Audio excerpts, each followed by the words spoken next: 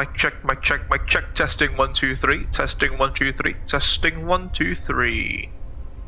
Good morning, good afternoon, and good evening, ladies and gentlemen. Welcome to another Abel Jets Virtual Group live stream. I am your host, as always, Freezing Falcon, founder and CEO of Abel Jets Virtual Group.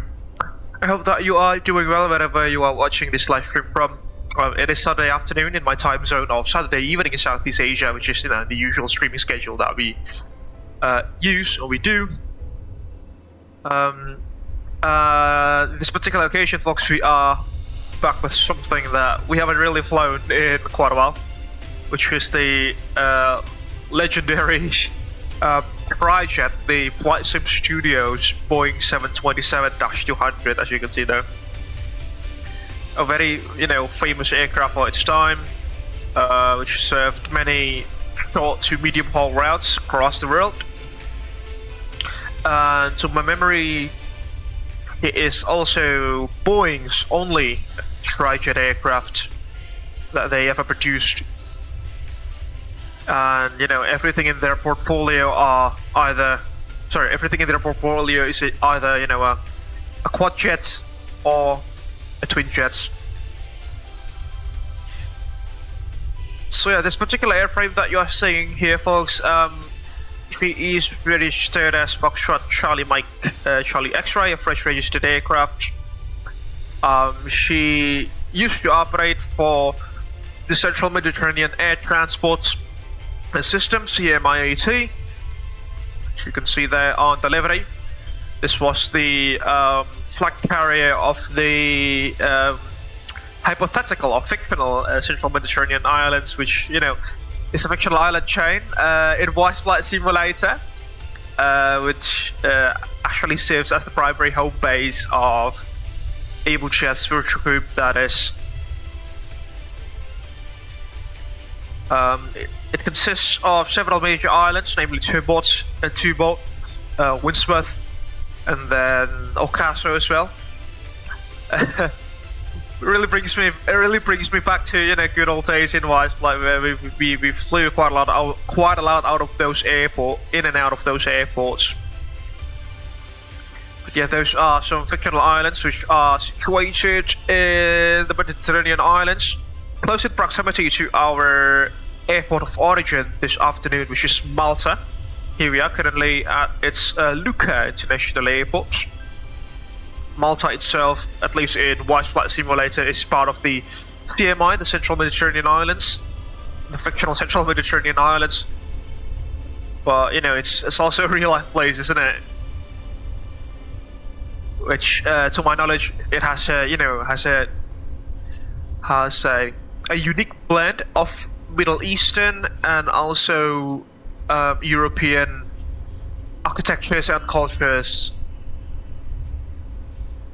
Considering that its position is in the Mediterranean Sea, somewhere close to the Middle East, and in another way not that far away from Europe as well.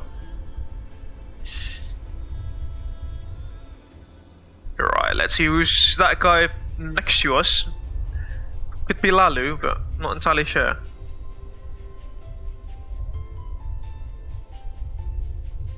No, that's just someone else. Alright, I thought it was Lalu. Alright, in this particular journey, ladies and gentlemen, we are going to fly from Malta out of its Luqa International Airport. We'll be flying west towards Seville in Spain, Sevilla, if I'm not mistaken, in Spanish, into its San Pablo International Airport. The city itself is quite famous for its Moorish architecture, as it sits in the Andalusia region, if I'm not mistaken, which has a very strong Moorish / Arabic influence, if I'm not mistaken. And Seville is also the place where the historical CASA, it's the Spanish airframer, Spanish aircraft manufacturing company, which unfortunately now doesn't exist anymore.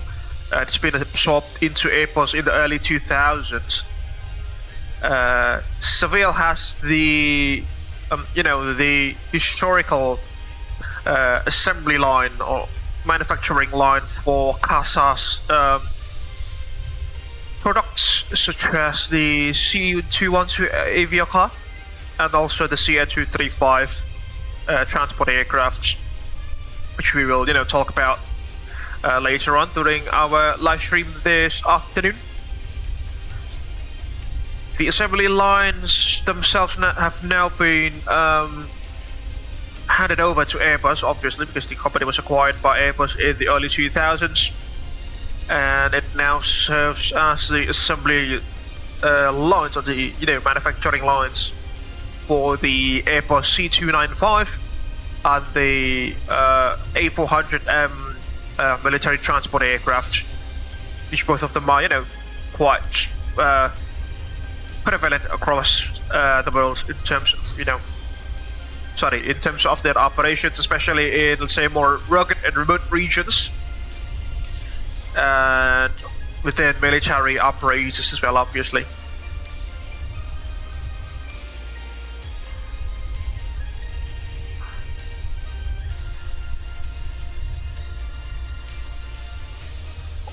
Take a look at that tail, folks. It's really iconic, isn't it?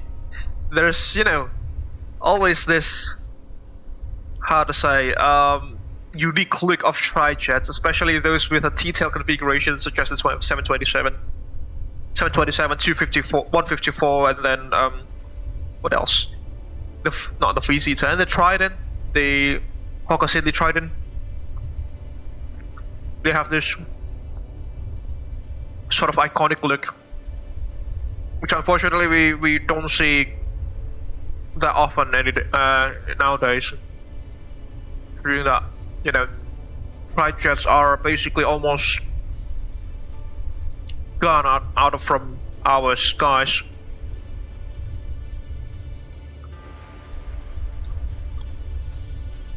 Yeah, let's take some screenshots first before setting ourselves up for the journey.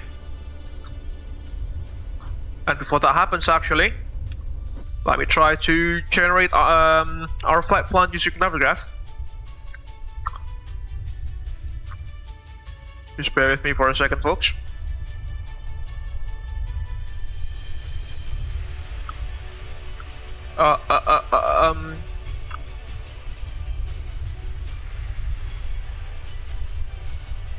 Okay, it's quite interesting that we've never flown this particular livery before, or this particular aircraft registration before.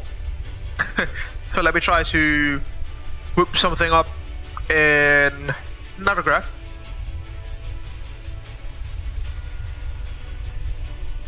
Sorry, in SimBrief. Our aircraft registration is Foxtrot Charlie Mike Charlie Alpha. We have no cell call codes or mode Sierra codes. Should be alright. Hold on, do we use kilograms or pounds? I think kilograms. Should be kilograms. Okay. Baggage weight, yeah, let's just do 20. Comments. Abel Jets Retro. Nose name. Aveline Marchand is the nose name of the aircraft.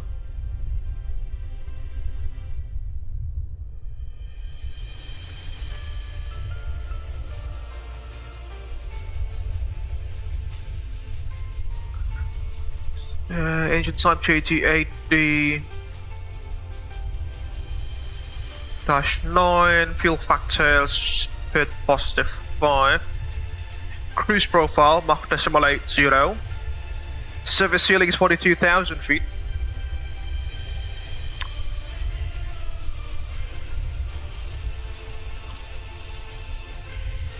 Alright, let's generate our flight plan. Our call sign today will be Abel 722 Romeo, departing out of Malta, Lima Mike Lima Lima to Seville, Lima Echo Zulu Lima.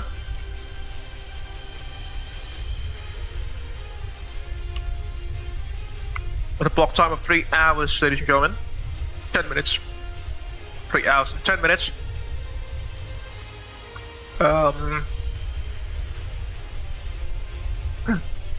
Let's check which runway is currently active at the airport. Runway 23 is currently being used. No way, that's the shorter runway, interestingly enough. Strange. Let me check flight radar now.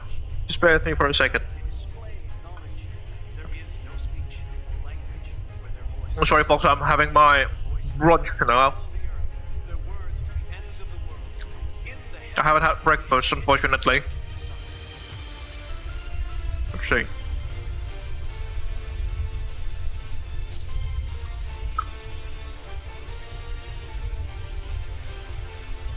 Okay, we've got an A320 which has just landed from the southerly runway.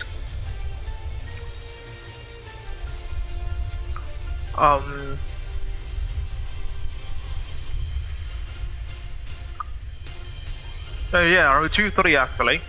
That is correct. They are taking off from runway 23, ladies and gentlemen. And then for our arrival runway at Seville.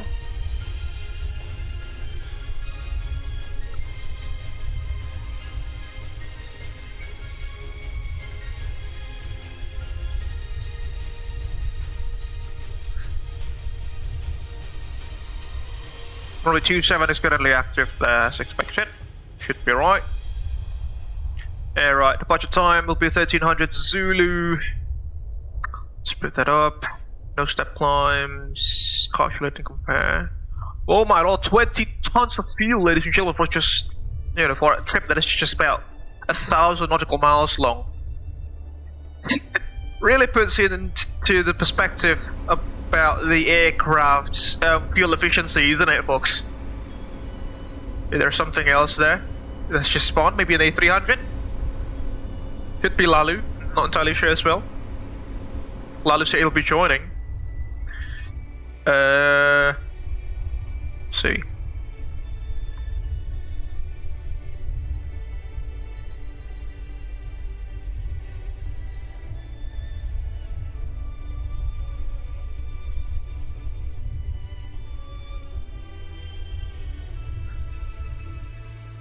Do we have any RNF, sorry, non-RNF rifles?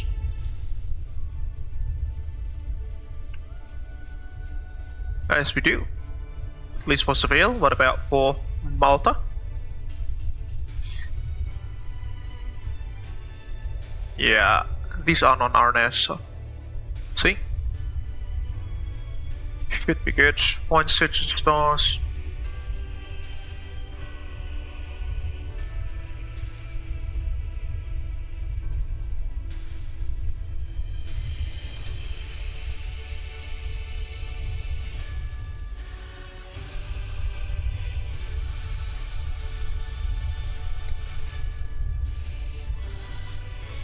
Yeah, should be alright. We're flying over Tunisia and then Algeria before crossing the Mediterranean Sea towards Spain. Let's calculate and compare. 20 tons of fuel, ladies and gentlemen. Okay, generate our flight plan here. But you know, yeah, that's definitely Lalu, isn't it, in the A300? That's definitely him. Thomas, he doesn't really like flying old aircraft. He's more like an Airbus guy in the first place, so yeah, that can't be him. He's flying on another Abel Jets Retro aircraft by the looks of it. Yes, also in the CMI Air Transport livery, as you can see there. Beautiful indeed.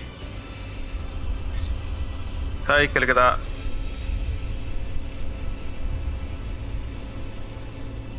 Yeah, we've got two CMI Air Transport aircraft here.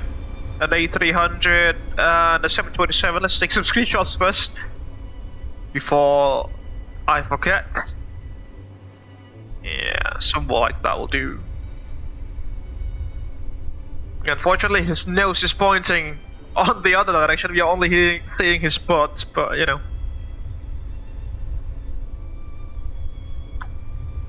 That's just how the parking stands are laid out at Malta, unfortunately.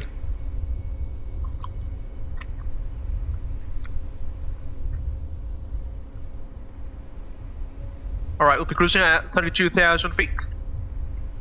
Route distance is 1,000 nautical miles, not 1,040 to be precise. Okay, let's pre-follow flight plan to VATSIM and then to SimBrief as well. Oh, sorry, to SimBrief, to Navigraph charts with 2-3 for departure. There we have it. Yeah, it's VR to VR basically, as you can see.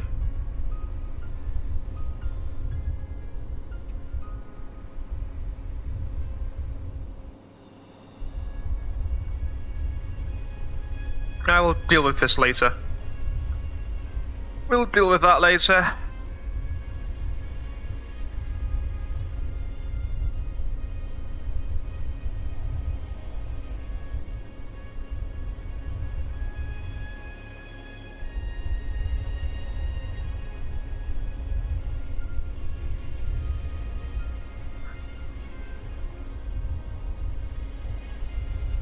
Yeah.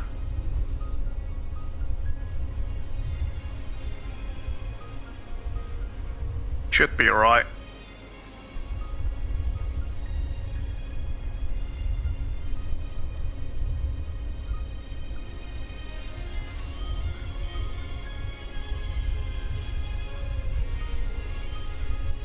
Call sign is Abel Retro, sorry, Abel 722 Romeo.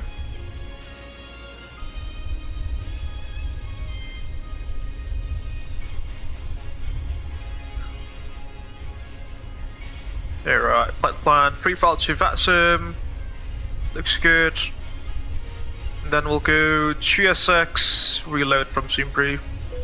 There we go. Let's head into the flight deck and set this beautiful bed up for our script then, shall we? There he goes.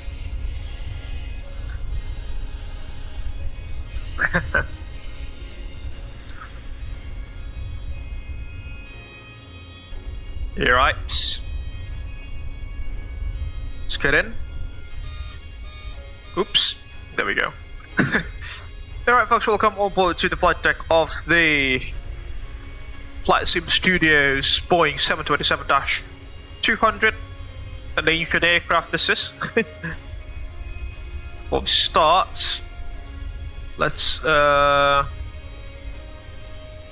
to do some paperwork here. Pre-flight, we'll load that up. There we have it. Secure refueling. And boarding will do. Weights are looking good. Now requires refueling please. Use airport stairs. Or both actually. Air Malta. Refueling truck is on its way. I think that's Lalu. Captain, we have a message from @Lalumu Hamad Al Haddad 5574. Welcome on board on Cap Al Karam. Welcome on board to you as well, Captain Lalu. Thank you very much for joining us this afternoon. Hope you're doing well. Open the upstairs, shall we? Come on. Open. Does it want to open? Oh, we need hydraulic do we need hydraulic pressure for that? I think we do.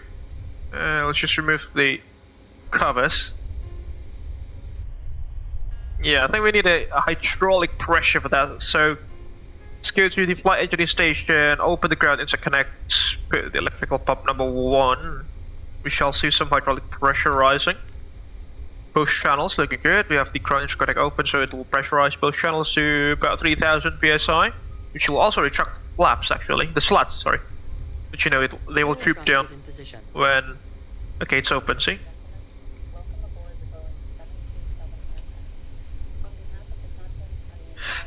%81% of fuel, ladies and gentlemen, just to go from Malta to Seville. Oh my lord. Alright, let's set up the radios. 1228 on 1. And COM 2, we'll put that on the company frequency, ladies and gentlemen, as usual. We have a company frequency online at 123.210 MHz. Sorry, forgot to turn these things on. There we go. Alright, both sides looking good. Copy the frequency is at 123.210 megahertz. If you want to join us in the group flight in the VATSIM network, that is, ladies and gentlemen. And if you want to chat alongside us, we have a copy frequency there, 123210, which is open. Alright, let's greet Elise, our lead flight attendant for the day.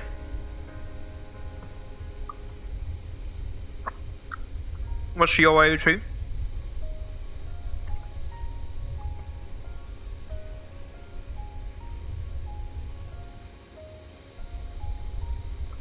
Almost 30 degrees Celsius. Do we have a ground air supply or something? I don't think we have. We'll just have to power up the APU momentarily to get some bleed air to the cabin. Catering service as well. You know, we're flying a retro aircraft. We have to please the passengers because this is a chartered flight as well. Malta traffic, Chenix 7 Delta Echo, taxi runway 23 via Tango and Juliet. Malta traffic. Here's another traffic. Operate stairs, please.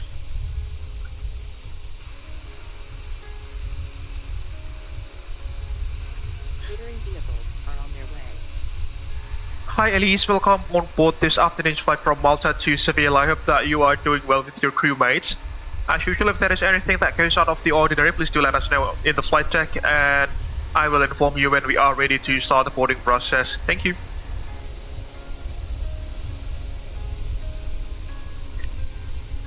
Thank you, Captain. We are ready for a smooth flight and will keep you informed of any developments. There she goes.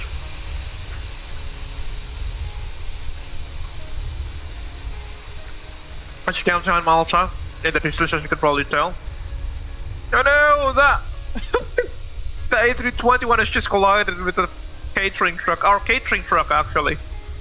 That's just silly.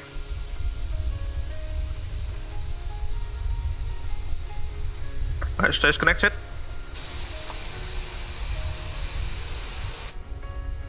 Alright, let's hope that Lalu is in the company frequency. Company radio check. Start setting up, shall we? Get a checklist there. Hydraulic system Scottish. Yeah, looks good. Ailerons, spoilers, all on. Elevators looking good. They are looking good, brothers. On and guarded. Flight control warning test set spare. Anti-skid test. Now we will do that once the engines are running. There's some lighting here.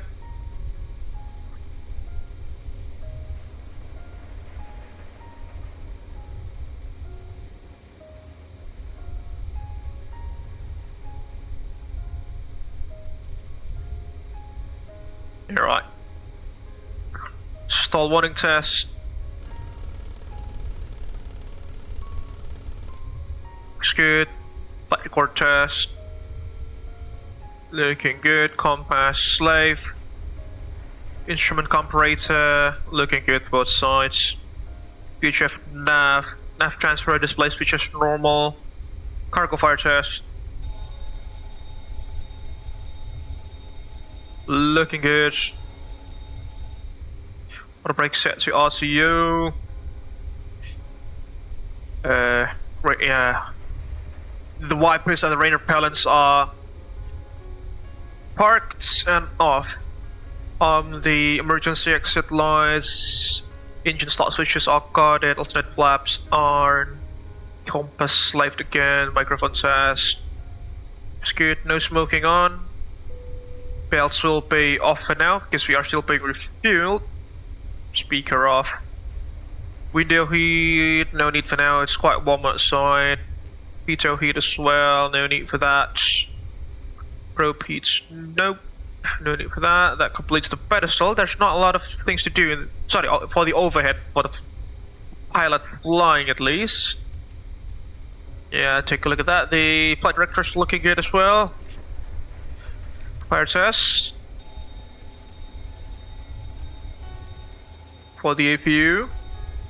Okay, the APU has a separate system. I completely forgot about that. Bellcat's out. Looks good. Parking brake is set. Transponder will set that to 2000 standby.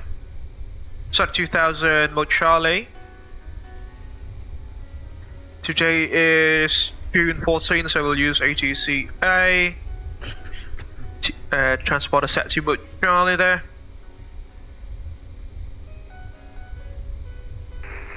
Traffic channel 7 Delta Echo. GPWS, we'll do that later. Taking off. We turn on the FMS, the universal FMS this is.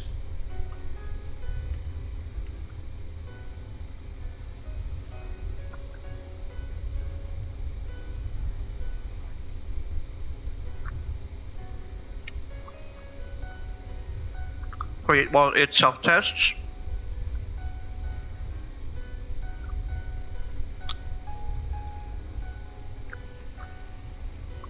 Company radio check. Enter. Alright. Just gives our flight plan.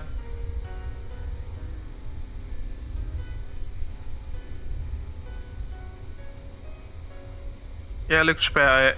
Looks like that. Select. Enter. There we go. Could be loaded. Catering 7 is complete. Let's do the GPWS test.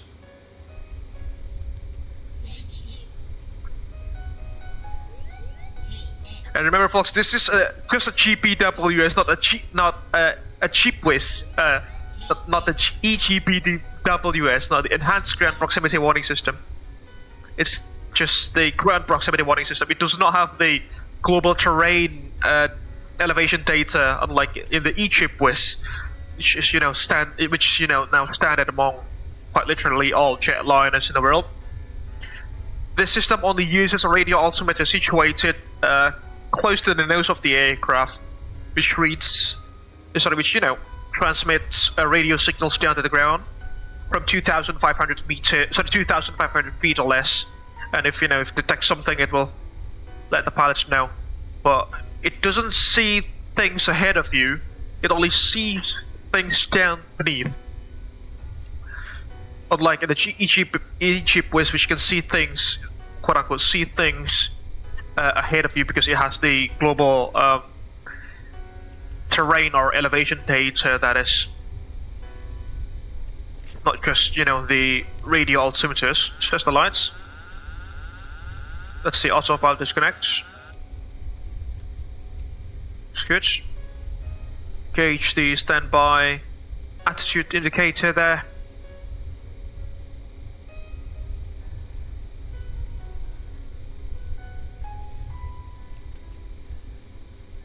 There we go, should be alright. Go temper test. Check this AP servo elevator on A. Looks good. Burn cuts out, yeah, no need for that. Just get some lights here on the radio tuning panels, and then we'll move to the flight engineer station and fire up the APU. Before that, we'll set up our flight beta recorder and this cockpit voice recorder. Today is flight 722. We'll put 722 there. 14th of July. Sorry, June. There we go. Set. There we have it.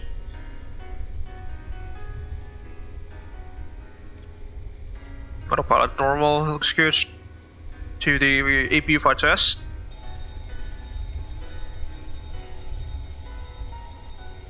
Reset that once, twice. Flaps light test, looking good. We'll fire up the APU. Start.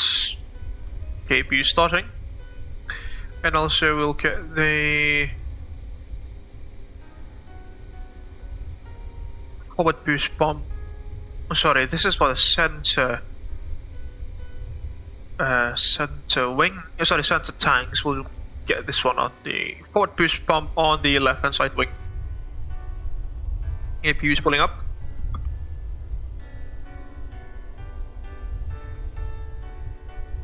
Company radio check. He's not in there, is he?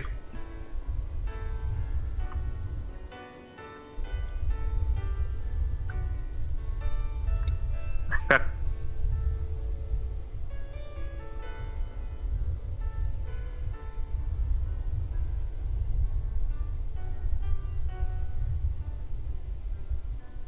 Yeah, he doesn't even have his radio on yet, so yeah, right then. Okay, APU's up and running. Close the circuit. Wheels. Sides. Essential power, let's set that to APU.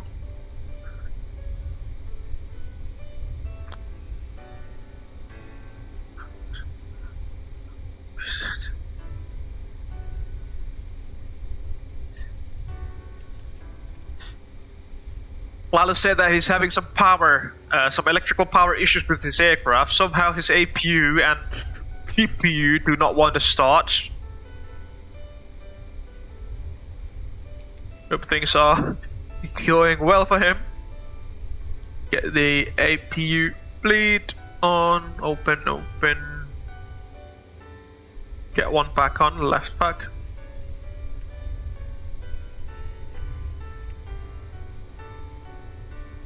Oh, sorry, should be this one. Passenger cabin, so. Alright. I think we're ready to.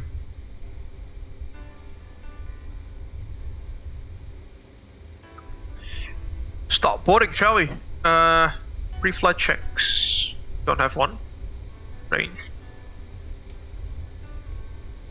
Oops. It's only the before start checks. Just do this then, I suppose. Checklist started. Battery on. APU check. That puts up our Generators closed. Radio master is on. flight engineer. Set. Galley power on. APU generators closed. Close to the Oscar 3 Charlie departure, Gozo 3 Charlie departure, Army 2-3 by the looks of it. Oil quantity test complete. Initial climb. Mission shoot 2,500. Oh no. What's the transition altitude actually here? Oh, sorry, initial climb clearance is 5,000. There we go. Be good. Okay, let's set up our flight plan here. Our FMS. Departure. Runway 23. Engine number 1. Goes 3 Charlie. Select that. Engine 3 bleed is open. VNAV. APU bleed is open. Cruising at 32,000. All packs are open. Packs trip off warnings tested. Save 2,000. Looks good. Weights. Cross ground speed. That's for the ground speed. Fuel flow. Oh, payloads of 1/7 fuel. Now this is not right, but the cross weight. Let's see. 76.5 tons. Yeah, it's 1 ton high actually.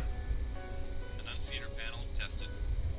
But let's cross check that with our Gyro nav papers. set to normal. 77.3. Main panel lights. Throttle warning horn tested. Alright then. If that's the case. Fire bottle transfer switch set to Wait, 2, 3. pre-flight checks complete. Use flaps 15 for departure. There goes our free speeds actually. Gauge is 3006 inches of mercury. 30, high pressure, that is 3006, which will hopefully indicate of good weather. Set once, twice, and thrice. Flaps 15 for departure. Takeoff EBIR 2. Takeoff trim 5.75%. Set that. V speeds V1134, VR134, V2148. Minimum maneuvering speeds flaps 5167, flaps 2197, flaps up to 07. Looks pretty reasonable. Set them.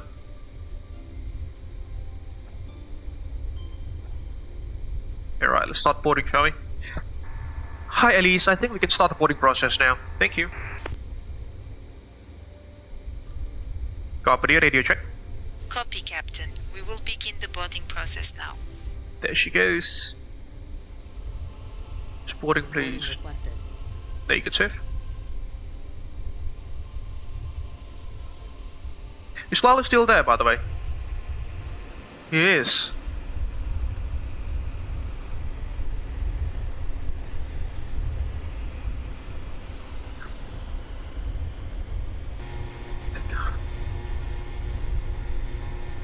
Passengers bus is coming. To my memory, this is a taxi out stand, is it?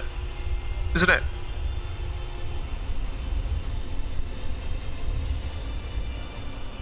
Looks like a taxi out stand to me.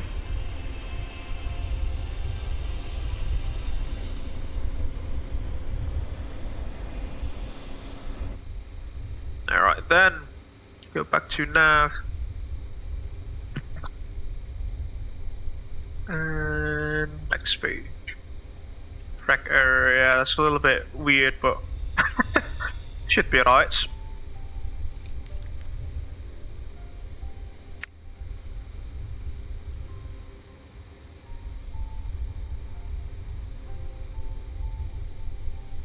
Passengers boarding starting.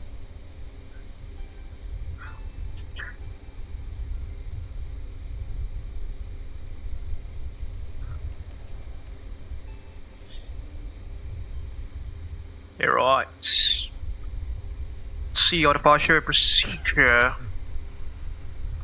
Goes 03 Charlie.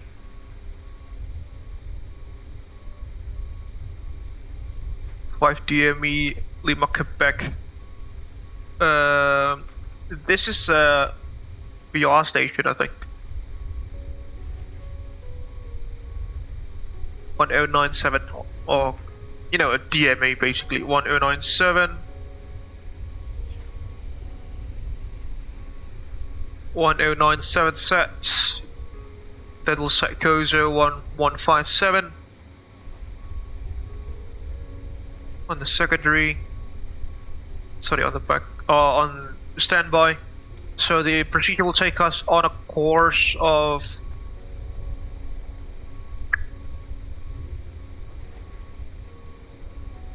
and this is basically runway heading, isn't it? 232, 232, let's put radial 232, course 232. So as for the heading, 232, put that on the HSI, somewhere over there.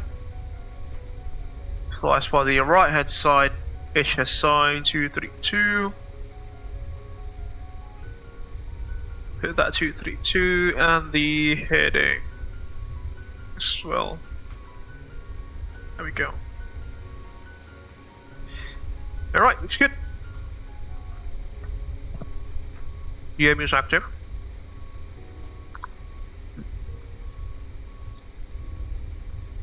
Put this for the same, so 1097. And then you go to 1157. There we have it. Put you on standby. Sorry, on, yeah, number 2. We should pick up the CASA VLI, you can see that, but 16 miles from our present position. He'll fly runway heading at 5 DME, we'll turn right to 315. Heading tracking 315, intercept CASA radial 176. Yeah, sounds good to me. and then we'll join the on-F procedure from there. Alright, Cynthia, are you ready for the departure briefing? Yes, you are. That is good. So we will be pushing back from stud number 1, isn't this? Isn't it? Or number 2? Number 2 by the looks of it. Oh yeah, Lalu's changing aircraft there by the looks of it.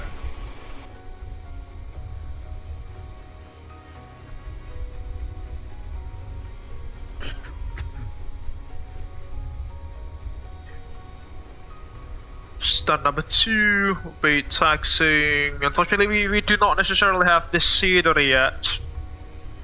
So we'll have to manually taxi here. Tango, Juliet 1 for a full length departure of runway 23. It's a 2,300 meter long runway. Not that long, not that short, should be right. Be taking off at flaps 15 with the V speeds of V11 about 130 there, VR at V2 at about 150 knots. Oh, sorry, this is V1 and VR at about 135 knots, and this is the V2 at about 148 knots or something. And then we'll be taking the Gozo 3 Charlie departure, initially flying runway track at 213, and then at 5 DMA. From the Luqa localizer, we'll fly heading 315 to intercept radial 176, or correct 156 inbound to Gozo, before then joining the airway here, the Lima 30 airway on the radial of 268. Primary threats for us this afternoon, in case of an engine failure, loss of control or wind shear before V1, we will check the takeoff, decelerate the aircraft on the runway, just vacate the runway whenever it is practicable to do so, stow the speed brakes, retract the flaps and slats, power up the APU, do the afterlighting procedure, and then we'll try to troubleshoot the issues afterwards. If those things were to arise after V1, we will continue the takeoff, fly runway heading towards the MSA, which is forgot to brief that thing. The MSA is 2,000 feet all the way around, as you can see, which is a good thing. It's a lot, not high, it's a low level. 2,000 feet to the west, southwest. Hold 25 nautical miles away from the airport. We'll do right-hand turns 1 minute legs before planning to come back to Malta. Perhaps using runway 23 or runway 13 instead. Primary threats for us this afternoon will be pilot complacency, unfamiliarity with the aircraft. Because it's an ancient flying machine. The scenery, which I don't think I have the new taxiways installed in the scenery yet, so that's going to be a threat on its own. So, as you know, if you have any questions, comments, or concerns, Cynthia, my invisible first officer.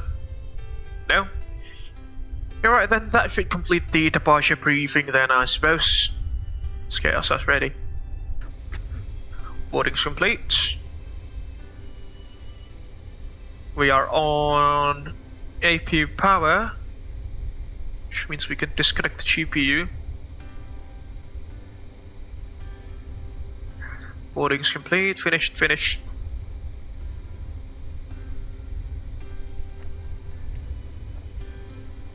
Hold up. We are 1 ton above, beneath our maximum takeoff weight, so we need to be careful with that.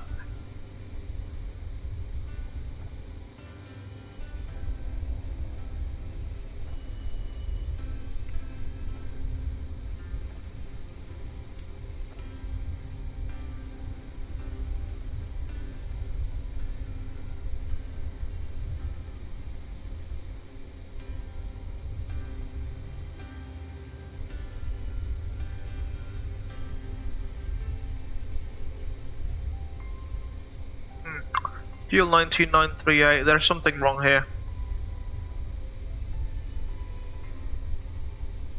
Fuel 1998, payload 1274.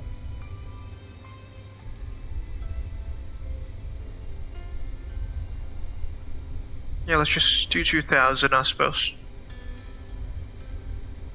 There we go, makes more sense now.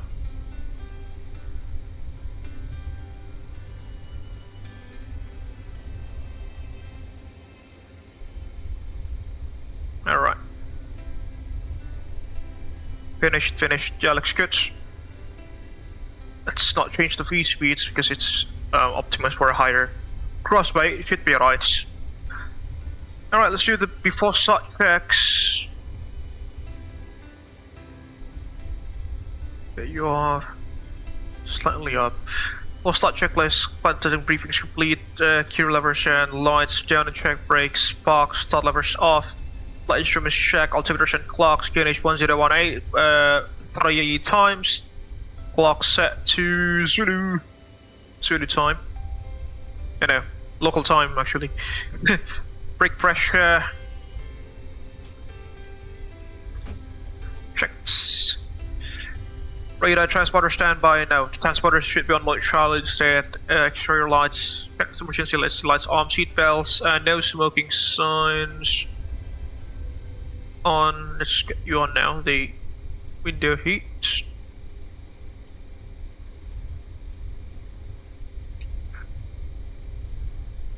Compass is slave, mag, radios on check, battery briefing is complete, logbook checks. Emergency power off, alternate to the line and below the line. Emergency power off, alternate flaps off, stall warning checked. Engine and anti-ice off, flight controls, shut-offs on, anti-skids. Inboard. Outboard. Skids. Back to off.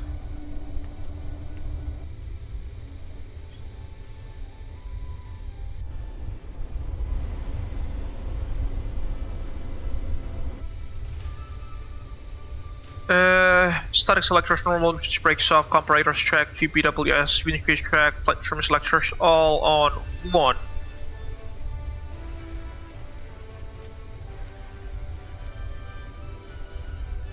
That's the case. All on 1. Mach airspeed warning check, central air data check, yaw dampers on, spoilers down, takeoff warning. Check, stabilizer trim check and on. Autopilot is checked and off. Checked and off.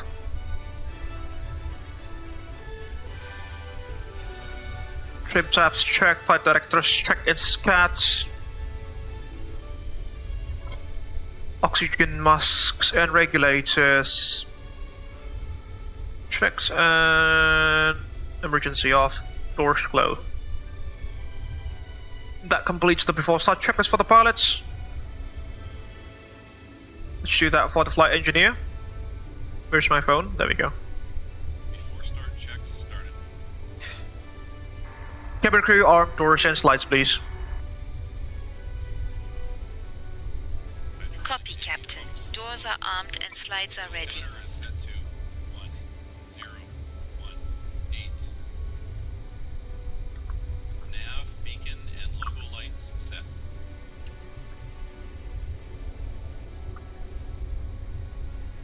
I don't think we need to push back out of the standard. Window heat is on.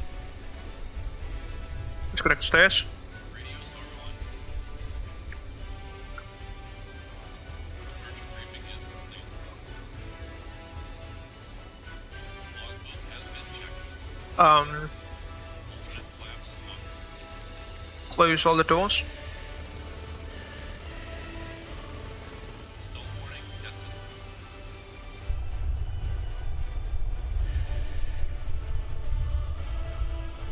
Move to ground power as well, shall we? Flight control shutoffs on.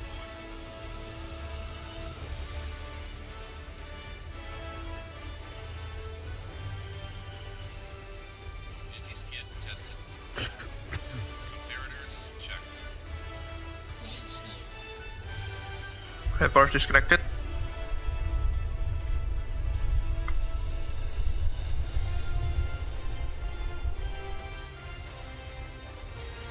Get a beacon on. Airspeed warning checked. Yaw dampers on. Go to COM1. Throttle warning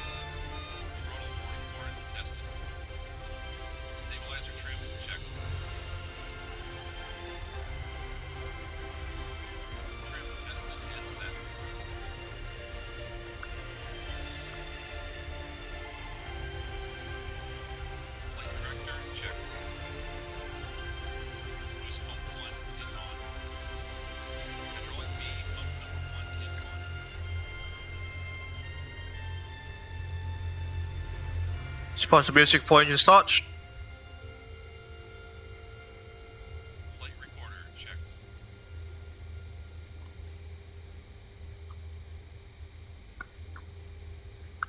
DC power checked. Rudder power is checked and on. Radio master is on. Shocks and cones.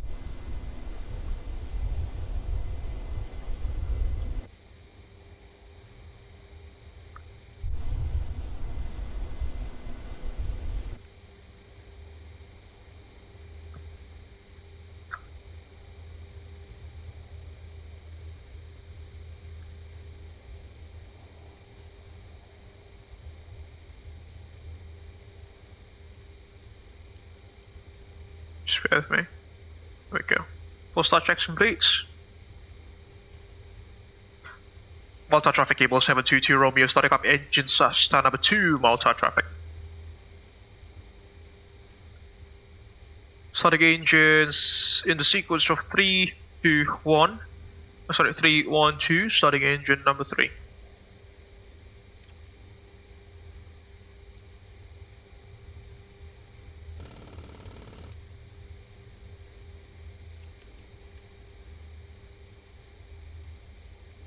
Round.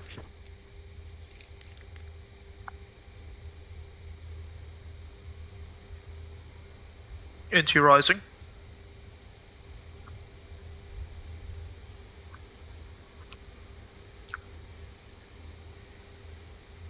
Hydraulic pressure. And one rising 20% and 2 fuel flow number 3.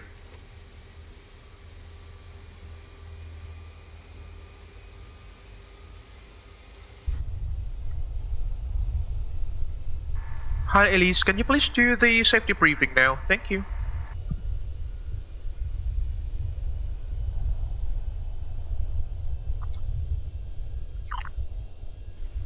Ladies and gentlemen, welcome aboard this flight from Malta to Seville.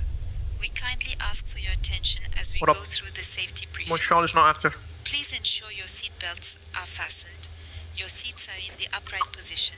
Number 1 and stabilized, starting your engine number 1. luggage is securely stowed. In case of an emergency, please follow the illuminated exit signs. The nearest exits may be behind you. Thank you for your attention, NT rising. and we wish you a pleasant flight. There she goes, let's play the official Abel Jets Virtual Group safety briefing video with the IFE on. There we have it. 30% into number 1.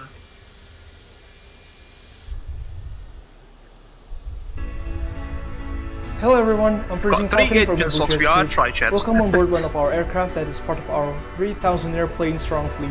We're glad to be your airline for your flight today. Before we take off, please watch the safety briefing video that will be provided by our cabin crew. Enjoy.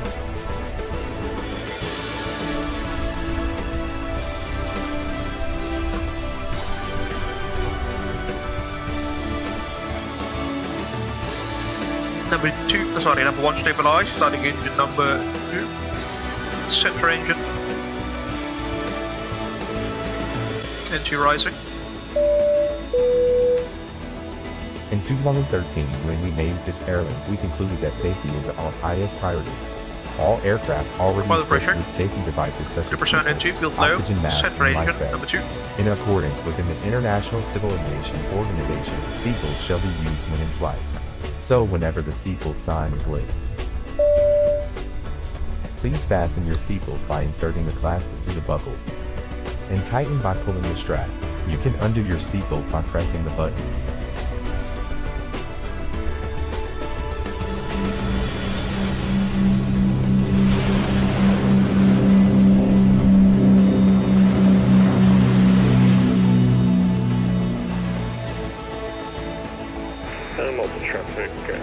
Welcome to Abel Maintenance Facility. AMF is Number 2 the world's stabilized. leading maintaining aircraft. We have this big hangar which is able to accommodate up to 8 jumbos at 380 at a given time. This is the proof that we never jeopardize safety. Let's do Also, the we after change start the checks, life jacket please. whenever an aircraft is entering our facility. That's 15.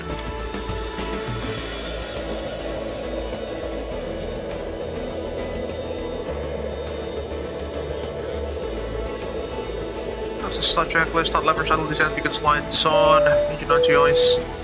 Not required. In the event of emergency landing, Start checks please take for a moment pilots. to locate your life jackets. It will be below your seat, under the seat in front of you, or under the bed for first class passenger. To use the life jacket, simply take your life jacket, put it over your head, Hold on. pass the strap around your waist, clip at the front and tighten it. There's a red tag and mouthpiece for inflation, and whistle to attract attention. Please inflate your life jacket after leaving the aircraft.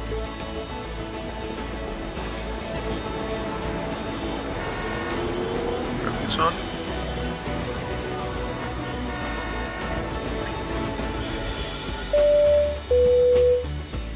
Whenever the aircraft loses the oxygen pressure, a mask will drop from above. Yeah.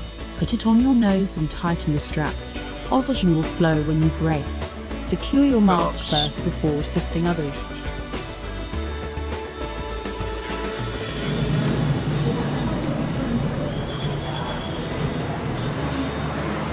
Just wait for the engineer to do stuff.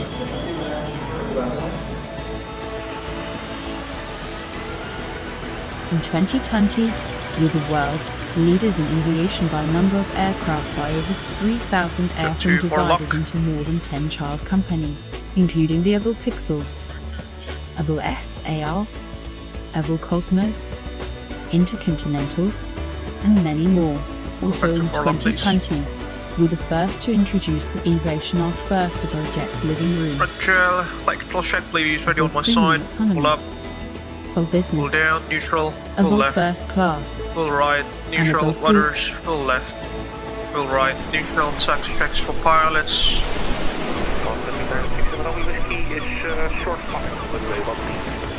Taxi checklist for pilots, flaps and runway, flaps 15, runway 23, green light, takeoff data, V speeds, 138, 148, 160. Smoking isn't allowed Stabilization on trim any set, part of the 1.7 aircraft. units. Rope beats Please on, flight deboard controls the check, aircraft scat if check, you yaw need to dampers smoke. check, Your seatbelt shoulder aircraft harness is checked. equipped with a life raft Taxi in checklist case is of complete. emergency water landing.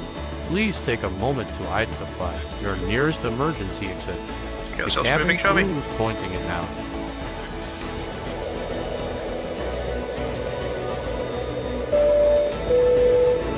We are now nearing our departure time. Yeah, Lalu's Please having switch your mobile some devices storage into issues, airplane mode unfortunately, now. set.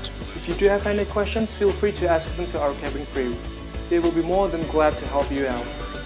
Thank you for choosing us, and thank you for keeping our dreams alive. Have a very pleasant flight. Runway 31 left for departure, follow strategy, sensible short back to resolve. Delta traffic, Abel 722 Romeo, no taxi, runway 23 from start 2 via Whiskey, Tango, Juliet, boarding short of Juliet, bottom 4 length and bar short of runway 23, Malta traffic. So please not used for departure for commercial airliners. Only 1331. Roger, thank you very much for the information. Alright, runway 13 then. Okay, it says not used now. Strakke landing. Bedankt. Ben ik niet helemaal mee eens. 13 then. Gelukkig scheelt het als je het V-pilot ziet, of 4 V-pilot, dan lijkt het allemaal een stuk beter. Ja, zeker. Go 03 Bravo then. Not big of an issue. Malta traffic, Emirates 120, taxiing to 13, because 23 is indeed not used for commercial. Roger that, Abel 722 Romeo will do the same as well. Go 03 well Bravo. Runway heading to 700 feet and then 235. Evacuating onto Delta. What's the runway heading? 132 actually, 132. 132.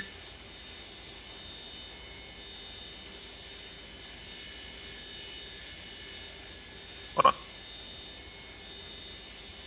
Should be that way.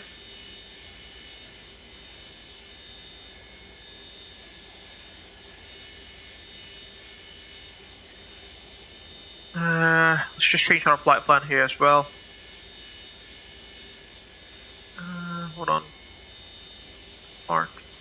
Enter. Malta traffic, Emirates 120, lining up, runway 13.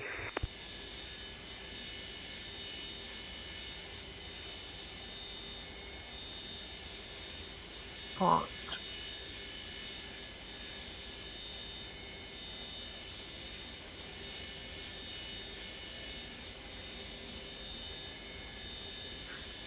Yeah, strangely enough, you can't. Oh, there we go. Runway 13.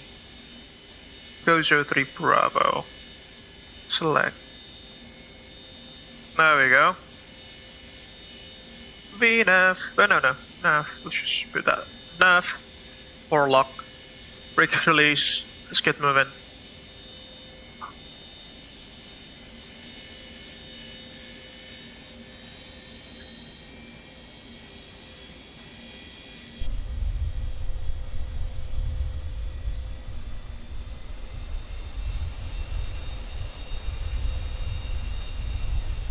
Move the IFE, so we're done with the safety briefing.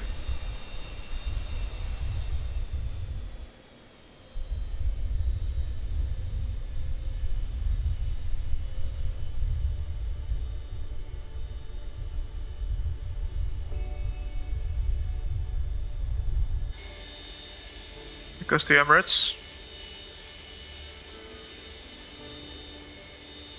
Malta traffic, Emirates 120, taking off from 13. Clear on the left, clear on the right.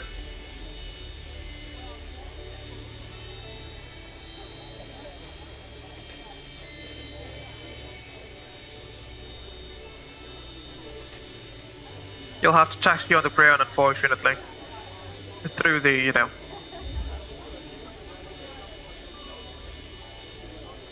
Through the rain, because we don't have the new taxiway yet in our scenery, unfortunately. Clear on the right, clear on the left. There goes to Ryanair.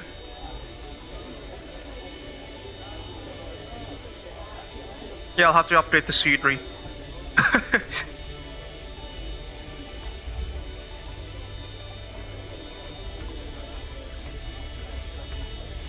Tango.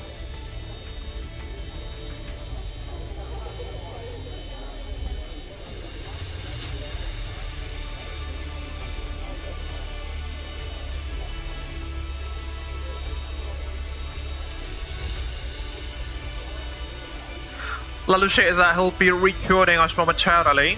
As I've mentioned, he's having some issues with his laptop, unfortunately. Yeah, this is a new taxiway Tango, folks.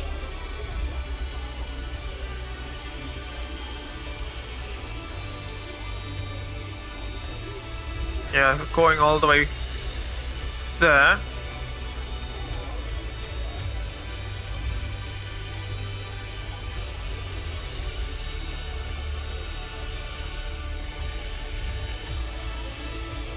But you know, the 727 is a rugged aircraft. It can do off-road just fine. Just fine.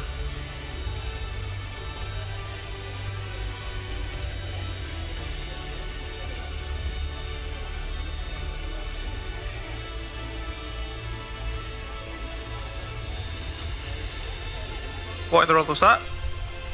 We've just struck a constructed vehicle.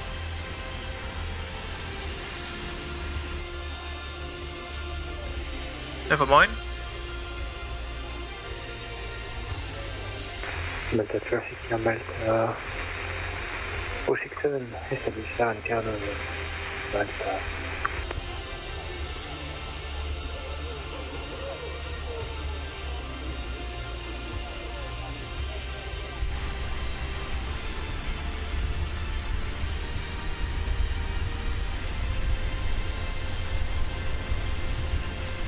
Yeah, we shouldn't be doing this in real life, but you know, this is an old scenery, unfortunately. In real life, this should have been, you know, be revamped into a parking stands, not parking stands, not the parking stand, but parking stands and new taxiway layout as well. Really need to update the scenery. Go on Tango, I'll go to Juliet.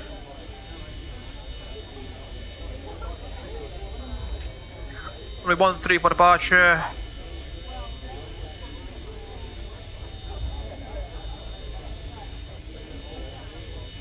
Close the window. It's getting a little bit noisy. There we go, much better.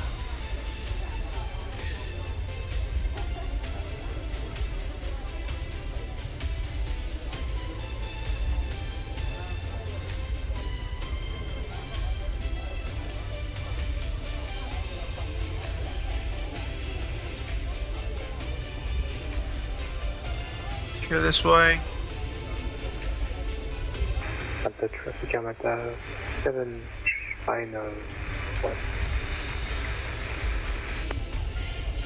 There's someone on short final. Oh, final actually.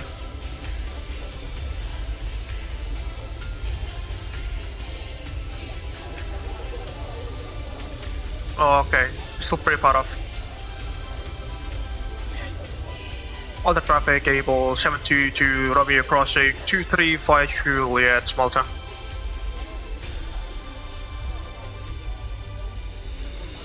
Approaching runway 23. It's quite funny that this aircraft has, you know, a ROS.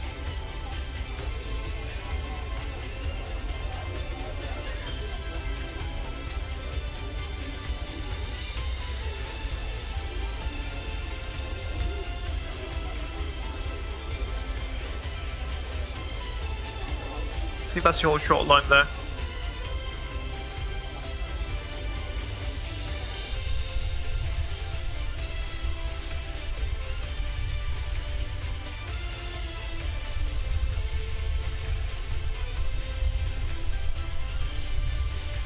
We're on Juliet now, if I'm not mistaken.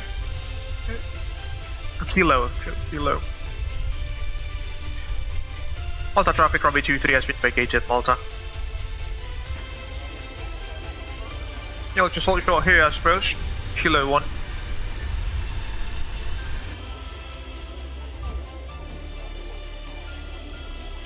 So, still wait for that traffic on final.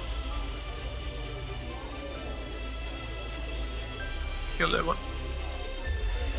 Malta traffic, Abel 722 now holding short of Kilo 1, runway 13. Approaching Malta. runway 13. Alright.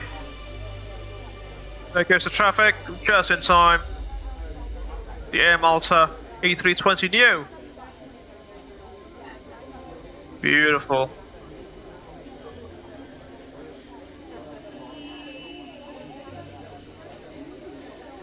Down he goes.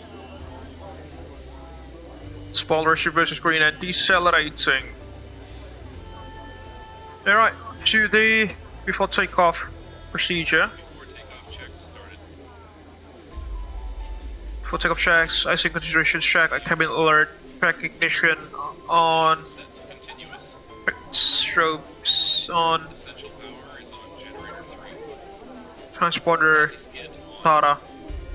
Before takeoff checks complete.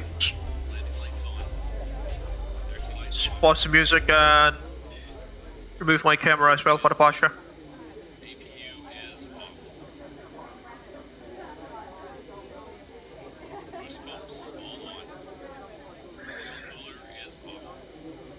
What in the world was that? Did I just see a Lufthansa 777 landing? Malta 7 runway 13 vacate. Stand for via Delta Bonġu. Roger, Malta traffic, Abel 722 Romeo landing up runway 13 via Kilo 1. Malta.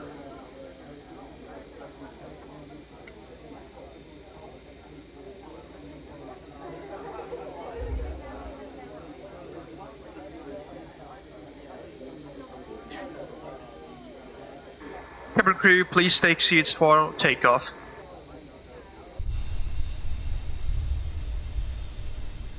Copy, Captain. Cabin crew are taking their seats now.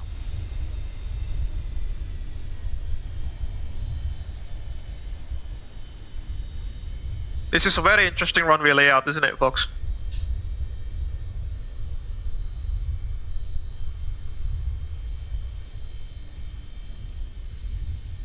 You don't have any chrono, unfortunately.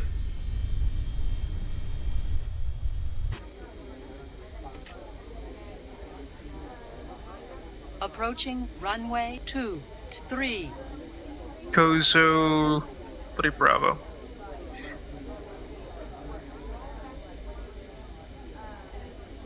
Malta traffic, Abel 722 Romeo departing runway 13 for the CASA 3 Bravo departure, Malta. Let's go. Warlock, heading cell.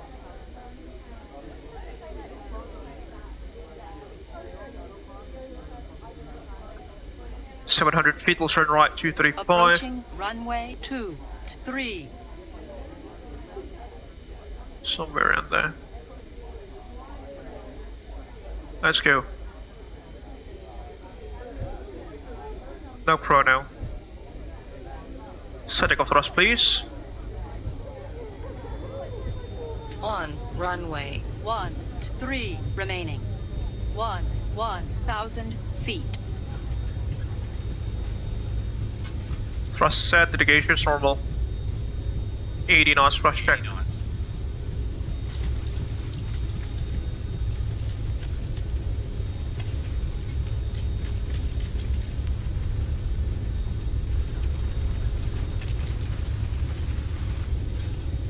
V1, rotate.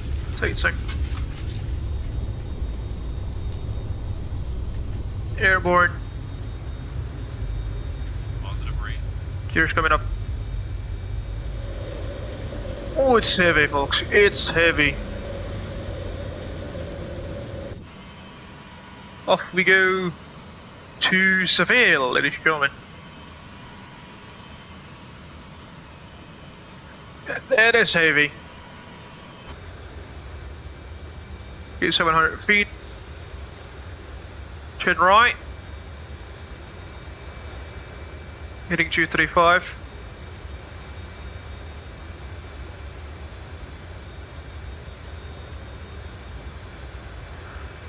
Left send, please. Left send.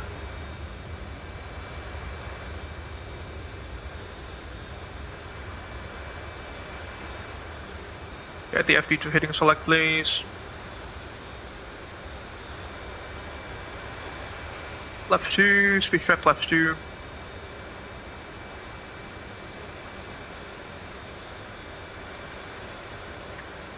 Malta traffic, Abel 722 Romeo Airborne passing 2000 feet, climbing to level 320, final CASA 3 Bravo departure, Malta. Flaps up, speed trap, flaps up. Set trim.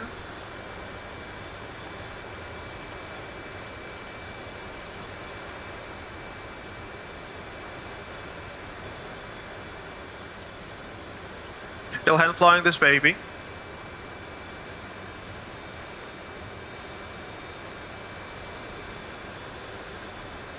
Uh, 235 inverse strap. 335. 335.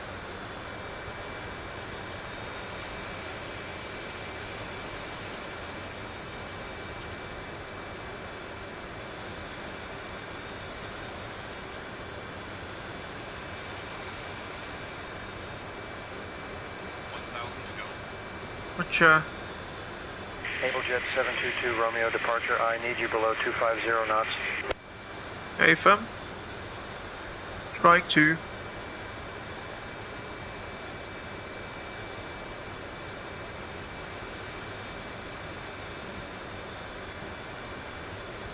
Let's go for a lock.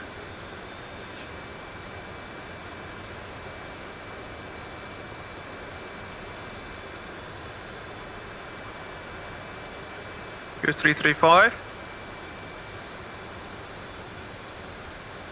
Abel Jets 722 Romeo, direct D235 Echo, then as filed, please. That doesn't make any sense, but you know, that's just AI. It's not think much about it.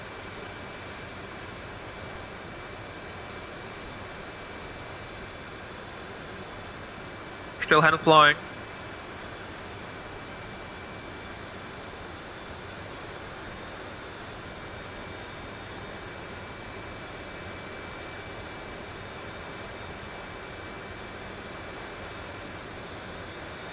we go.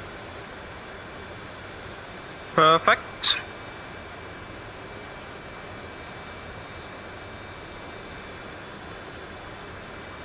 7,000. Let's get the autopilot on.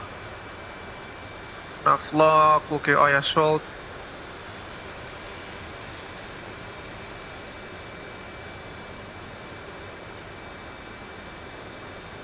Barometric pressure set to standard, please. 2992. Passing level 7A. 1, 2, 3. It's good. After takeoff procedure, please. After takeoff checks. Ignition is off. Landing gear is set to off. Takeoff checks, ignitions off, seatbelts on, landing lights Takeoff checks complete. off with those ones, logo lights off, gear levers off. After takeoff checks complete.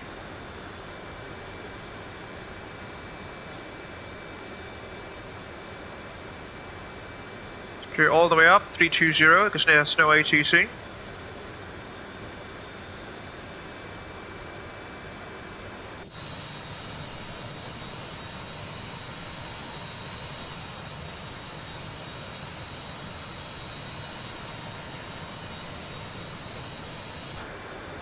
Alright, 10,000.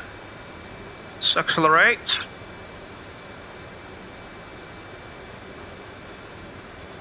Three zero zero. Current speed.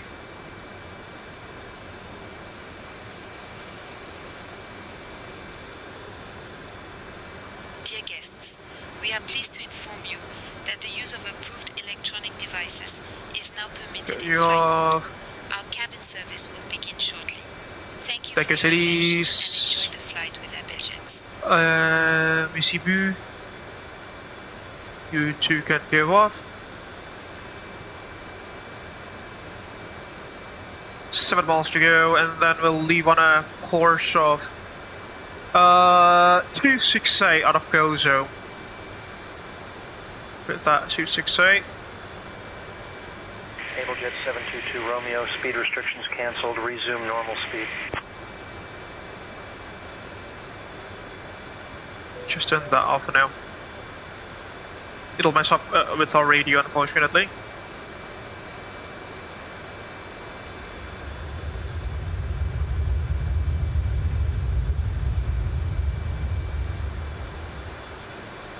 Okay, 300 knots for the climb speed. And then we'll set ISO right about now. And set climb thrust.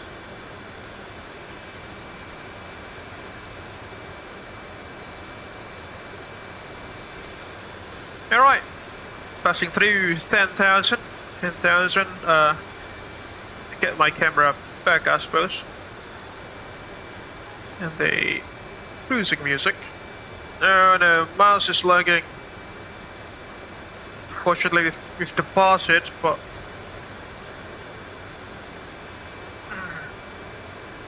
yeah, it'll take some time before my mouse comes back. Oh no. Let's just go to hitting select. Come on now, please, please, not now. Yeah, we've lost of VR, there we go.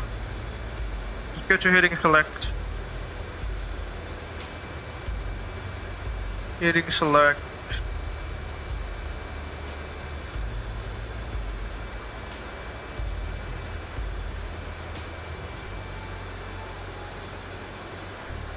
Uh, 268, wasn't it? Course 268.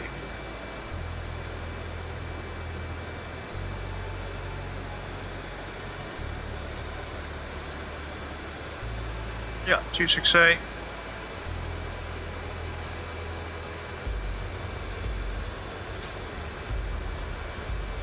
Completely forgot to set the standby altimeter there. Reset the standby altimeter.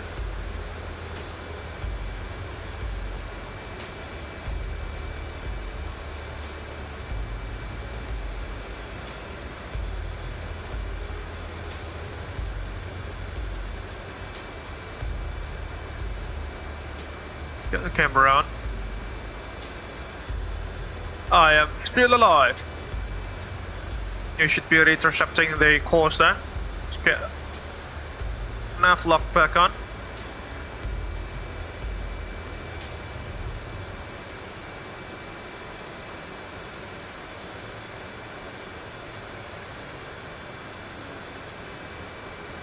Knots on the climb. I'll select 320. Execute.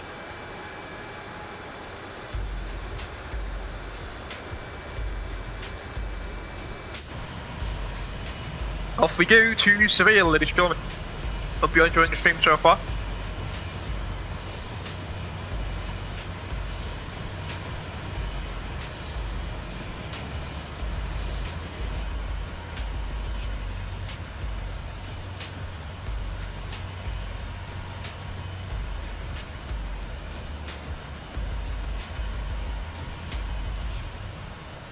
Alright, let's switch to GPS navigation now.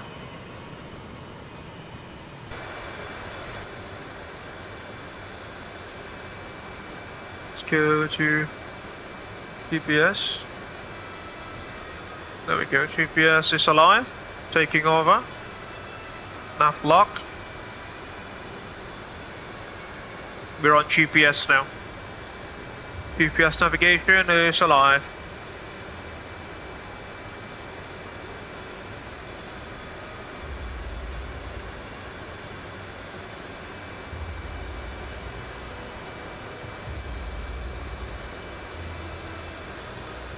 It's quite an old school aircraft, isn't it, Fog? Not quite an old school, it is such an old school aircraft. An ancient flying machine.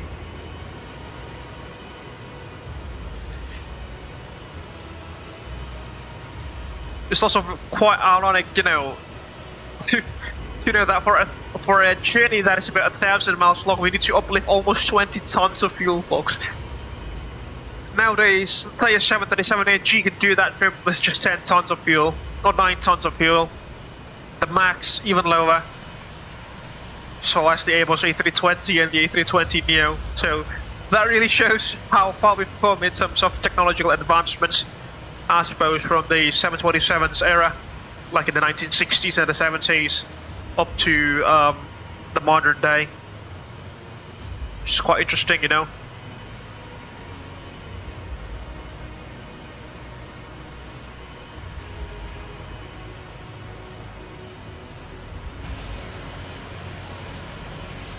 Quite an interesting livery as well for CMI transport, for CMI air transports. I think this livery was painted by Thomas, if I'm not mistaken. It's not me. Yeah, I think that was Thomas who made this originally for Wise Flight Simulator.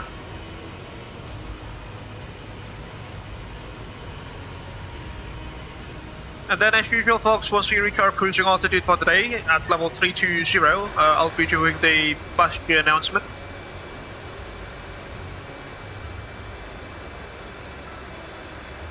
Knots in the climb there. Our aircraft has an auto throttle here, folks, but it, you know, it only works at cruise because it only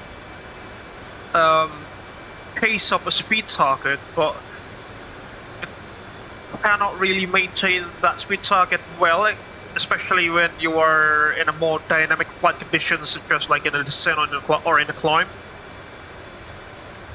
And you know, this is a 1960s autopilot, so please keep that in mind.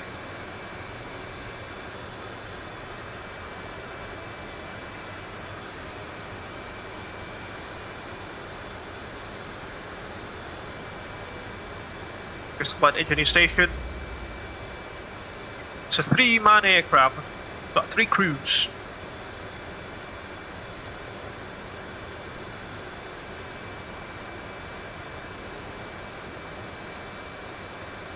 I suppose we'll get these back to normal. You know, we've taken off. Or lock AP engage, IAS hold.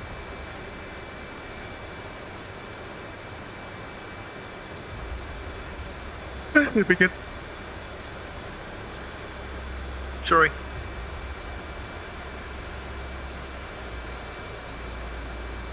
be cruising at Mach 80 for today, which is actually quite faster than contemporary twin jets.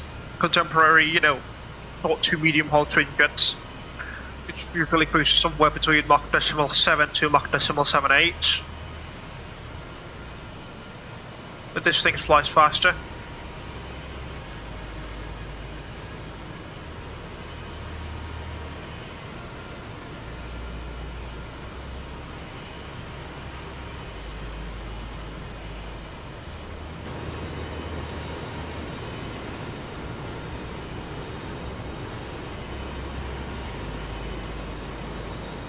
So Lanus Backbox is flying the A300 again. Good lord. He's flying, folks.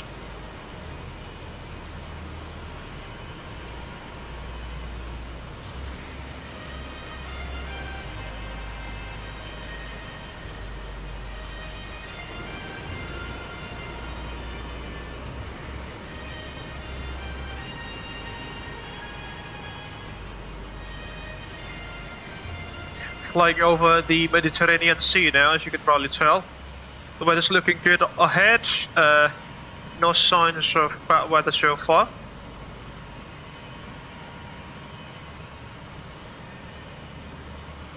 So as the weather in Seville.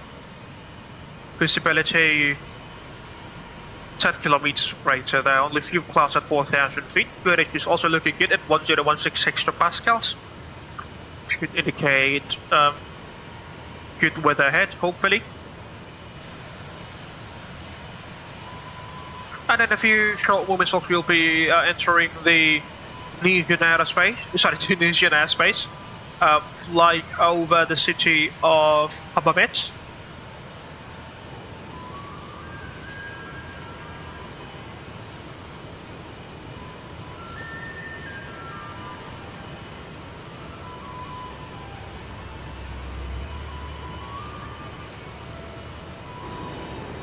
Take a look at that engine pollution box. It's a very eco-friendly aircraft, actually. The 727.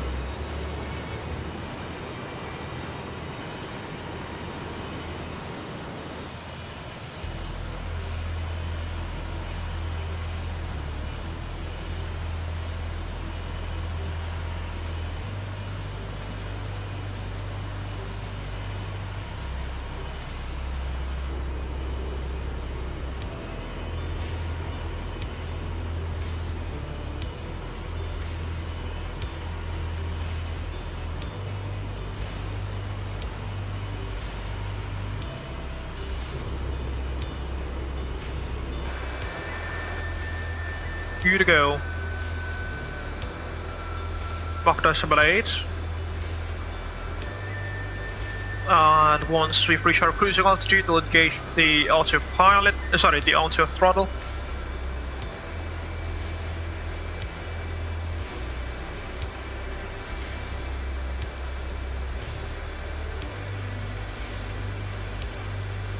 The EPR is still set at 2.0 there. Because we are heavy, almost at our maximum takeoff weight actually.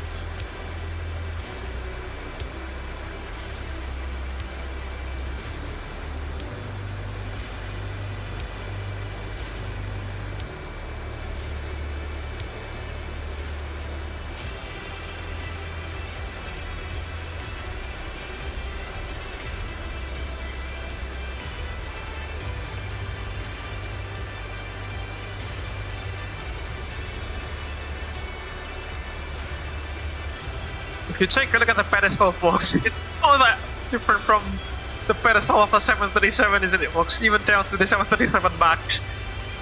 Except that, you know, it has another engine situated in between engines number 1 and 3. I mean, the cockpit layout on the cockpit, or the nose section, is actually exactly the same as the 737 that we still fly today. See, do we have any VR stations ahead? Roger. Evitna at 114.35. We're here, 11435.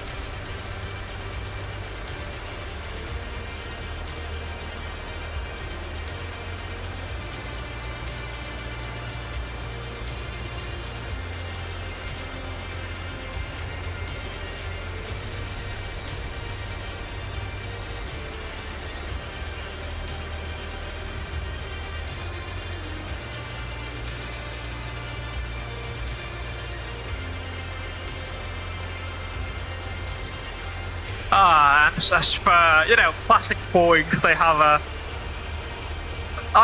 eyebrow windows both on the pilot flying, sorry, both in the captain and the first officer sides. Which, you know, these windows are now plugged in the newer 737s. Because, you know, you have more advanced navigation systems already, and you don't necessarily need to have that much visual cues anymore. And besides that, these windows, they do warm up the cockpit quite a bit from the solar heating. Right, level 320, let's get the AT on. Gauge. Dear guests, we are pleased to inform you that the cabin Okay, it's easy. will now begin the snack. The engine will spill down a little bit first. Not a bit, but by quite a lot, and then it will it resets the system and it will pace up the EPR that is selected and also the selected speed. Take a look at that. Thank you for your attention, and we hope you enjoy your flight. Merci beaucoup, Elise, Madame Elise. Back to our EPR. And our target speed as well. But you saw that earlier, when the auto throttle is engaged, the engine will spool down first before spooling back up. I think it needs to reset it, and the system needs to reset the AT system first before, you know, engaging the target speed, which, you know, basically doesn't exist anymore in more modern aircraft such as the 737. Mach decimal 80, shall we? It doesn't, you know, chase the speeds as much as, you know, the newer airliners do. 1435.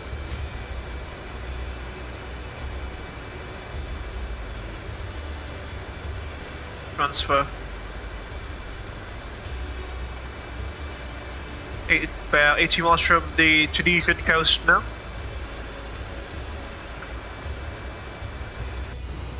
Alright folks, as we have reached our cruising altitude for the day, I think it's time for us to conduct the passenger announcement for the cruising phase of this afternoon's live stream.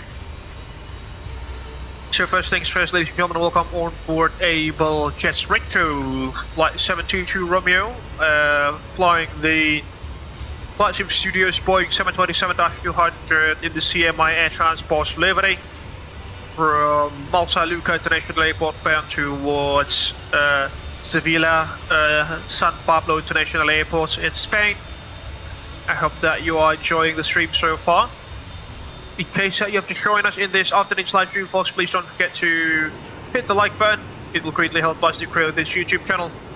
Share your thoughts down beneath in the live chat as well as in the comment section of this live stream later on once this live stream is concluded. You can also interact with our sayintentions.ai stream kit cabin crew using the available sayintentions.ai stream kit commands in the live chats. You can also share this live stream with your friends and colleagues in case that you wish to do so. If you haven't done so, folks, please also kindly subscribe to the Abel Jets Virtual Group YouTube channel for free, and don't forget to ring the bell just right next to the subscribe button so you will not miss any future contents that we will make in this YouTube channel. If you want to support us financially, you can also head over to our Sister Bus page at www.sisterbus.com/AbelJetsGroup. Or alternatively, you can also scan the QR code that is available on the left hand side of the live stream there, and any amount of financial donation is greatly appreciated. Some perks of being a financial sponsor to the Abel Jets Virtual Group YouTube channel includes your names being listed on the running text beneath, and some other perks that you can check for yourselves, get at our Sister Bus page at www.sisterbus.com/AbelJetsGroup, or through the QR code that is available on the left hand side of the live stream. And with that, folks, I think we can conclude the passenger announcement for the cruising phase of this afternoon's flight. I hope that you are enjoying the stream so far as we cruise along at 32,000 feet above the sea level, flying the FlightSimStudio Boeing 727-200 for Abel Jets Retro from Malta to Seville. And as we are reaching the northern coast of Tunisia, northern Africa that is, we'll change the playlist momentarily right after this music.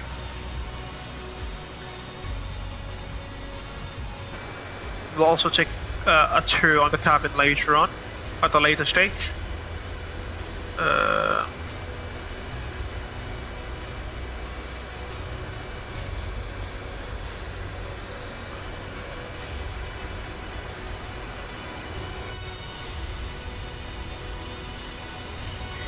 Company radio check. Hopefully Lalo's in range.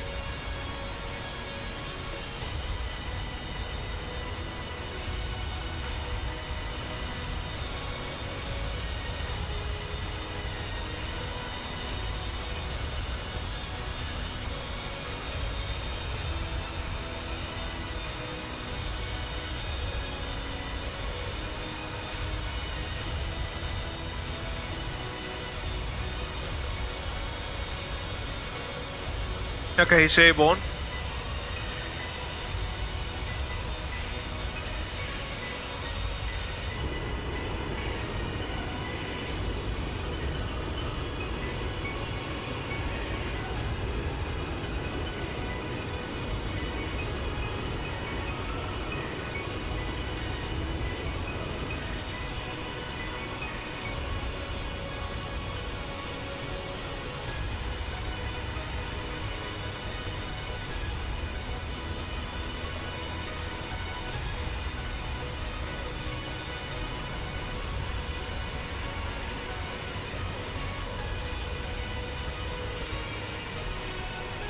There goes the northern coast, sorry, the eastern coast of Tunisia.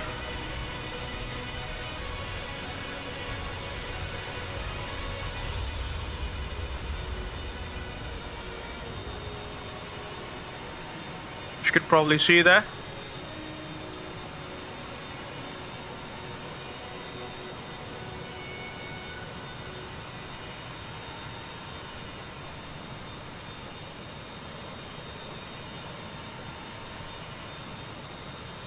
Let's go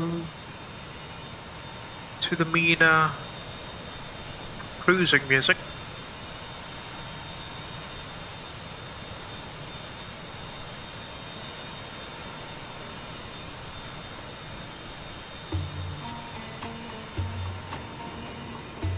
There we go.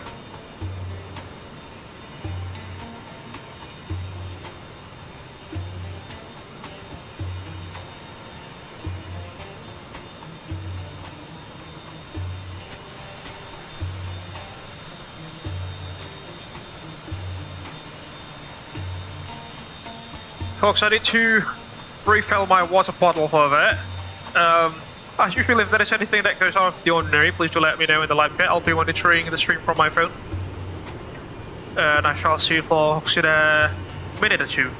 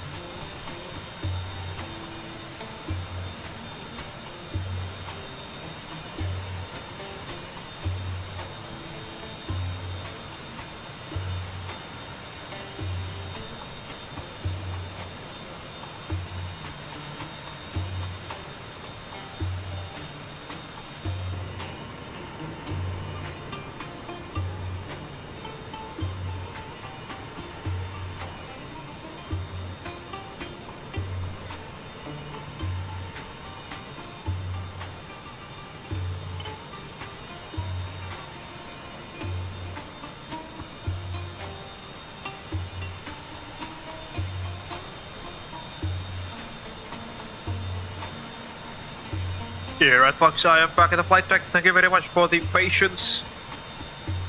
Remove the AFK sign. There we go. We're back live as we soar over North Africa on our way to Seville. Flying over Tunisia now.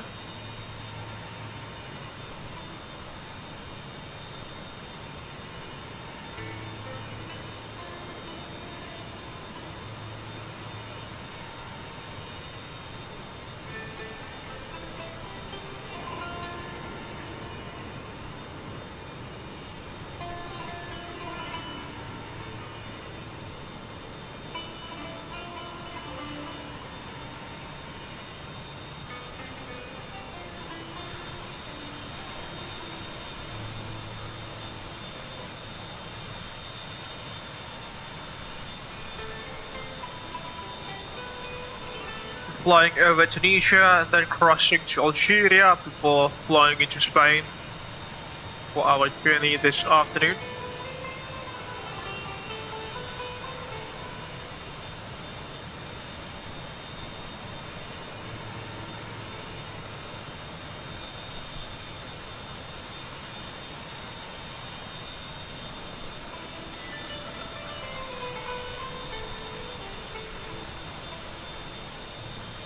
Okay, I'm putting a radio check. It's not in there yet. Abel 306 Romeo is his call sign. Lalish flying an A300. Well, the Abel's A300, that is. The aircraft that we haven't really flown in a while as well. We should.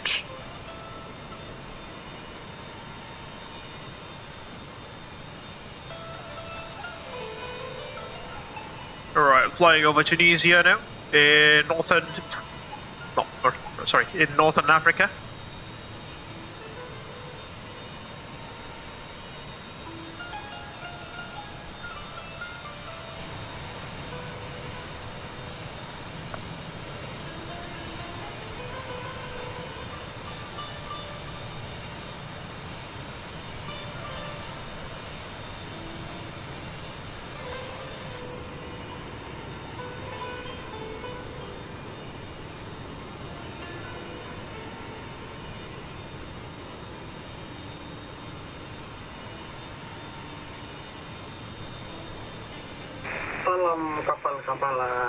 There he goes. Good evening, Cap Lalu. Thank you very much for joining us this afternoon, or this evening actually. Hope you are doing well. You too, Cap. And sorry, I just joined this night. Previously, I cannot join your live stream due to some reason. Nah, it's alright, Cap. No worries. No biggie.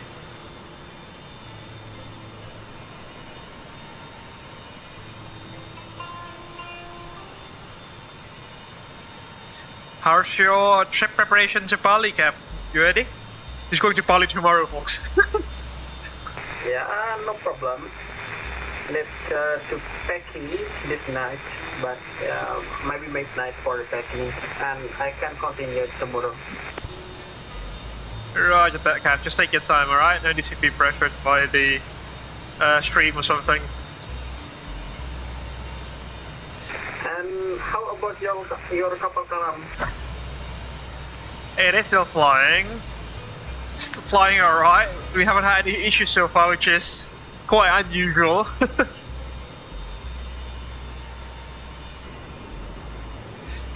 How's your A300, Cap?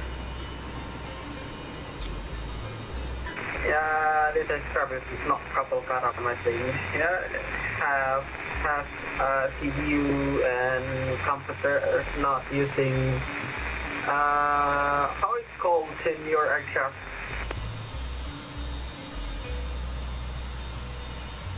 Yeah, it's doing fine though, my 727. Hold on.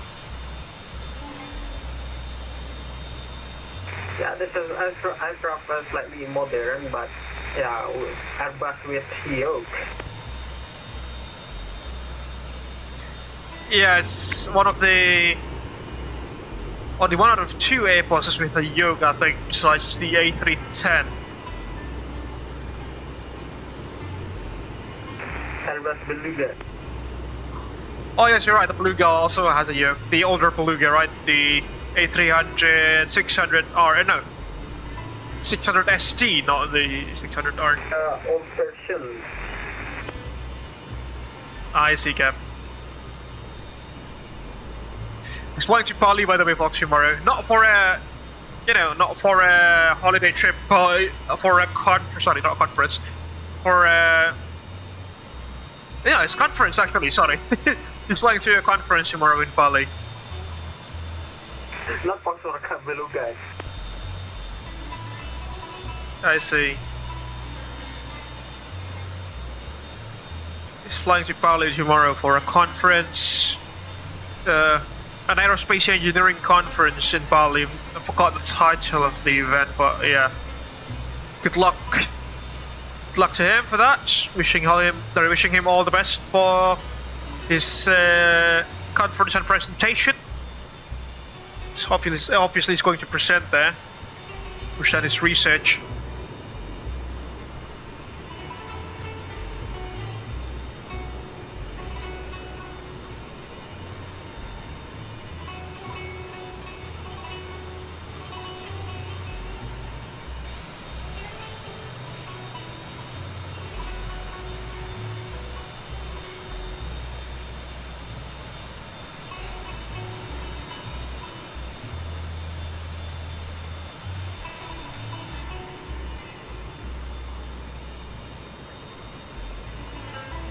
A300 tuh bisa ini kan, tapi RNP approach gitu bisa kan ya?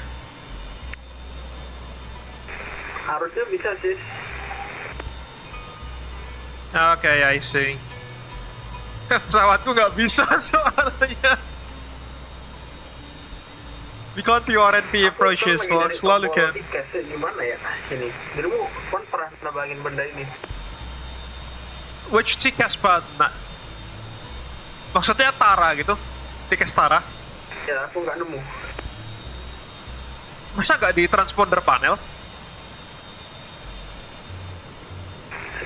Nggak ada mana transponder panelnya. Kamu pakai yang panel modern, jangan-jangan yang RTU itu, yang radio tuning unit? Kayaknya ya. Tapi tiketnya masih standby di memonya. Tapi aku nggak nemu tiketnya di mana. Ini build A300 kan bisa, you can set 2 different radio panel options, the old school one and the modern one. Which one do you have? Oh, I see. If you choose the modern radio tuning unit device, the RTU, there is one of the pages there in the menu, which should tell you where the transponder and the TCAS settings are. But if you're using the old school radios, then it's a separate panel on its own. To my memory.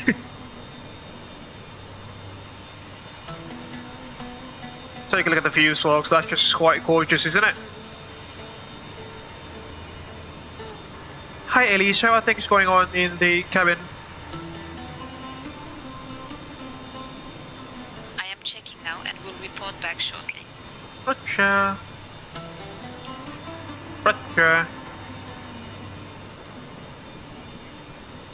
Copy, Captain. I am checking now and will report back shortly.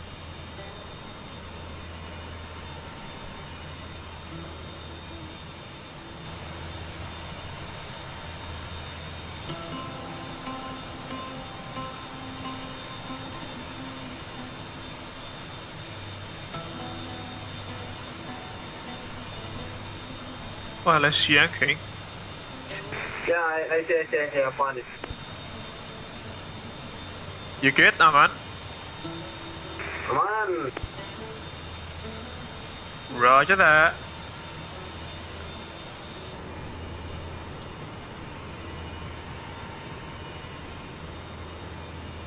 Dirimu nggak punya pasti. Nggak punya apa? Nggak punya CPDLC.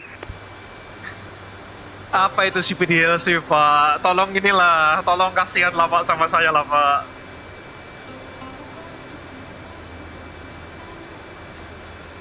Mohon dikasihani lah.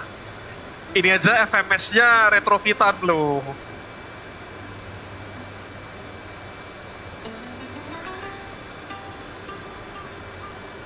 Bersyukurlah Pak, kamu masih punya EVIS di kokpitmu. Tempat aku beneran bola-bola dunia gini Pak, roda-roda gila di depan. Roda-roda gembira gimana tuh maksudnya? Roda-roda gila tuh, meteran air semua isinya di depan.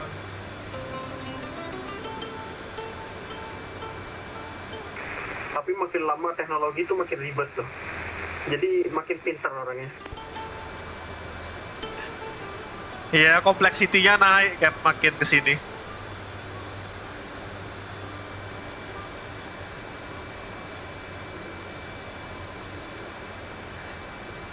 Tapi ini kocak loh, 727-nya MSFS ketimbang 737-200-nya X-Plane. The X-Plane 737-200, they don't have auto throttles, whereas we do have auto throttles in our 727s, which is very ironic.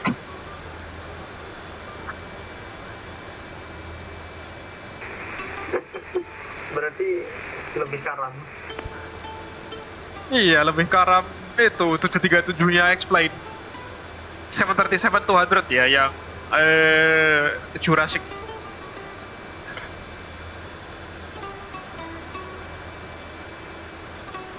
Itu terbaru, itu mau rilis Airbus 2020 kan?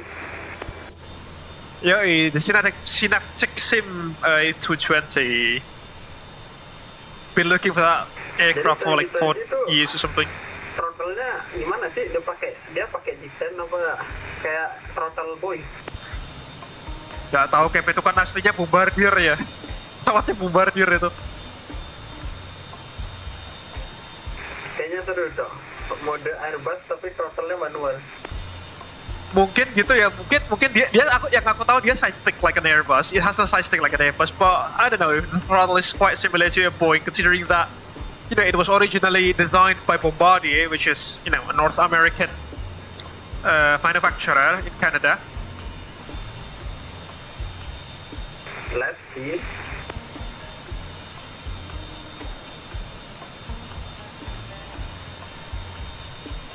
Ya campur-campur Boeing Airbus ya, aku rasa kan dia buatan Kanada soalnya.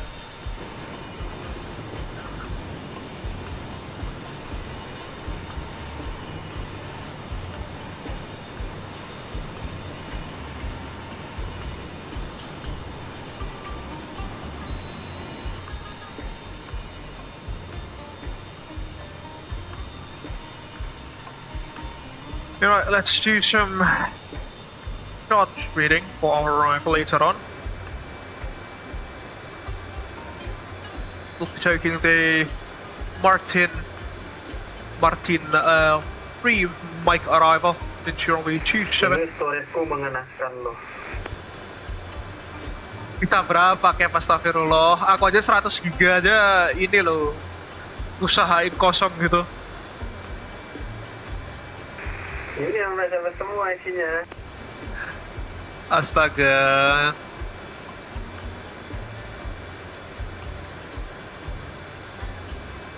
Kayaknya itu juga salah satu yang menyebabkan aku sering CTD juga. Sepertinya begitu sih, Cap.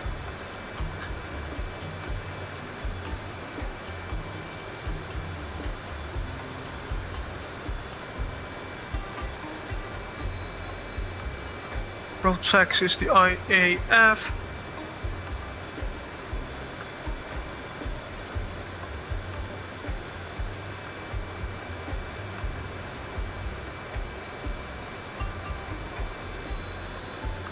Let's just take Zulu.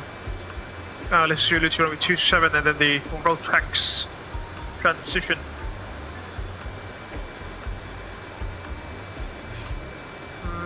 No altitude restrictions so far.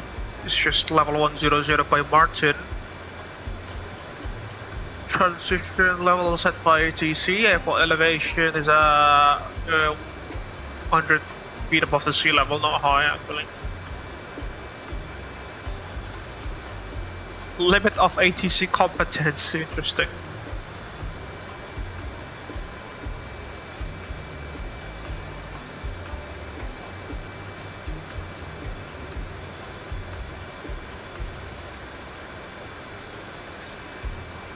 P7 projection altitude 6000 there. Localizer 110.1.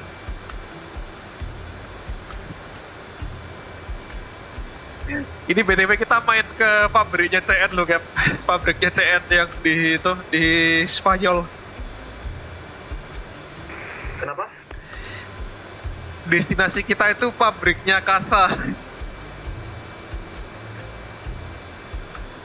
Jadi tujuan kita ke sana mau ngapain nih? Mau mengambil CN 235 yang utangnya belum dilunaskan. Astagfirullah, apa itu? Bahaya. Enggak, kita udah damai kok sama CASA. Kita nggak ada permasalahan apa-apa. Masalahnya CASA udah nggak ada lagi. Udah jadi Airbus.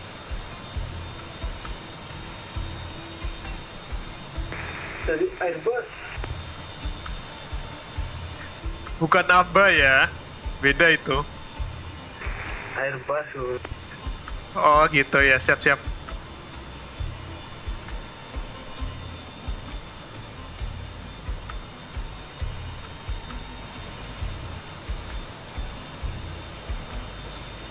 Take a look at the view there, folks. It's quite beautiful. Kapan dirimu mau terbangin DC-3, boy? Kamu ajarin lah. Aku kalau udah tarafnya kayak gitu perlu diajarin orang, Cap. Aku juga gak bisa, terbang manual aja. Low. Terbang 1000 nautical mile kalau pakai trim doang kayaknya capek deh.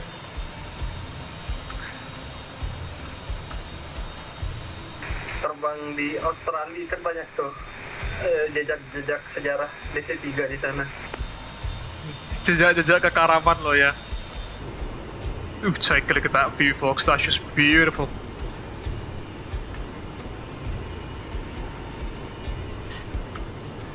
Hi, Elliot. Can you please bring a cup of tea to the flight deck? Thank you. Getting a little bit thirsty now. Understood, Captain. We'll bring tea to the flight deck now. Thank you so much. Thank you, Captain. We appreciate your leadership and will continue to ensure a smooth flight. Roger that. Yap, kamu nggak mau pesan makan apa gitu? Biasanya jam-jam segini pesan makan tuh. Bentar, lagi mikir makanannya.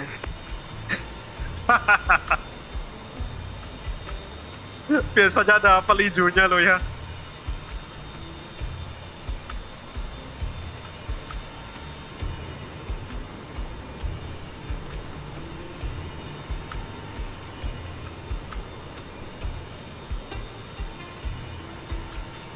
What a beautiful scenery outside, isn't it, folks?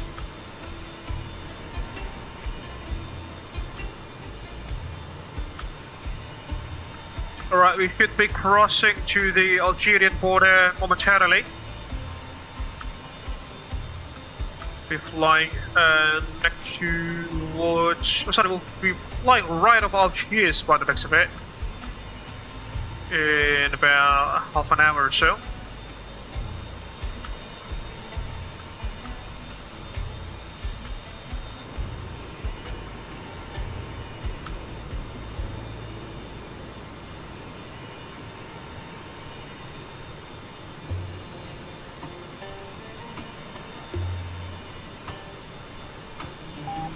Oh my lord, what was that? That's definitely Lalu.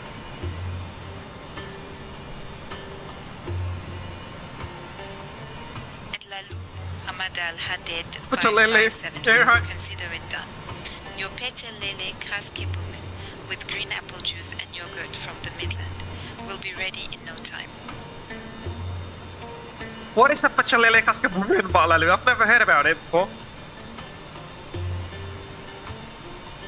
Yeah, pecel lele from Kebumen with savory and spicy and pricey. Yeah, not pricey. With little spicy and really interesting to try. Oh, really?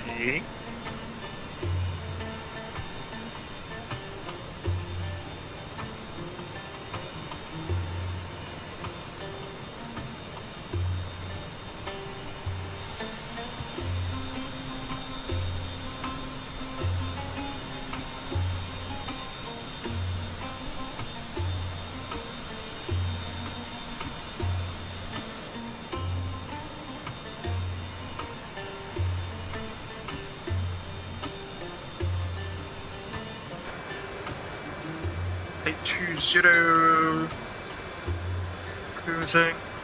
And we do not necessarily have a navigation display, folks, in the first place, so we're doing this not blindly, but you know, half blindly at most.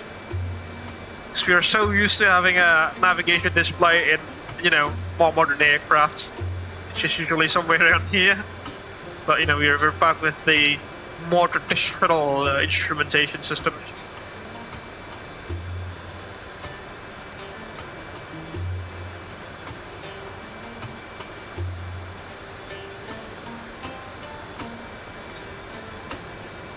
Alright, let's take a look into the cabin, shall we? As I've promised earlier. BTW di MSFS itu loh, mau ada A300 yang versi lebih karam daripada yang kamu bawa sekarang. Buat aja just flight. A300 yang versi digital. Versi lebih karam, lebih analog, bukan lebih digital. Masih ada flight engineer-nya dia.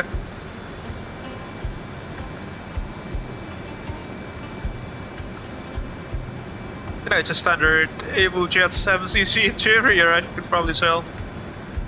Menarik. Coba aja di Google A300 B4 just flight gitu. Lalu Muhammad Al-Haddad 5574. Bawa jaring ke dalam kolam, beli makan di rumah Arab. Mari terbang menuju titik karam. Menggunakan benda terbang karam. Thank you, it's another poem by Lalu, as usual, ladies and gentlemen. Thank you so much for the poem, Captain Lalu. He's always ready with, I don't know, a good trillion tons of poem whenever we're flying together, or not just flying, whenever he's there in the live chat. Luar biasa, dikasih pantun seperti biasa. Thank you so much, Cap Lalu.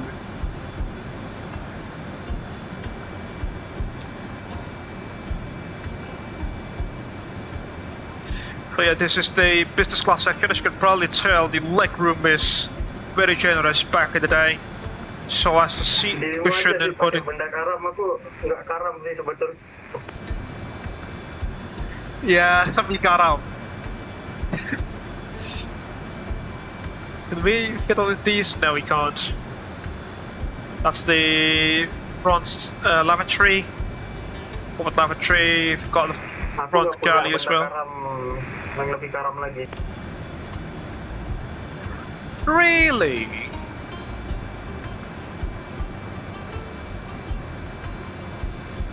We've got 1, 2, 3, 4. Oh my god, 1, 2, 3, 4, 5, 6 rows of business class, ladies and gentlemen. 6 rows of business class. You don't see you don't see this configuration anywhere else nowadays, do you? Maximum, you can, you know, the maximum business class section rows are, you know, just about 4 now, not 6 anymore. Got the safety card as well there, the Abel Jets Virtual Group safety card.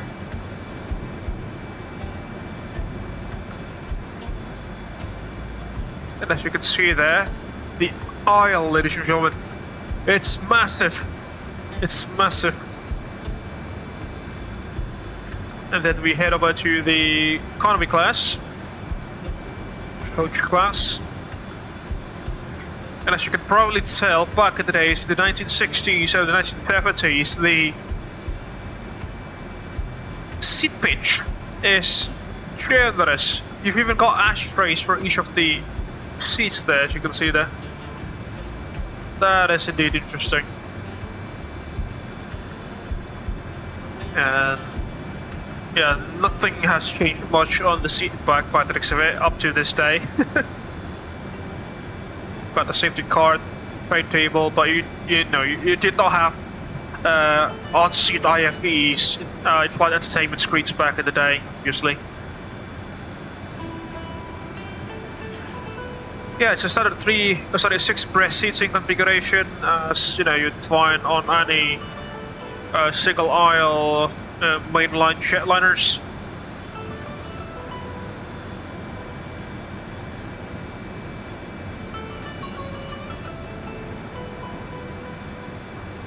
That's a view from the right hand side wing, looking over the Mediterranean Sea in the distance there, and the northern coasts of Algeria.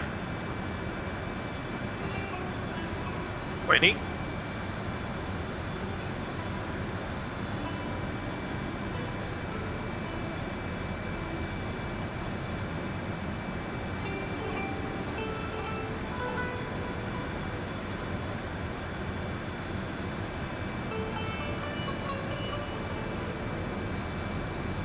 Then if you go all the way back, it's left hand side wing. Like over a waypoint by the looks of it, that's why we're turning.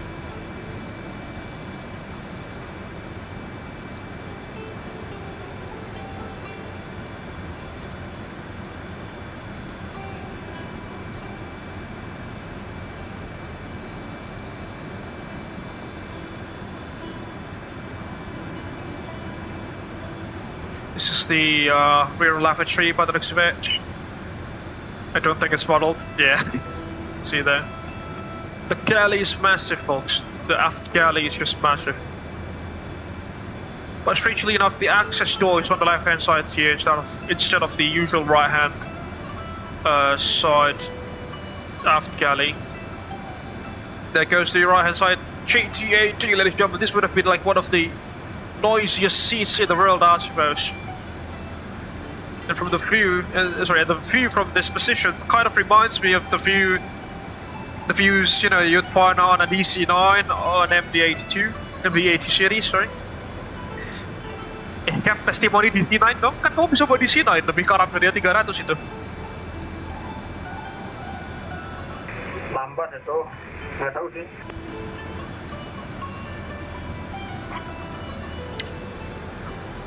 Lambat itu cruising speed maksudnya? Iya.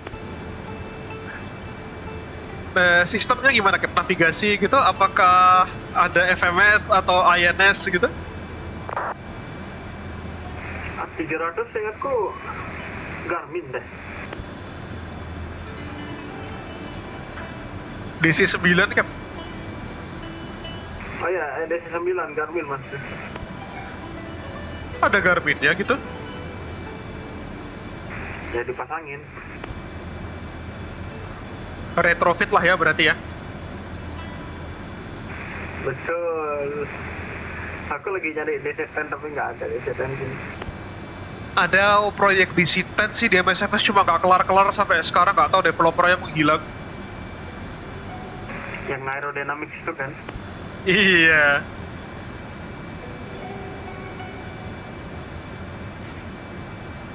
Kalau ada paling ntar jadinya itu FS 2024 eksklusif.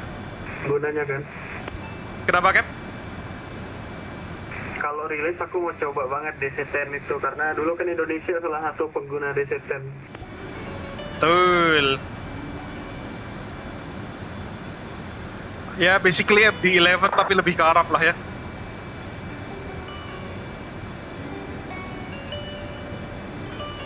Yang menariknya dari kapal ini tuh nggak punya outer aileron. Kapal apa? A300? Yes. Only roll spoilers? So you only have roll spoilers and the inboard high-speed ailerons then, I suppose. Yes, without outboard aileron. Interesting. So the roll spoilers also act as the low-speed ailerons, I suppose.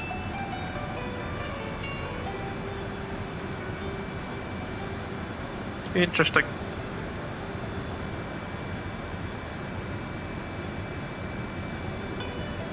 This, not entirely sure what this is. Could have been like a small baggage storage facility.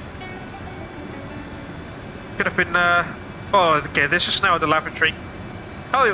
Oh, hello there. Can we take a pee? Oh my lord, it's model. Not entirely sure what happened to the mirror there, but. Based on original information from Google, Airbus A300 variant D2 built with both inboard and outboard ailerons. Flush the toilet! In the next generation, Airbus 600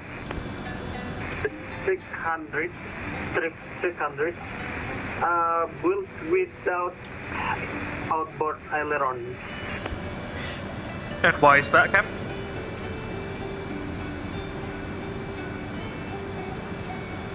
Kenapa? Why is that? Kenapa begitu?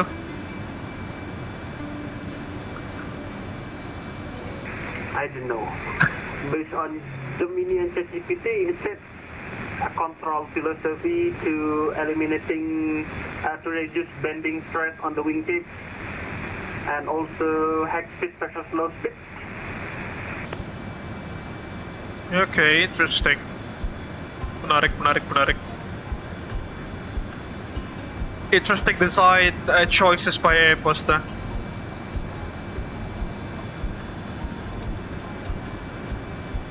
Okay, that's the aft stairs, folks.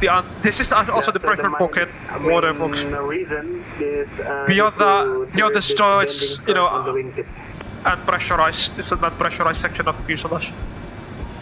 Bending stress alleviation berarti ya? Sorry, bending moment alleviation ya? Iya. Wah, itu kayak kerjaannya teman-temanku di kampus ini tuh banyak yang hitung bending moment alleviation gitu-gitu buat DPU-nya kita gitu. Kita kan ada DPU-nya juga.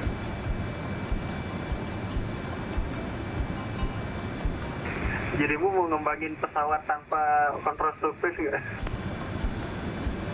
Jangan salah. Di kampusku pernah bikin UAV dia pakai fluid control Cap. Pakai apa? Fluid controls, nggak pakai control surface dia. Kalau gini, kalau fluid controls itu kan misal katakan kalau pesawat biasa kan pakai aileron, rudder, elevator gitu kan. Nah, kalau di tempat kita itu ada UAV namanya Demon Setan. Itu dia control surface-nya diganti sama pressurized air gitu, bleed air diambil dari APU. Kita punya APU kecil di depan gitu. Itu pressurized air dari situ disalurkan ke trailing edge control surface, trailing edge lifting surface gitu, buat manipulasi gerakan pesawatnya gitu. Can you explain me more about how it works? Jadi gini. Suaraku masuk kan ya? Masuk. Oke, jadi kalau di trailing edge pesawat kan normalnya ada control surface kan, aileron, rudder atau elevator gitu kan, pakai hinge gitu-gitu kan, ada hinge momentnya lah, joints-nya gitu, push pull rods, iya kan?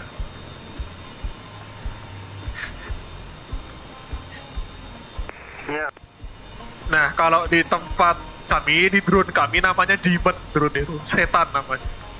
Itu control surface itu dinonaktifkan, kita gantikan, kita kasih di trailing edge itu kayak lubang-lubang kecil gitu, kayak lubang-lubang kecil, yang mana lubang-lubang itu kita salurin pakai pipa. Kalau kita sambungin pakai pipa pneumatik gitu, kita sambungin sama APU-nya drone itu.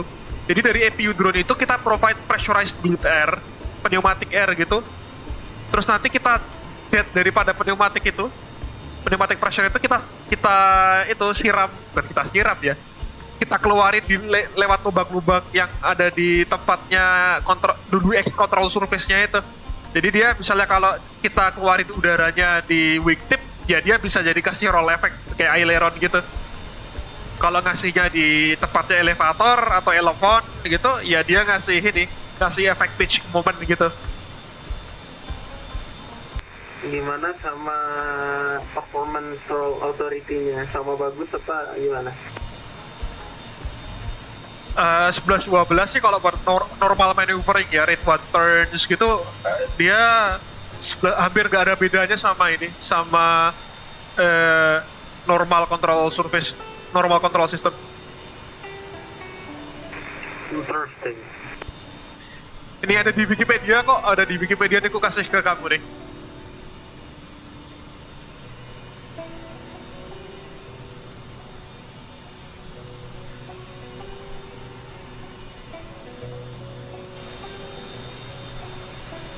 Kita adalah itu UAV-nya adalah pesawat pertama di muka bumi ini yang nggak menggunakan control surface itu, control surface mechanical gitu.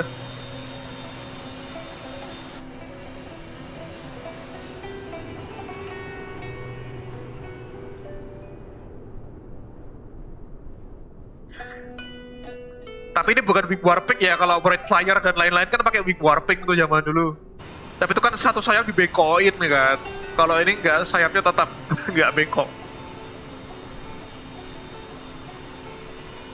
Iya. Tapi apakah dia consume ada sesuatu yang yang lebih jelek hasilnya atau gimana? Atau malah jadi all of this invention is advantage? Ya trade-off-nya kamu butuh pneumatic pressure itu, UAV-nya harus punya APU makanya. Karena dia kecil segitu, kalau kita ngambil bleed air dari kompresornya engine nggak bisa, terlalu kecil, jadi harus pasang APU di depan gitu.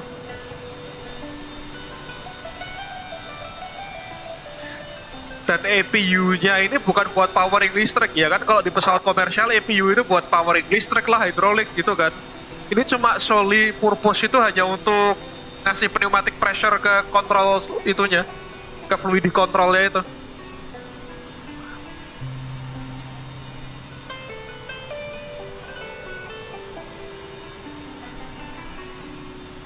Jadi ya nambah berat juga cap sebenarnya.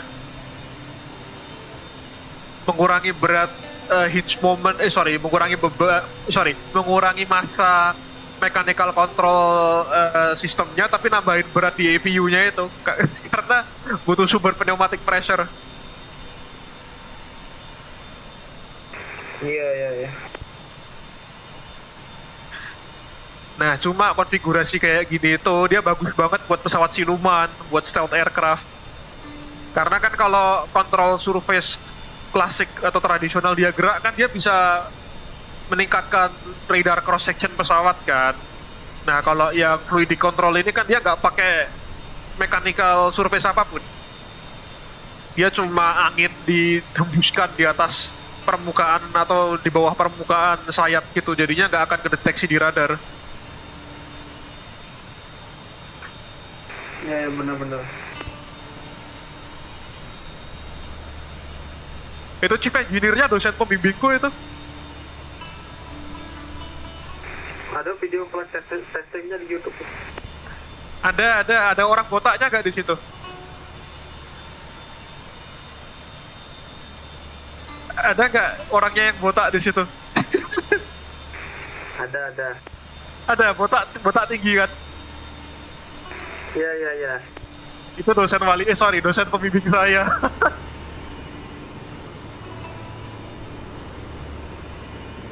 Itu dosbing saya di sini itu. Terus ground control stationnya pakai tank kan? Pakai tank kan? Iya kan, pakai tank kan di video itu? Iya benar-benar.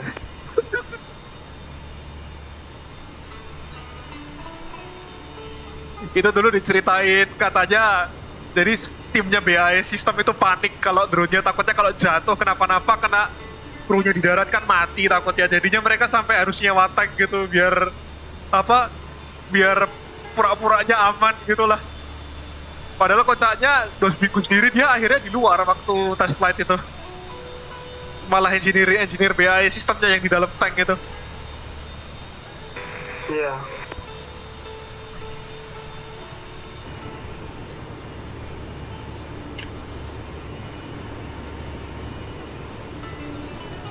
Main kesini camp itu masih ada, drone-nya masih ada disimpan di hangar kami.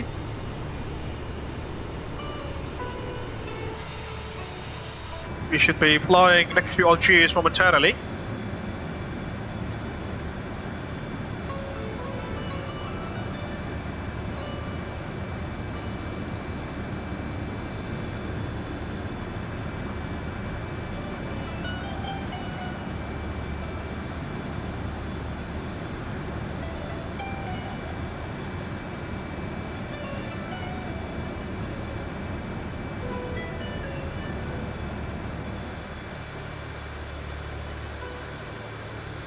Oh, physics and cloud layers there. What's the OAT outside?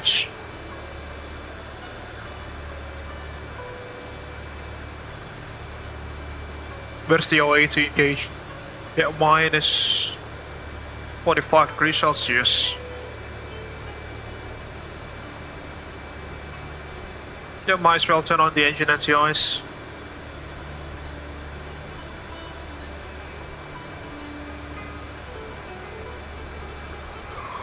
One, two, three.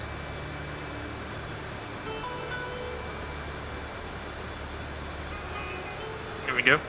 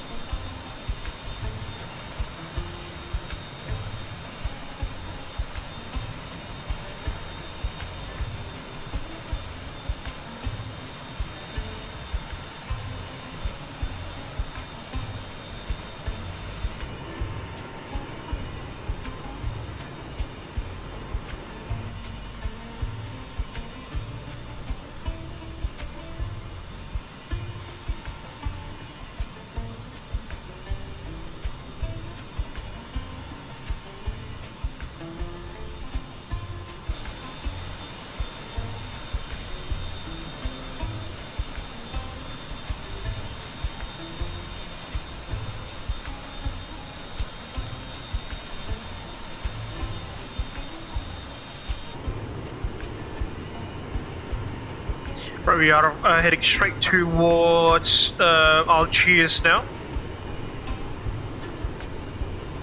We'll be flying right over the airport by the looks of it.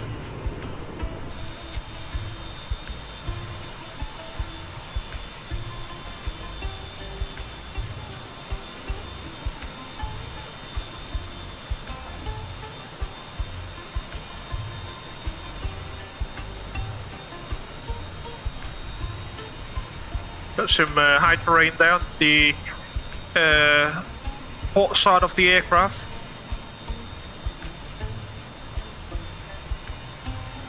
We're also about halfway through our journey, as you can probably tell.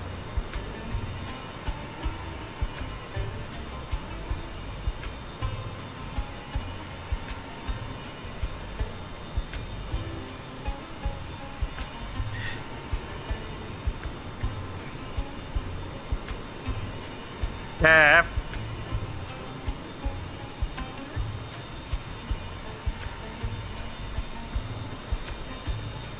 Company calling.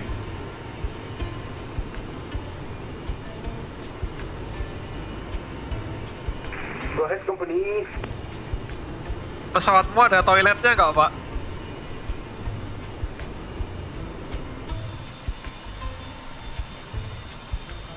Ada apanya? Ada toiletnya nggak?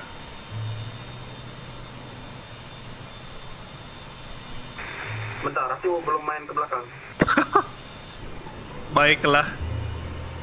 Diinfokan ya kalau toiletnya bisa di flush. Tempatku toiletnya bisa di flush soalnya, bisa diguyur.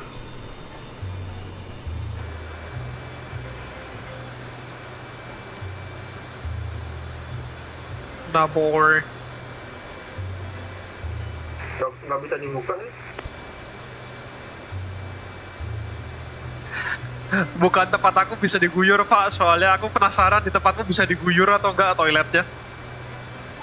Nggak bisa dibuka nih toilet gimana? Walah weh.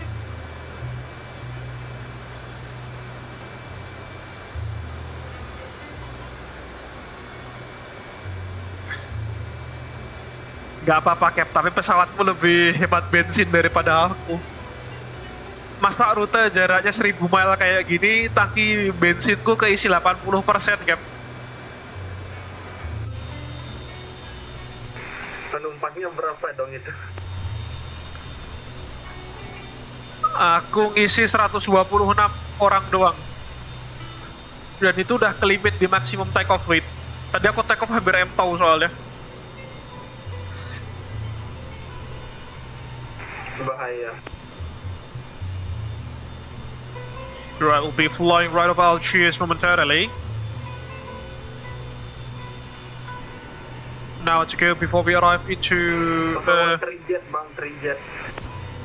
to Seville. Ya itu dia, mesinnya 3, Pak.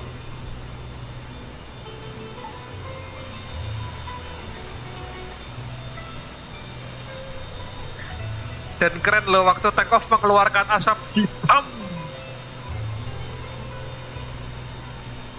Asap apa? Hitam? Asap apa ya?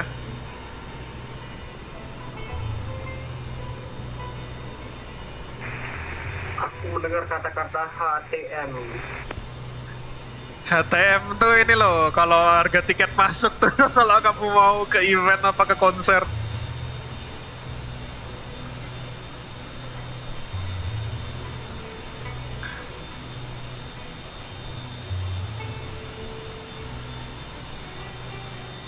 Dirimu anginnya berapa sana? Aku nggak punya wind speed indicator, Cap. Oh iya, lupa. Yang jelas cuacanya sangat berawan, Cap. Ini di dalam awan kan, sekarang di dalam kabut gitu. Outside air temperature-nya minus 44 derajat. Itu jangan masih pakai termometer raksa ya? Iya.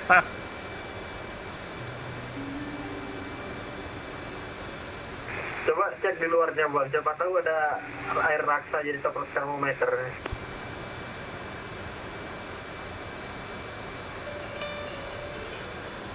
Waduh, gimana tuh caranya, Cap?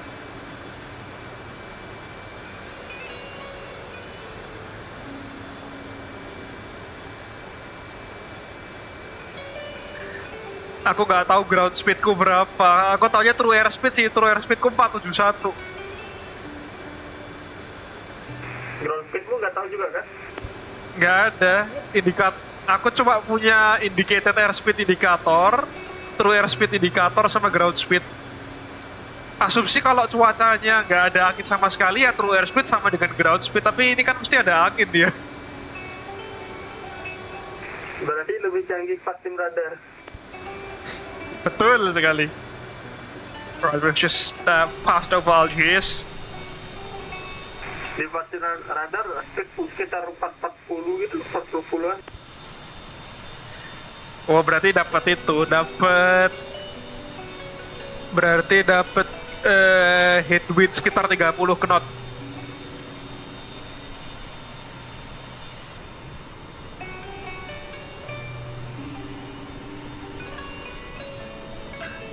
Ya kalau mau ngitung ya bisa aja ngitung itu aja. Ngitung true airspeed tinggal Mach number kali indicated airspeed kan, aku punya dua itu. Tapi true airspeednya ada indikatornya sendiri. Kalau ground speed aku nggak punya indikator angin sama arah mata angin, aku nggak punya. Bisa itu bang, pakai Pythagoras. Pythagoras dari mana? Kan saya nggak tahu arah anginnya dari mana, Kem.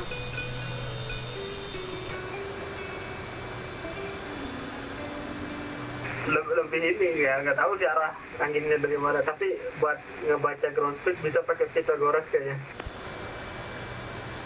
Ajarin lah, Kem. Kan dulu waktu S1 IP kamu mesti lebih tinggi dari IP aku. Nggak gitu. Jadi gua harus bawa map dulu, bawa map, terus harus tahu landmarknya apa, terus hitung jaraknya di map sama ketinggiannya. Mau lihat landmark apa, Kem? Aku di dalam kabut, Kem. Jadi cuma berlaku pas cuaca clear aja berarti. Aku di dalam kabut, Kem. Landmark apa yang mau kulihat, Kem?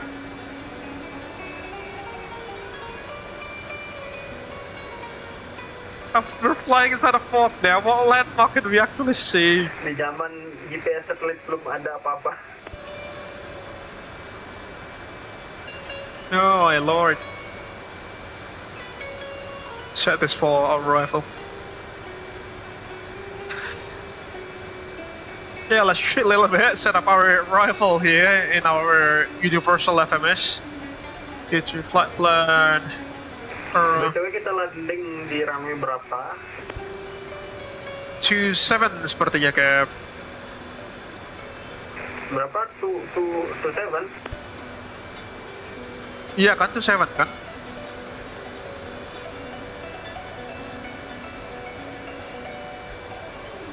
Roger. Katanya navigasi 27 sih. Crosswind 10 knots from the left, 8 knots of headwind.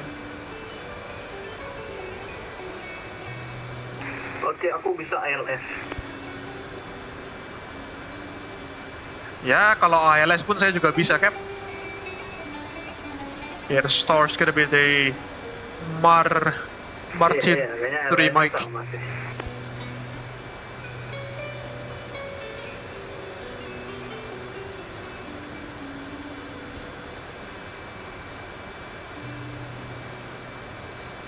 Select approach. 27 ILS Zulu, isn't it? ILS Zulu 27, a firm by road tax transition.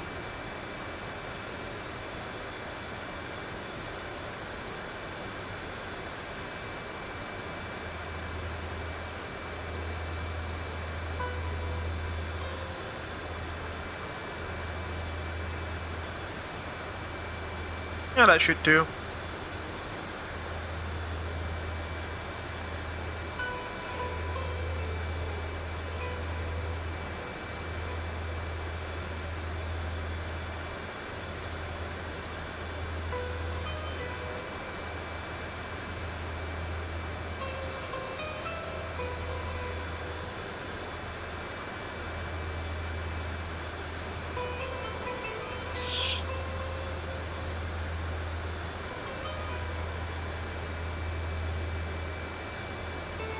Still flying in the clouds, fortunately.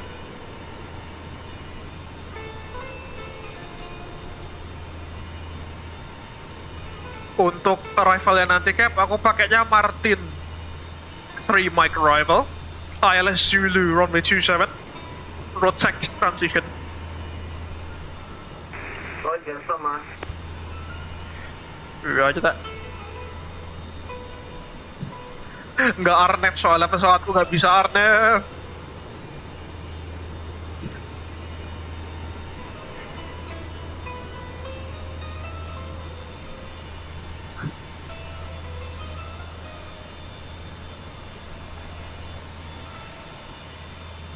Take a look at the view there, folks. It's quite beautiful, isn't it?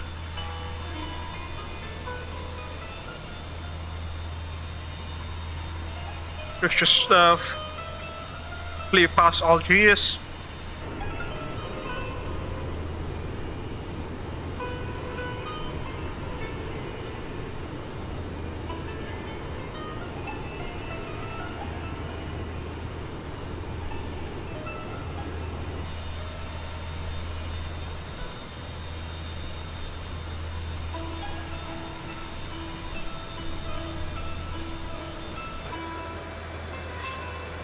Traffic Abel 722 Romeo is out of the clouds after leaving Algiers company. To get these things off.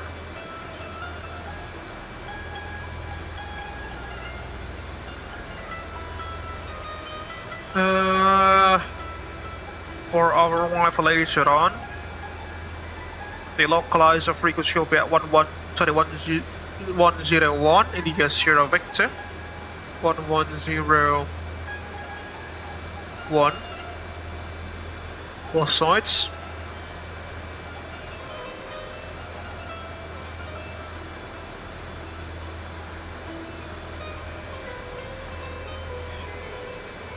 It's actually the same frequency, interestingly. And the Seville, sorry, we'll use the Martin VOR version 112.6 112.6. There we go.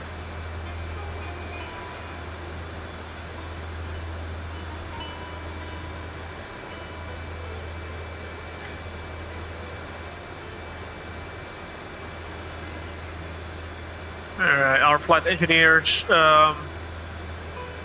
recycling it, not recycling, transferring some of the fuel there by the looks of it.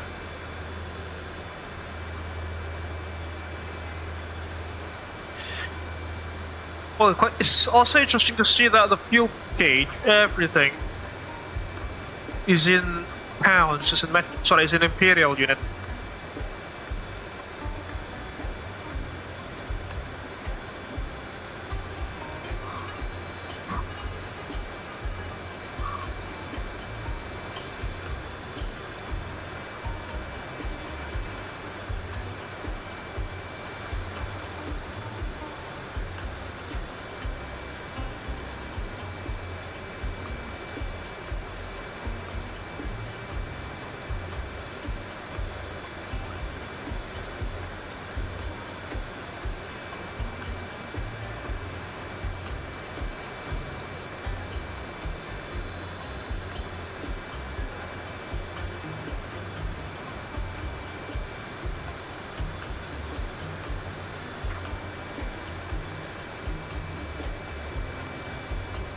Yeah, should be good.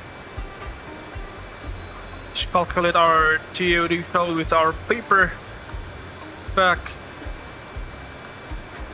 Slap sponsing.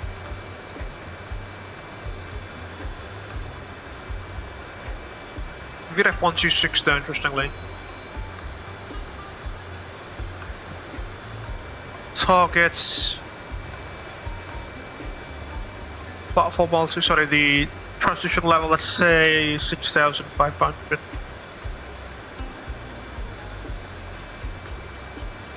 Yeah, it requires about 80 miles to drop to the transition level from cruising altitude. So that means we draw a ruler here from Martin, Malaga. No, actually, that's incorrect.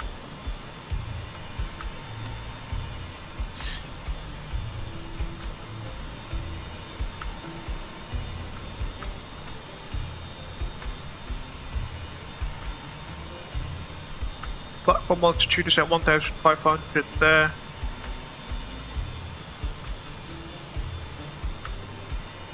And 4,000 feet by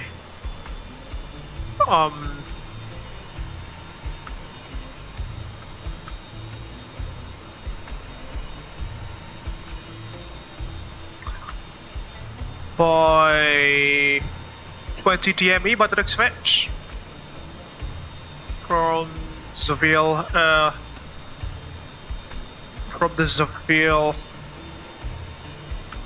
VR station.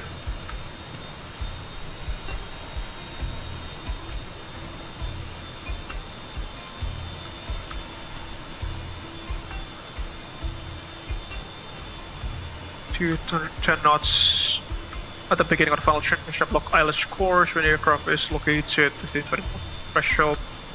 Got speed control of 180 until final turn. Once final turn is completed, max 160 when crossing the Sierra Papa NDB. There goes our, sorry, there goes flyby view.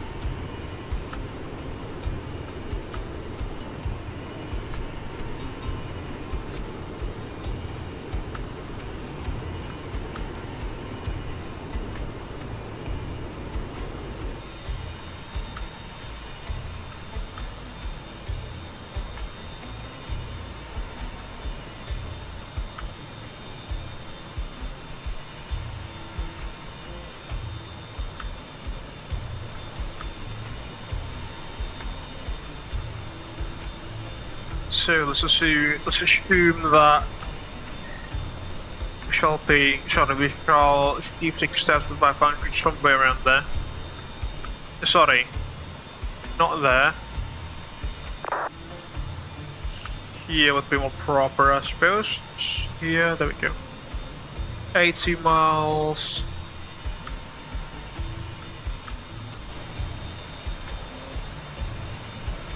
Yeah, somewhere between Nesta and the Lima 58 airway intersection there. So just before Nesta is our DOD.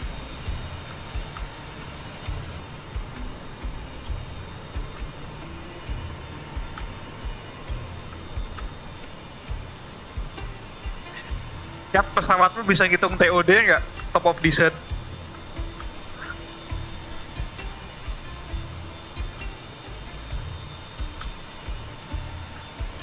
Some cloud cover there. Bentar, aku cek dulu. Kapalku nggak bisa soalnya.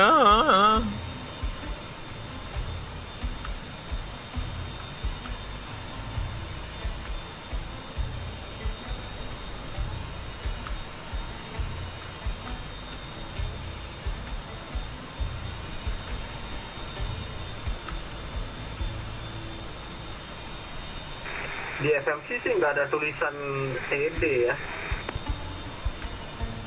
Di set page gitu nggak ada? Nggak ada. Menarik.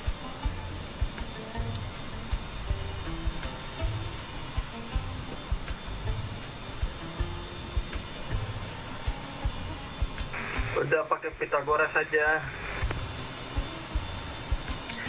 Iya, kayak akhirnya di Pythagoras ini udahan.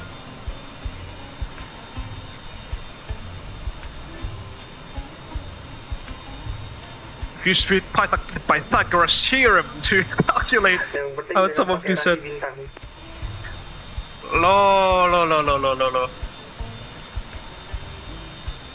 You know, after the Mike Oscar Sierra VR, we'll be proceeding. Sorry, we'll turn right, and we'll enter the Spanish airspace in the Andalusian region.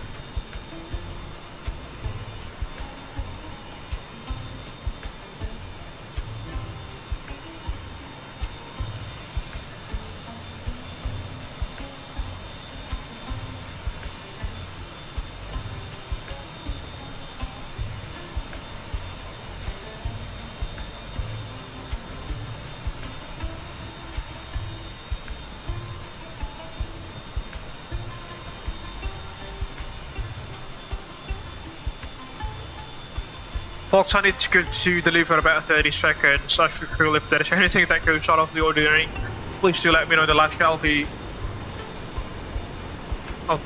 you know, putting my phone to the live stream just to monitor if things go wrong, which hopefully they will not be. Then I shall see you in about a minute or two.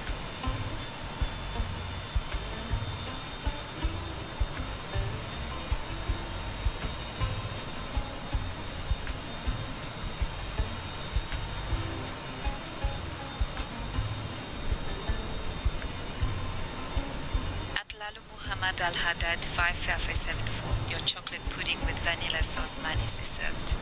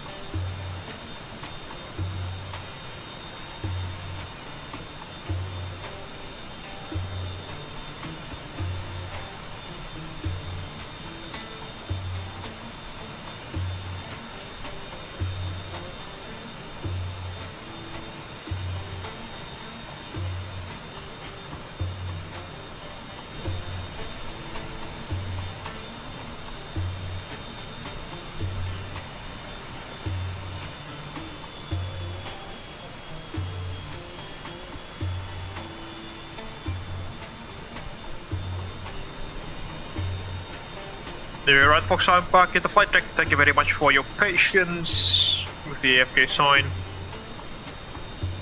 Lo, dirimu mesen makan lagi toh Pak Lalu?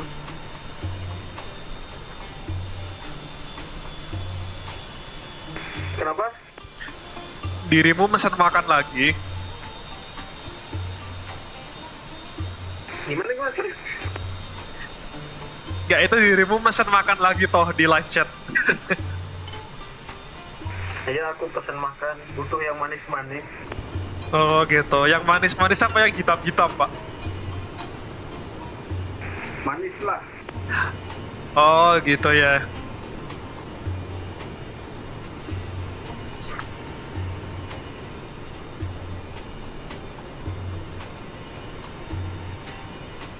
Alright, we'll be turning over this VR station before proceeding onto the Spanish airspace. Masa manis lawannya hitam, bukannya manis lawannya pahit.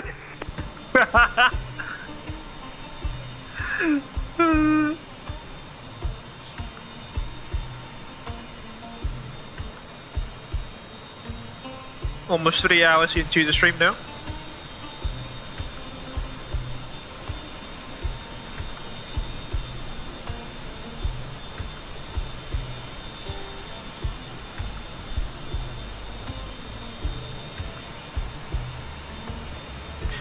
Take a look at the views, folks. It's quite breathtaking.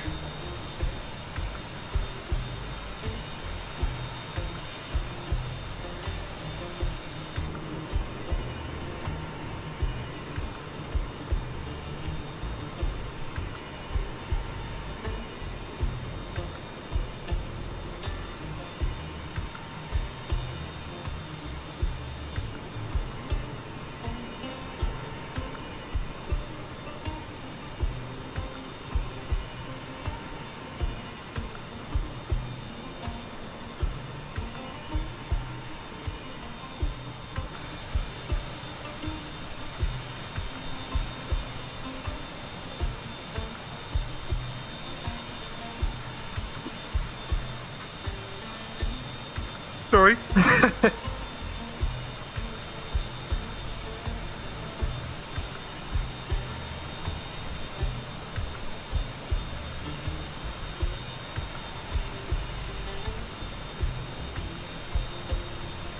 Alright, there goes our steep point.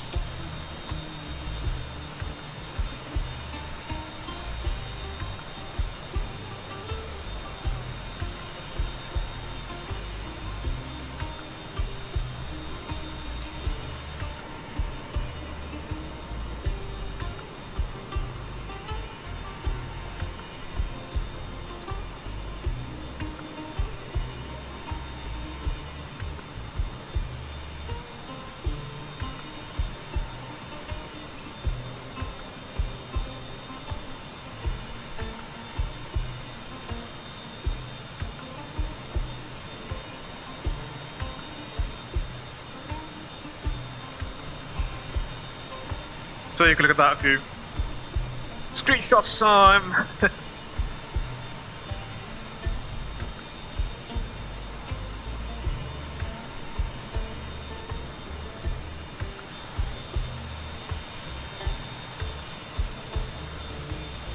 We are now leaving North Africa and crossing the Mediterranean Sea again, before starting our initial descent towards Seville in the Andalus region of Spain, Andalusia.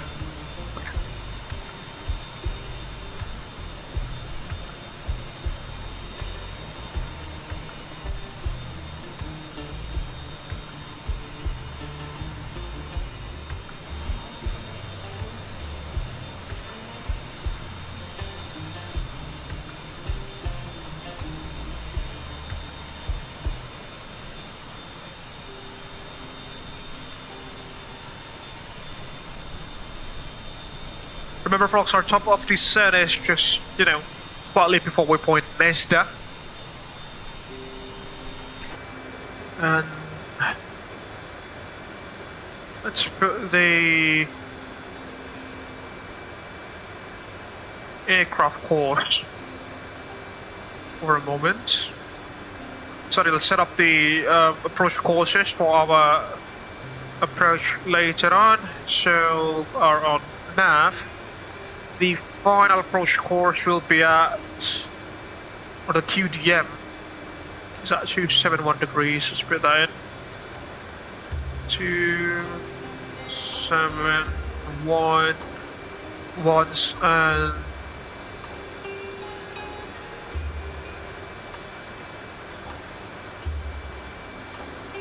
twice. 271, that's checked. Good, let's get back to GPS and get you on nav lock. QDMs are set.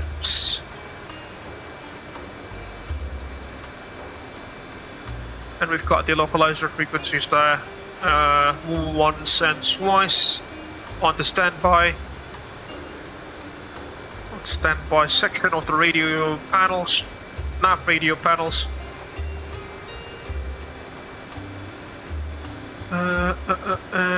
Yeah, that's the descent checklist. We'll take a look into that when we are descending.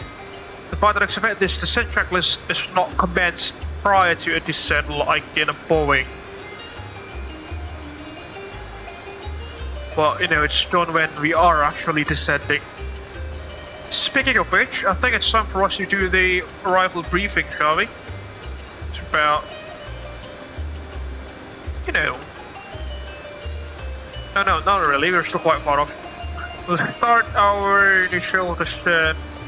Yeah, hold on, 170 miles, really? Hold on a minute.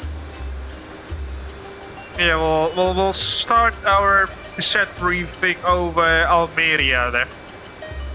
About 80 miles from TOD. Which is the next VOR station, I think. Oh, not really.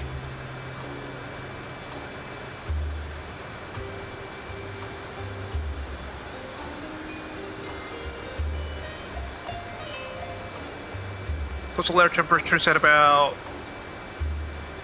minus 15 degrees Celsius outside. Crossing the Mediterranean Sea again.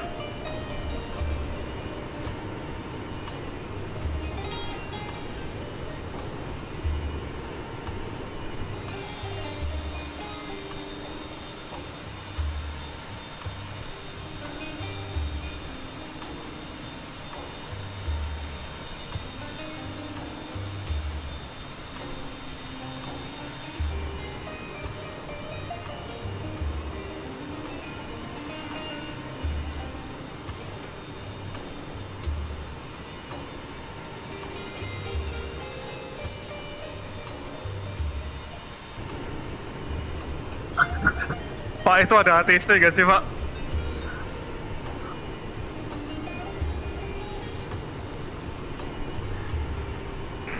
Ada ATC? Center nggak sih itu Barcelona tuh? Bahaya. Iya nggak sih itu Barcelona tuh? 5 Eko kan E-nya Espanya mesti. Itu 5 Eko Charlie Bravo, Eko-nya mesti Espanya itu.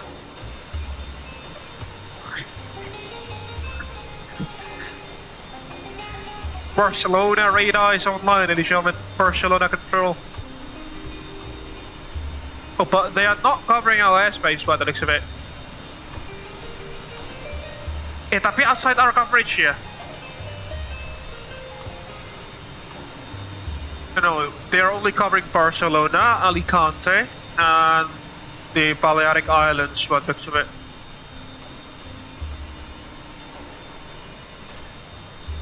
Kalau di VATSIM radarku nggak covering ini sih, nggak covering Seville sih.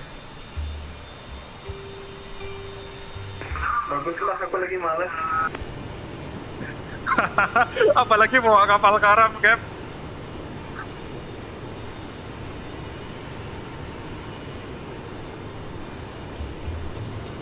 Thank you, Spain in the distance. We'll switch over the music back to the Abel Jets EU cruising music momentarily after this one.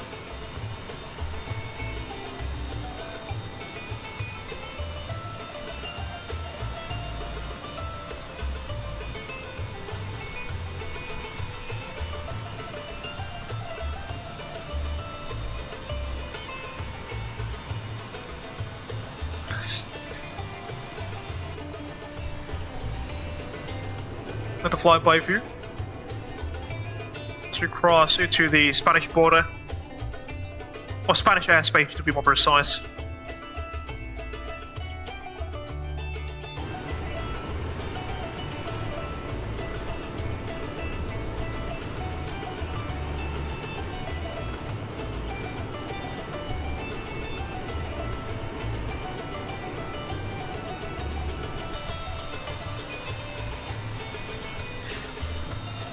Cap, aku penasaran. Pesawatmu kalau misalnya dia berat gitu ke isi MTOW itu kontrolnya jadi kerasa berat banget nggak? Nabrak apa? Misal pesawatmu berat banget, kayak deket maximum take off weight atau maximum landing weight gitu, itu kontrolnya kerasa berat banget nggak? Belum pernah nyoba sih. Aku tadi waktu take off berat banget, Pak, soalnya serius aku hampir aileronnya tuh hampir aku habisin tuh loh waktu take off. Kan take off dapat crosswind dikit tuh, crosswindnya paling cuma 5 knot, 6 knot gitu, tapi aileronnya hampir aku habisin itu tadi waktu take off.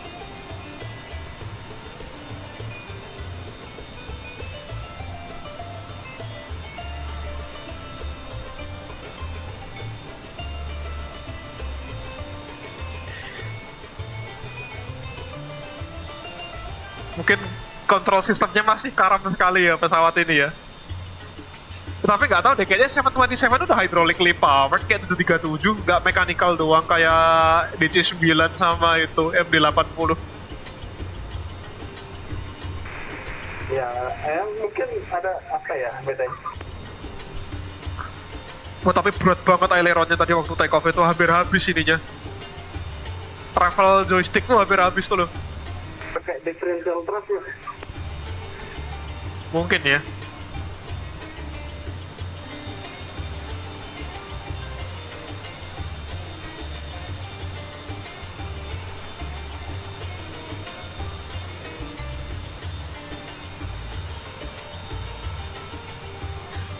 If you remember, folks, when we took off for Malta, I had to keep the aircraft lots and lots of aileron inputs just to keep the aircraft on the correct track on departure.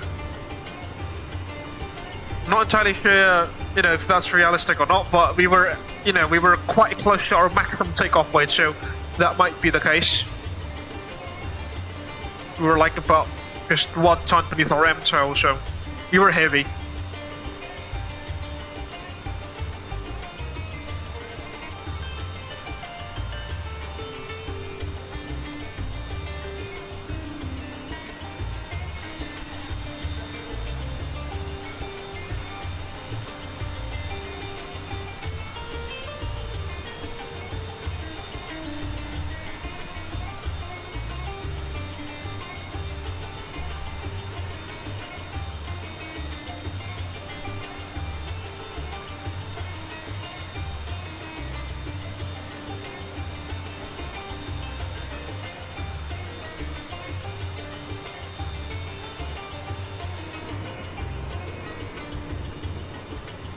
We're entering the entering the Spanish airspace now.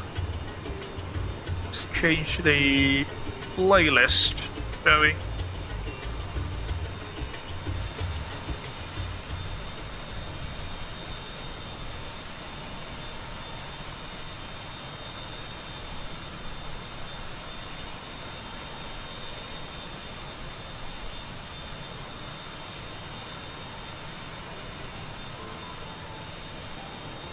No, that's the wrong playlist. There we go. Back to the EU playlist. The cruising playlist for EU, for the European Union. As we cross the Mediterranean Sea. For the second time, actually.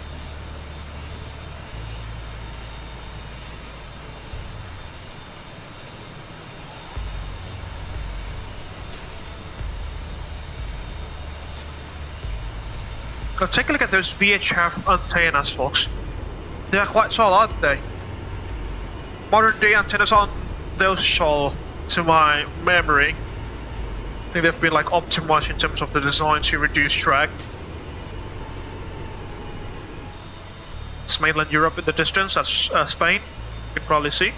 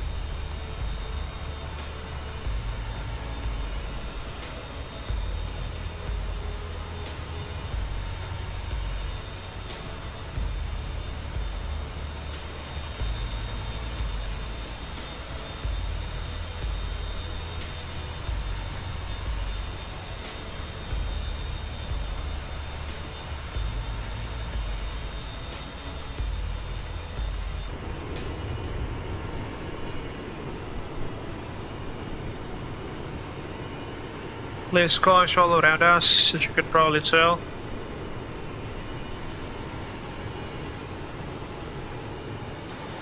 Got a METAR at Seville, let's see. Winds are at 220 degrees, 11 knots, varying from 170 degrees to 260 degrees, visibility more than 10 kilometers. The clouds at 4,000 feet, yeah, that should be good. Temperatures 29 degrees Celsius, folks, that's quite warm actually. Just like my home country. 2.15 degrees Celsius, QNH 1016, no significant changes. And it's at 1430 Zulu. just about half an hour ago actually.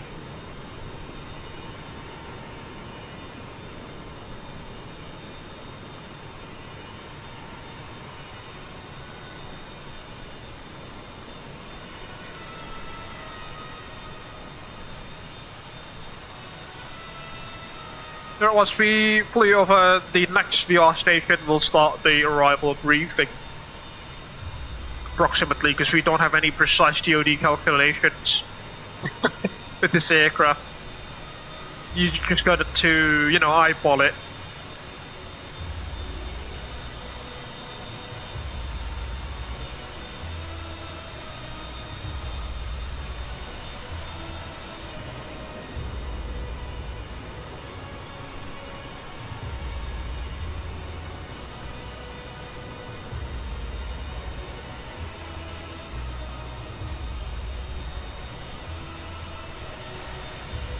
Three hours into the stream now, ladies and gentlemen.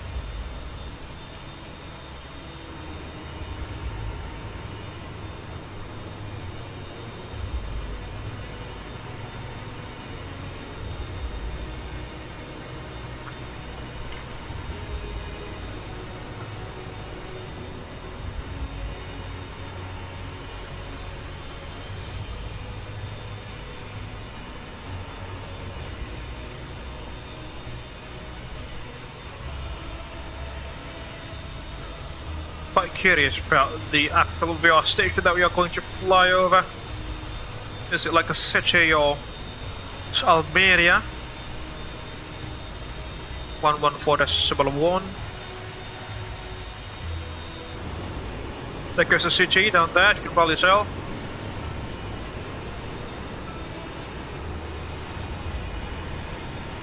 The airport itself actually.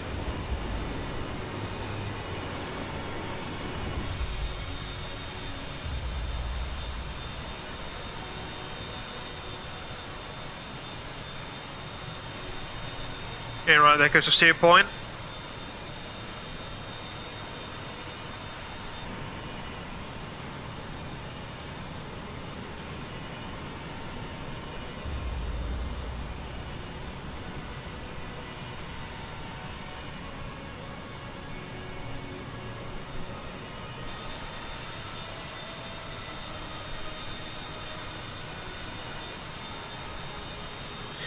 Alright, it's time.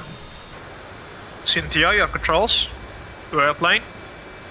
Alright, are you ready for the arrival briefing? Yes you are, that is good. So we will be arriving into Seville, San Pablo International Airport using the Martin 3 mic arrival. Expecting the ILS Zulu approach into runway 27 via the road taxi transition. The transition level is set by ATC, but let's assume it's flight level 65, which is 500 feet above above the transition altitude.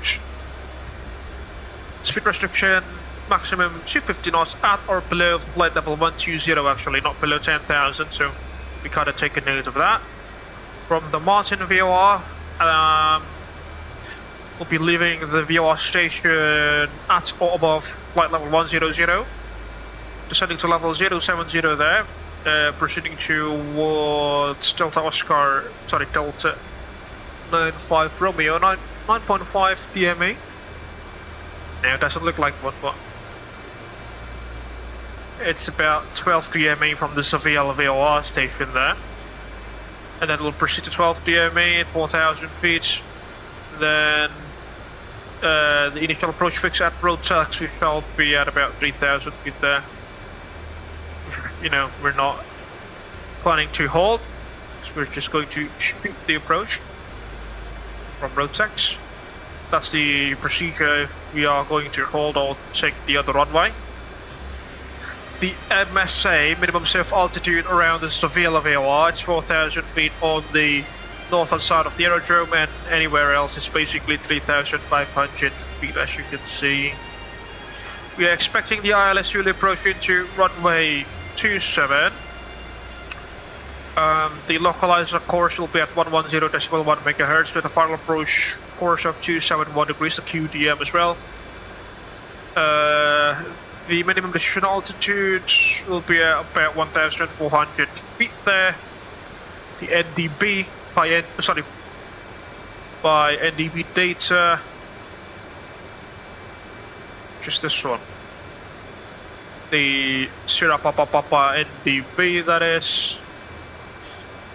The MSA over the NDB or around the NDB is exactly the same as the one over the VR station. We'll discuss about the MDA, the minimum decision altitude, later on. In case of a misapproach, we'll climb on heading 270 degrees from the NDB to 11 DME Seville VR station. This is not the localizer, VR.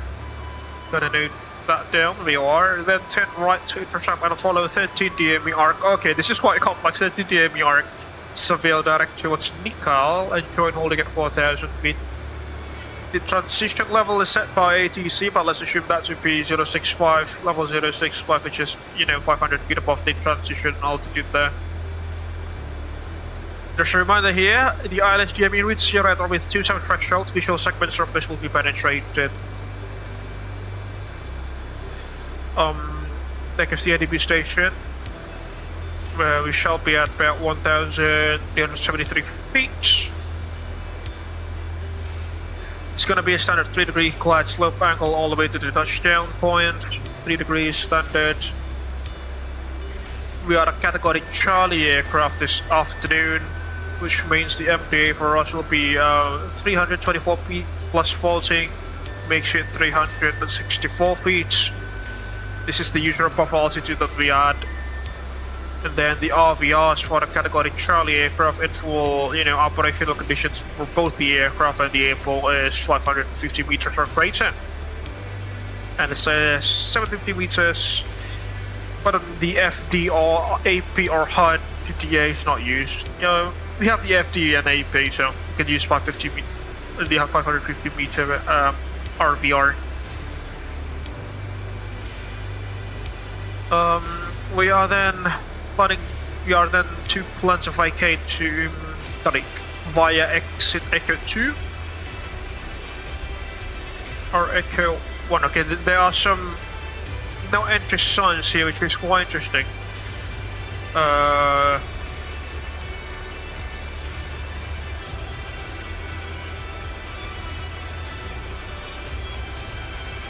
suppose that's for, for departing traffic, not for incoming traffic. So yeah, I think we can, vacate it, from any of those intersections, and then we'll taxi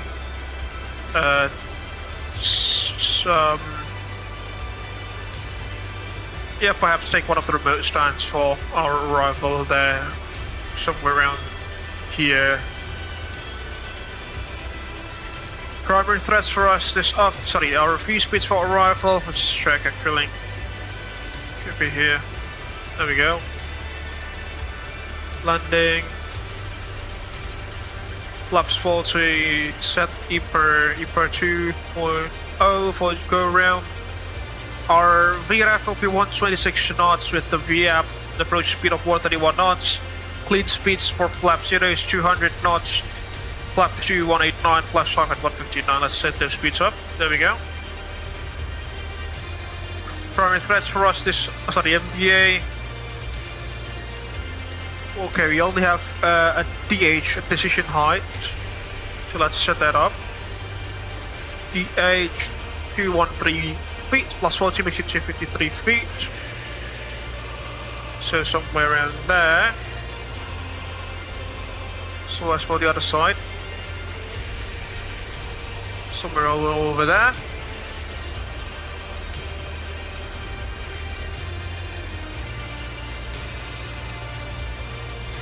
good. Primary thrust for us this afternoon will be pilot complacency and familiarity with the region, and also unfamiliarity with the aircraft and some high terrain on the northern side of the aerodrome. Besides any of those, do you have any questions, comments, or concerns into my invisible first officer? No? Okay, that should complete the arrival briefing then.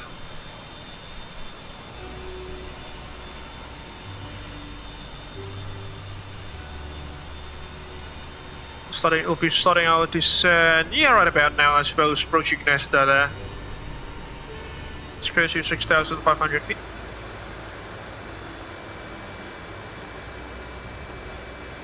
Copy traffic, cable 722 Romeo, top off descent. Let's go down to 6,500.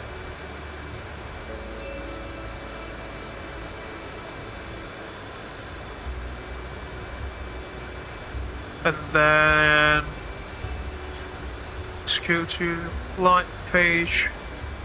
The required VS is minus 1,600 feet per minute. So I'll get you off,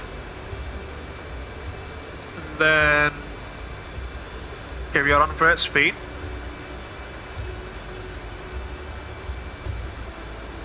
Engage that, set it on, and we'll start our descent now.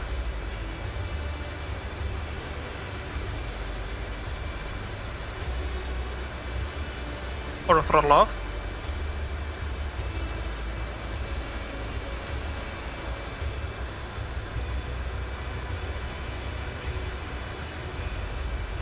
Yeah, we go somewhere over there.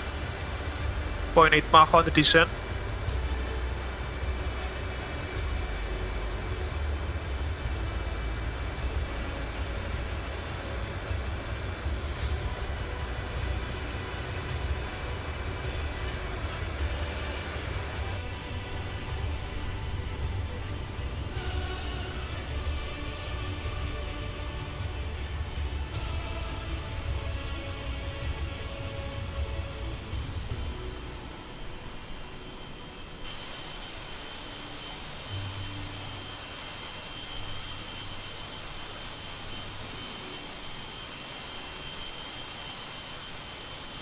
Oh, Ibiza is so busy down there, ladies and gentlemen. So many traffic flying in and around, flying in and out of the airport. Is that an event actually? No, not really. There's nothing there. Yeah, maybe it's just, you know, the usual busy time at the airport. Or perhaps someone famous is streaming there. Those are usually the cases.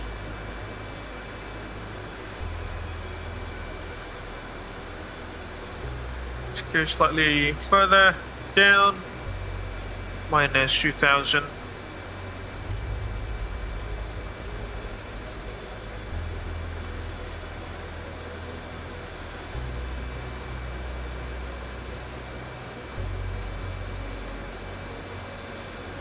We're flying over the Malaga VOR. Seville VOR is at 1137.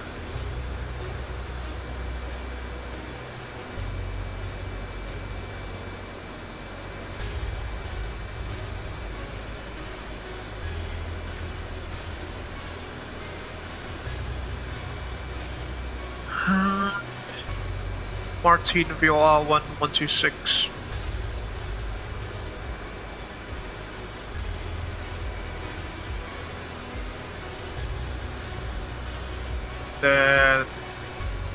The NDB or ADF, let's put that to.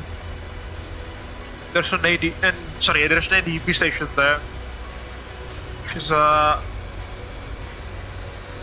4200 Papa.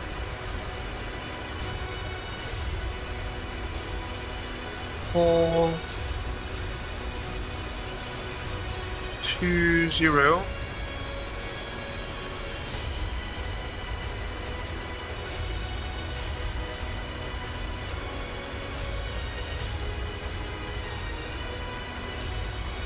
There we go. Continue 300 knot descent. Speed.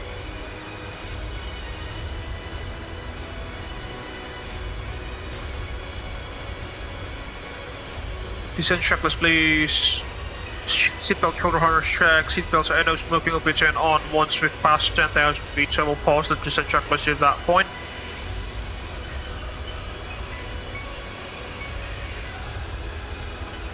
Yeah, we usually have the approach procedure there in the crew manager. Or the iPhone.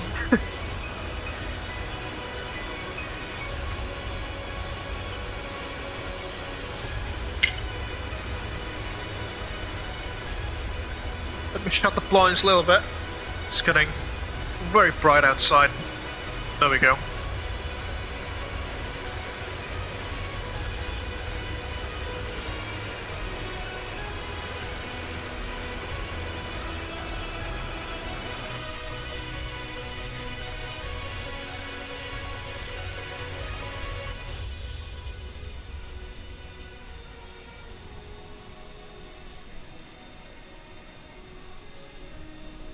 Yap, lalu bagaimana? Amankah di belakang? Aman saja. Roger. Tadi di Cabin crew aircraft is on descent. Copy, Captain. We are preparing for descent and will ensure the cabin is ready for landing. DOD, about 10 miles before waypoint Nesta. Nesda ya, 10 miles Nesda, okay. Give or take, alright. Flying over the Malaga VOR now.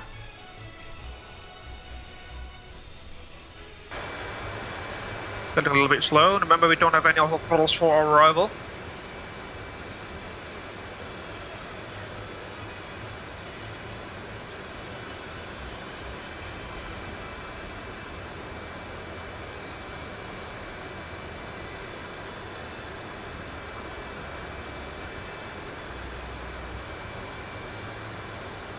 $30 miles to the Martin VR station there.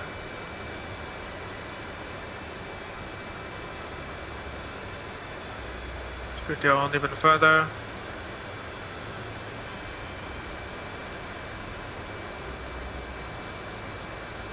Alt arm is engaged.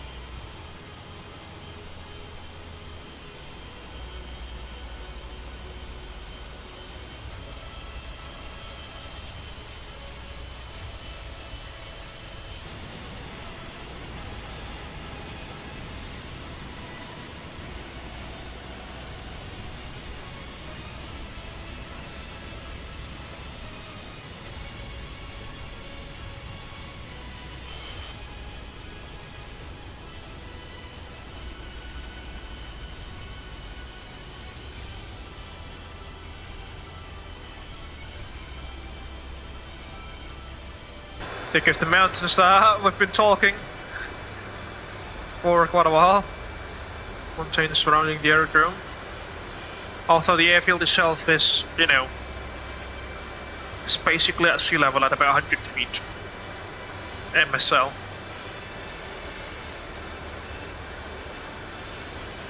Level 185.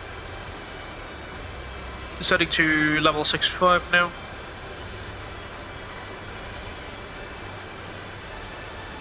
Remember Fox 2, 50 knots below level 120, that's our speed limit.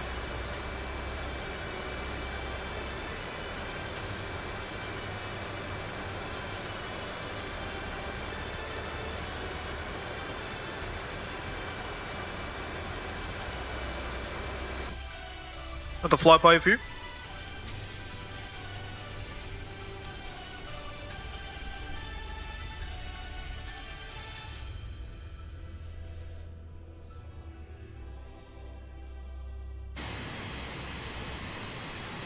Fox, the last time I go to the loo for the day, just bear with me for a second, I'll be back. shortly, real short this time. Apologies.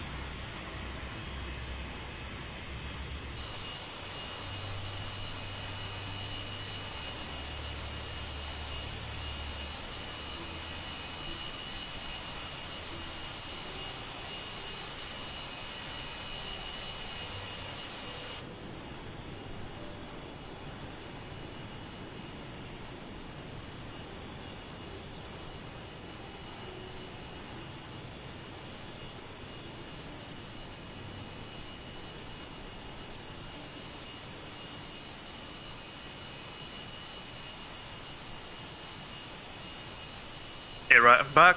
Thanks for your patience.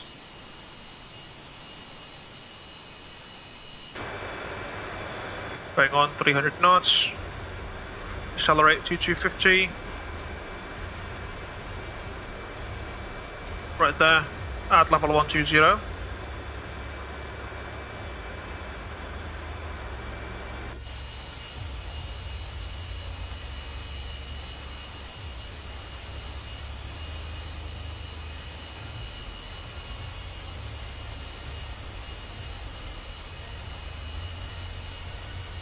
We're flying over the Martin VR now. 3,000 feet at road tax. 4,000 feet at 20 DMA from Seville.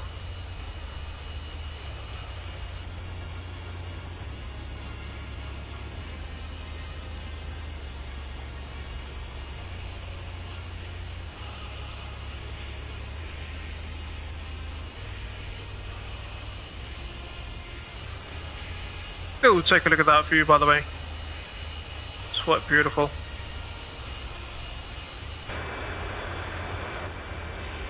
Okay, 120. Slow down. Stop the airplane.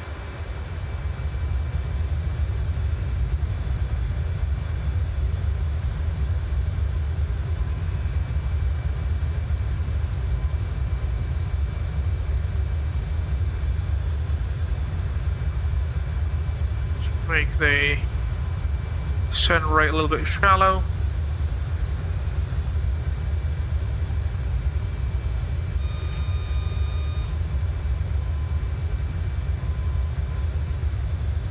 $10,000. It's back in.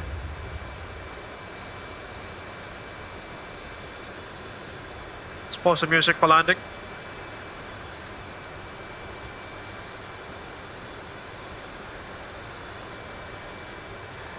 Cabin crew, 10 minutes to landing. On brake, medium. Copy, Captain. I will coordinate with Chan for the landing preparations. Get you on and on.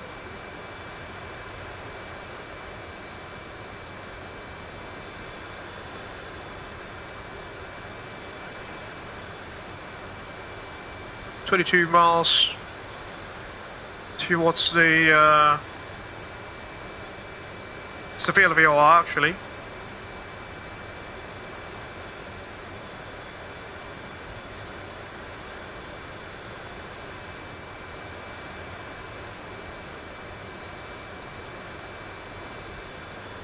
Let's go to COM 1.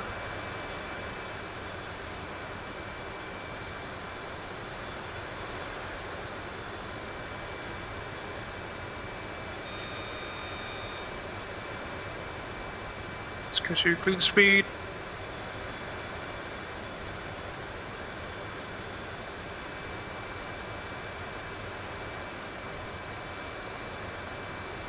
Standing by for the approach checks. Get you on. There we go.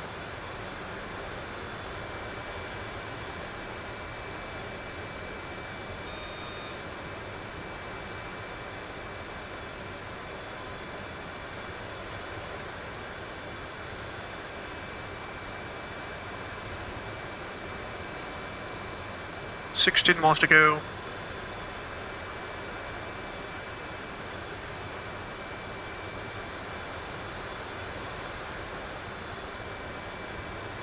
No, that's not it. That's the waypoint, you, aren't you? Let's go to 4,000 then.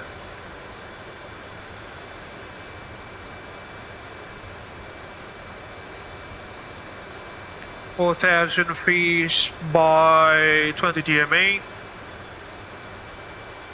Let's go to Alt Arm, Alt Rearm to be more precise with you.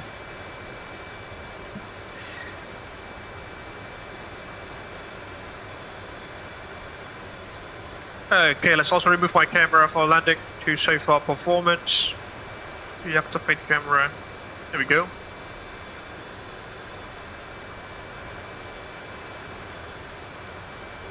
.65 QNH 1016, wasn't it?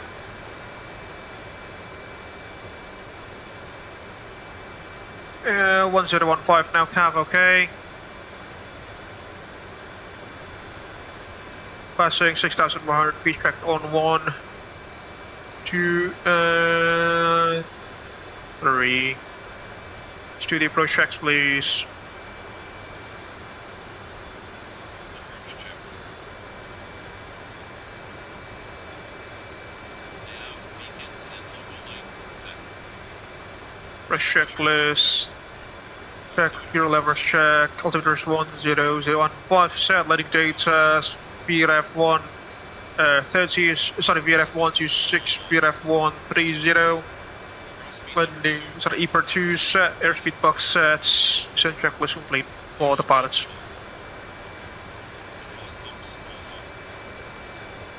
Approach checks complete. Roger. 1,000 to go. Checked. Rotex is the IAF.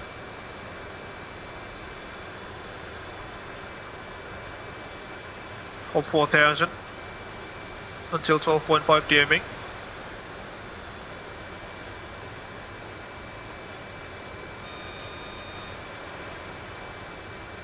Runway QDM is at 271.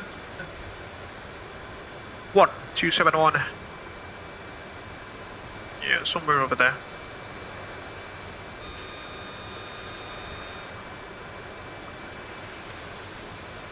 Leveling off 4,000.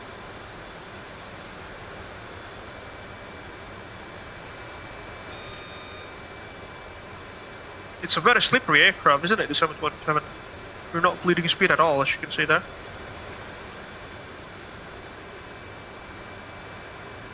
We're starting to bleed off some speed now.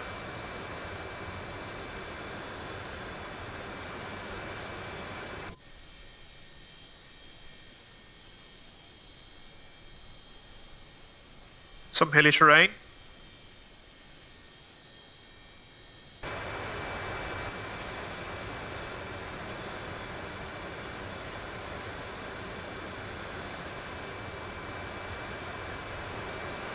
Maintaining 4,000 until road 6.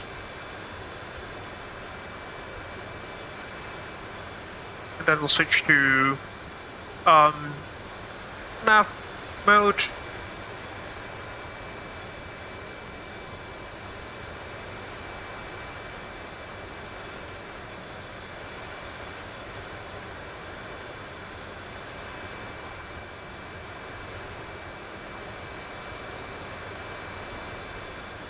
Miles.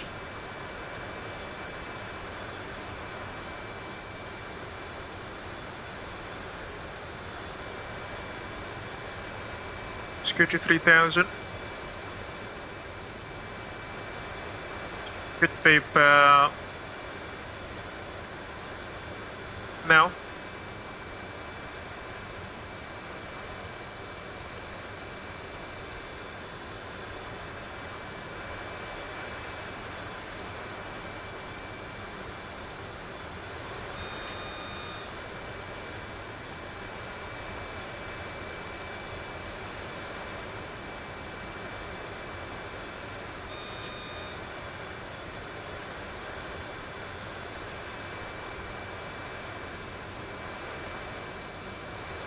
Runway is yet to be in sight.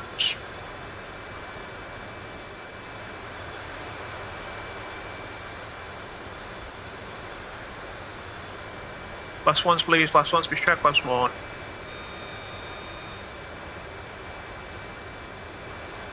Capture.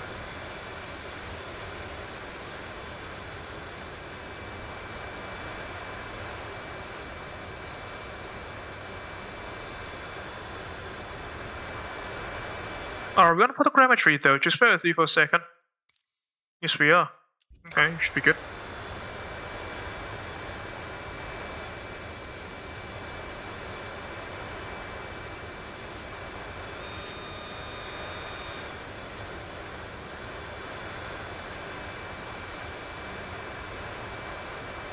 Approaching road tax, it's going nav. 271. Intercepting the course, 271. Final approach course. We'll go approach Alto GS, there we go. Waiting for the glide. We're behind the glide, aren't we?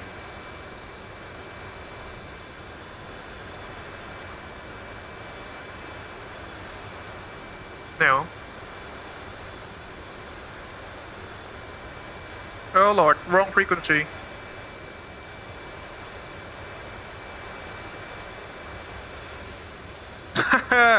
There we go.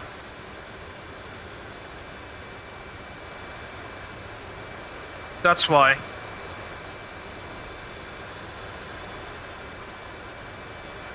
Lapsu.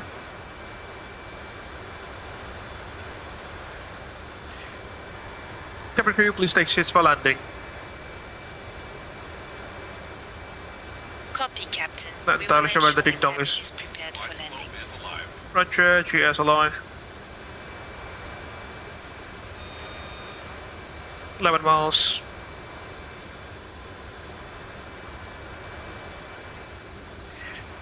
Seville traffic. Abel 722 Romeo is established on the localizer runway 27 VR 10 DME Seville. A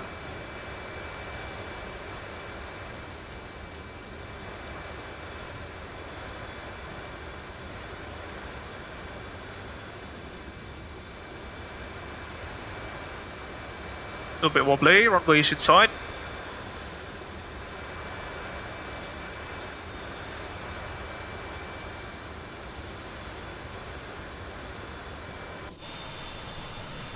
Take a look at the pollution there.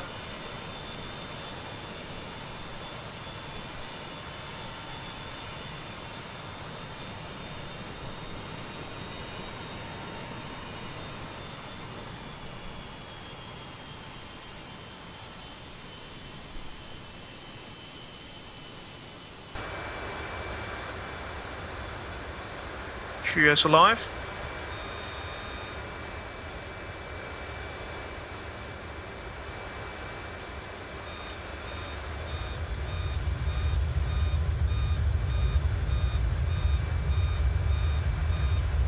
Start. Follow traffic runner 26 November Kilo, holding short runway 37. There's someone there. Gears down, flaps 15.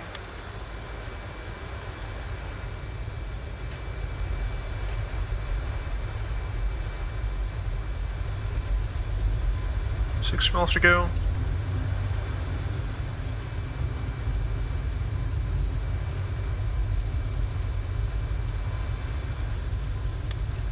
Flaps 45, flaps 40 for landing, please.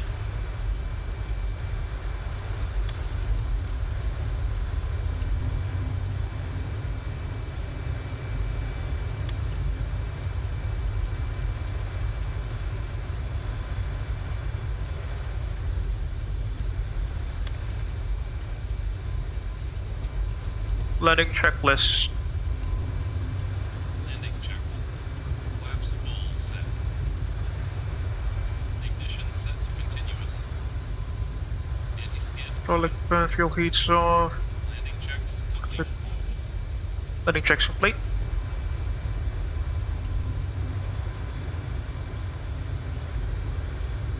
Seville traffic, Abel 722 Romeo short final 27 Seville.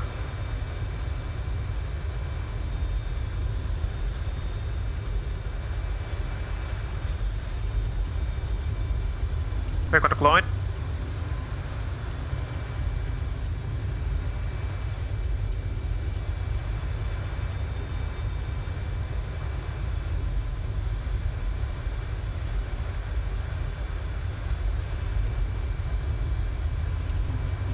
Approaching runway 27. This thing has a ROS. Caution.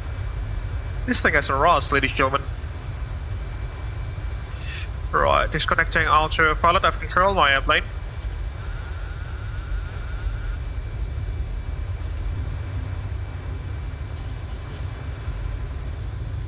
This thing is certified for a Cat 3 approach, by the way, which is very interesting.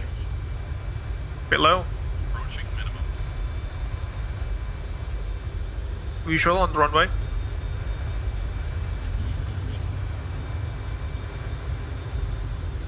Minimums. Continue.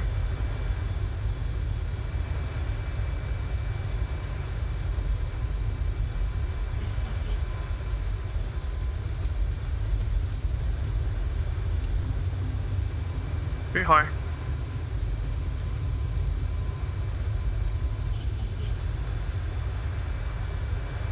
Glide slope. Check. Right, 26 November Kilo, landing for white C7. Down. Spoilers. Reverse as green. Sorry, speed brakes up. Reverse as normal.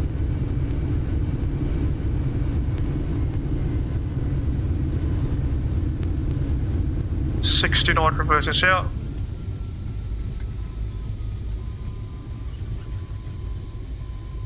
Auto brakes is up, manual braking, down we go, ladies and gentlemen. Safe and sound. Welcome to Seville San Pablo International Airport in Spain, in the Andalusia region. Let's fake it here.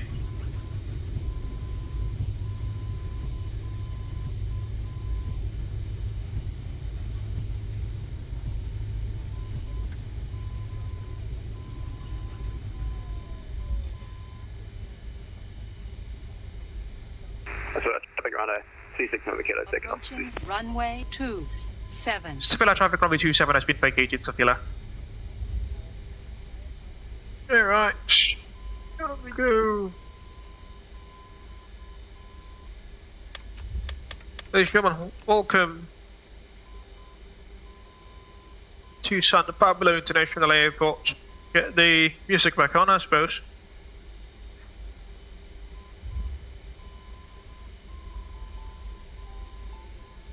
Yeah, we'll just start here first. Do the clean up the aircraft. Strokes.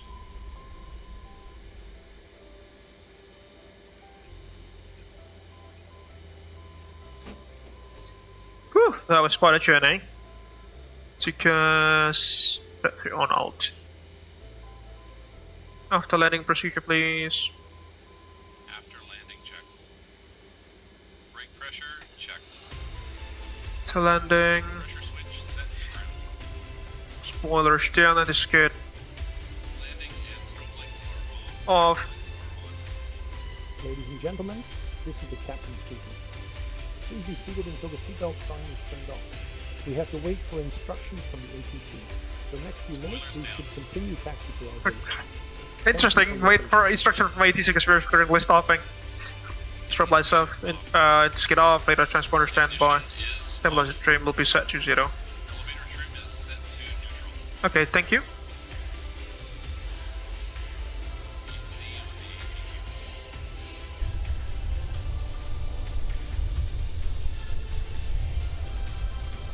the Get my camera back. Hello again.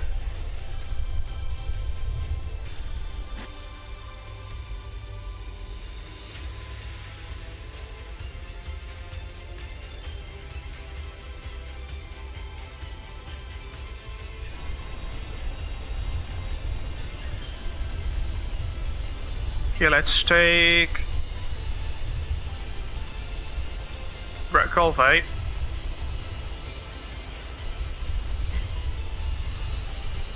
Yeah, stand 17019 will do, I think.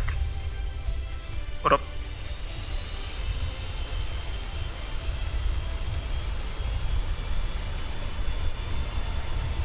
That's strange.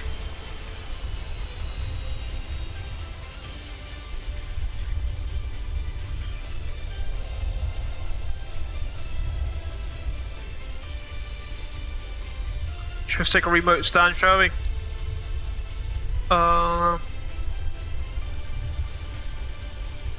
That's way too quick.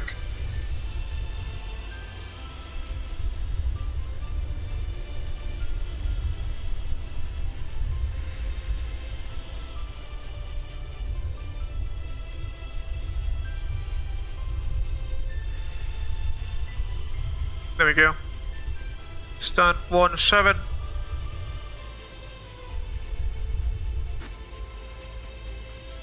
Engine number 2 bleed open.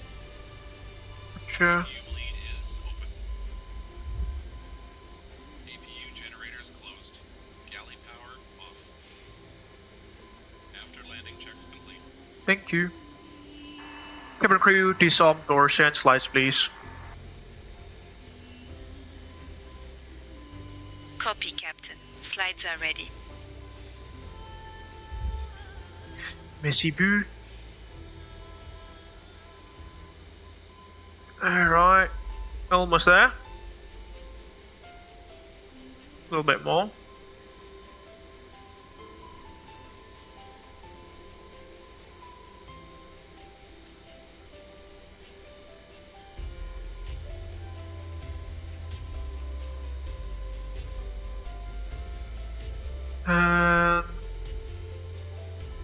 Stop. Woo! Down we go. Safe and sound.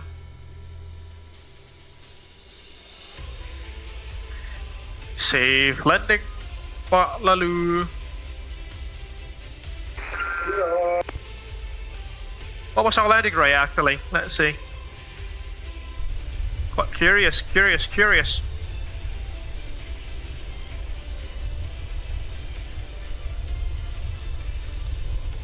Let me get my tablet here, open the stream. I reckon it wasn't quite smooth, but Wildlife Studios did not record our touchdown rate, unfortunately.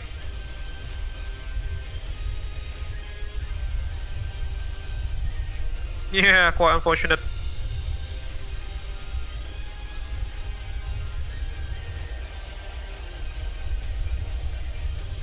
Alright, nowadays at least we're down safe and sound.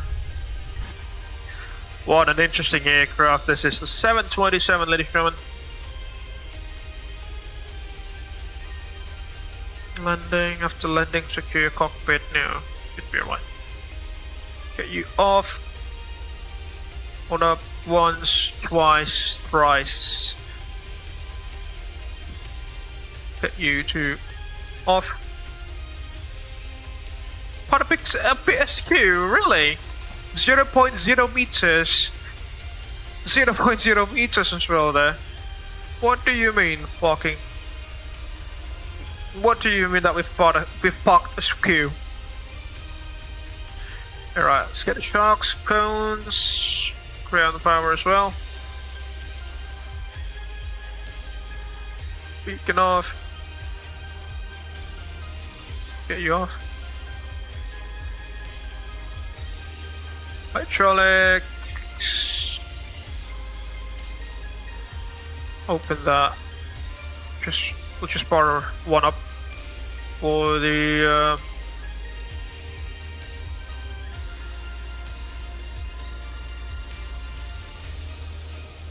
aft stairs. Get you off. Off. We have a GPU connected. Yes, we do. Aft stairs, open that. There we go, the aft stairs are opening. Request the boarding, shall we? The boarding requested.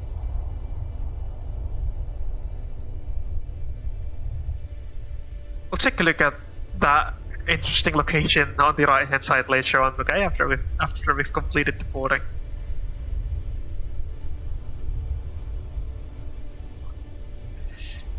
Wait for Lalu now.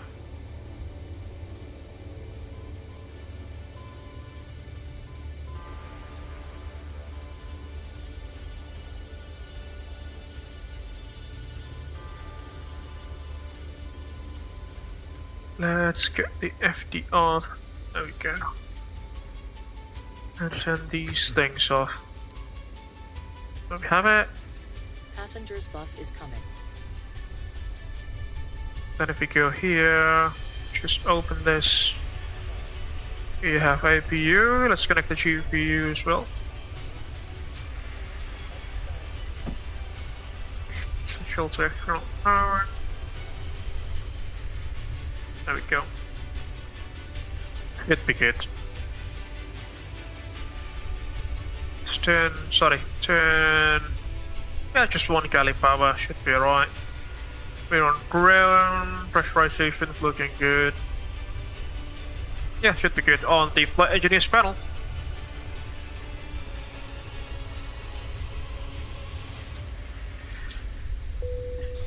Alright, there goes all the boarding process. I'm not entirely sure why is it so laggy since all of a sudden. Okay, it's back to normal speed now. Should be alright. Right, let's see where Lalo is now. Yeah, he's on a long final.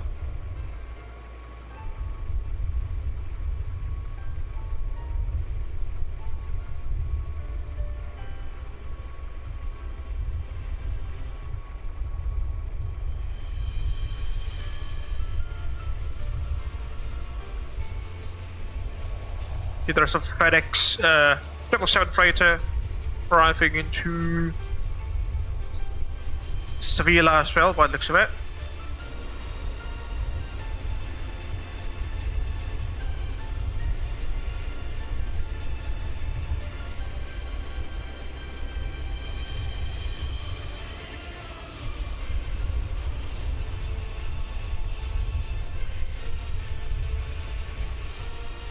Ooh, Marrakesh is, sorry, Casablanca is quite busy down there by the looks of it. Here's the passengers departing hour 7:27. Those the folks who've chartered our aircraft for the day. What a beautiful journey that was. You see people, you know, disembarking the aircraft from the aft stair.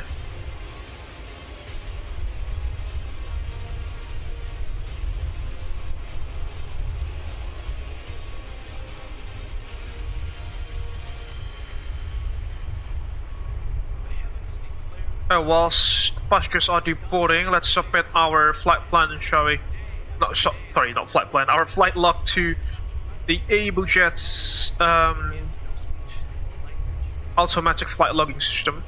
So let's get my browser on here. There we go. Let's go to Pilot's Lounge, submit a flight log. Simulator FS 2020. Our call sign was Abel 722 Romeo. Aircraft registration was Foxtrot Charlie Mike Charlie Alpha. Self-evaluation.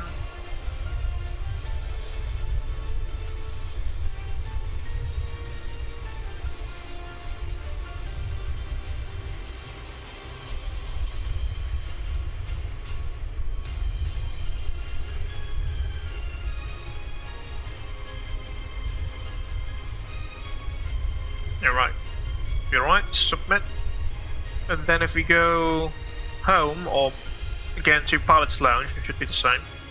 Go to recent flights and launch the visualizer page. Could hopefully be there. There we go. It's already in there, which is a good thing. There we have it from Malta to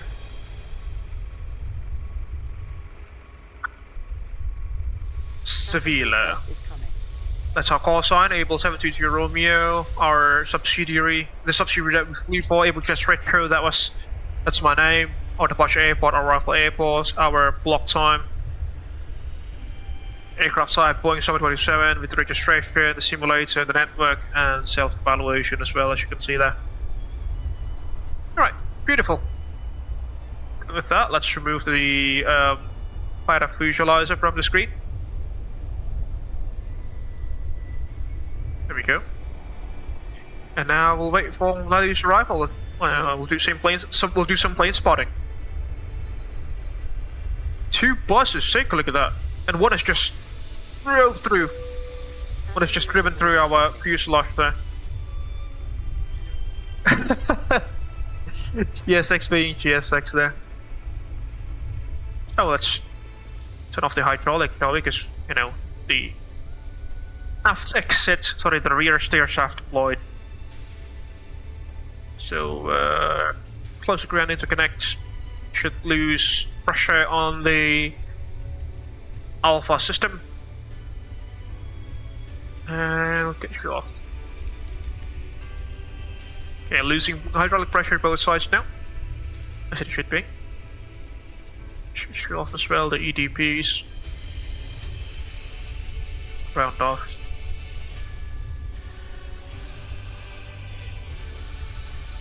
Why are you closed again? Spare down the APU showing. Flex 1 and 2 off. Close, close, close. Open, ground. Strip, strip.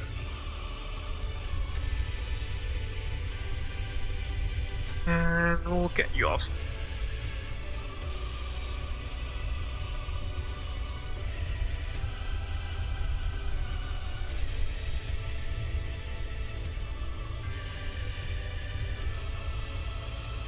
KDP should be pulling down us. We have switched to ground power, as you can see there.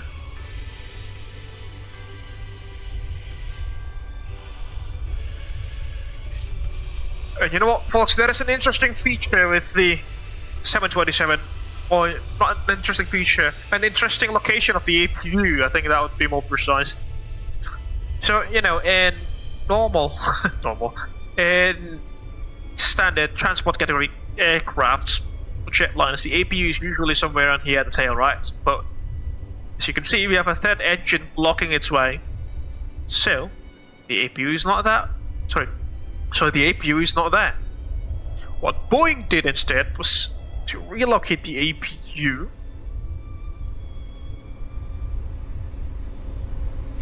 down here inside the main landing gear bay. Sorry, the other main landing gear bay here, as you can see, the other side. Hold up. The intake should be somewhere. That's the intake box. I kid you not, that's the APU intake. And the APU is situated between these, you know, two landing gear bays. And then the exhaust, ladies and gentlemen, it goes through that way, that pipe. Yeah, that pipe. All the way there. That's the APU exhaust. What an odd arrangement, ladies and gentlemen. So the APU air is taken from the left-hand side main landing gear bay. The APU is somewhere around that area, and the exhaust is that way. So, what happens in case, you know, that you lose both engines, all engines in flight, 3 engines, and you need to restart the engines using the APU? The answer is, you cannot, because in flight, the landing gears are closed, and the bay doors are obviously closed as well, which means that the APU cannot start. As simple as that. The APU is only rated for ground operations as well in 727. It is not, you know, air start capable. It does not have any air start capabilities or functions. And it can only be used to start up the engines on the ground. Just very interesting. You see there, folks. I kid you not, that's the APU intake. This you know, pipe with a shaved off section. I kid you not, that's the APU intake. Except if Boeing has been lying, but you know, I don't think they've been lying. I think that they're telling the truth in terms of, in their manuals and their FCOMs.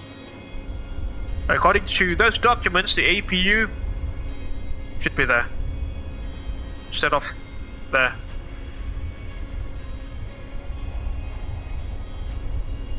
Right, let's wait for Lalu, and then we'll take some screenshots before taking a quick tour on the airports. This is the MK Studio scenery, by the way, ladies and gentlemen. The MK Studios Seville. As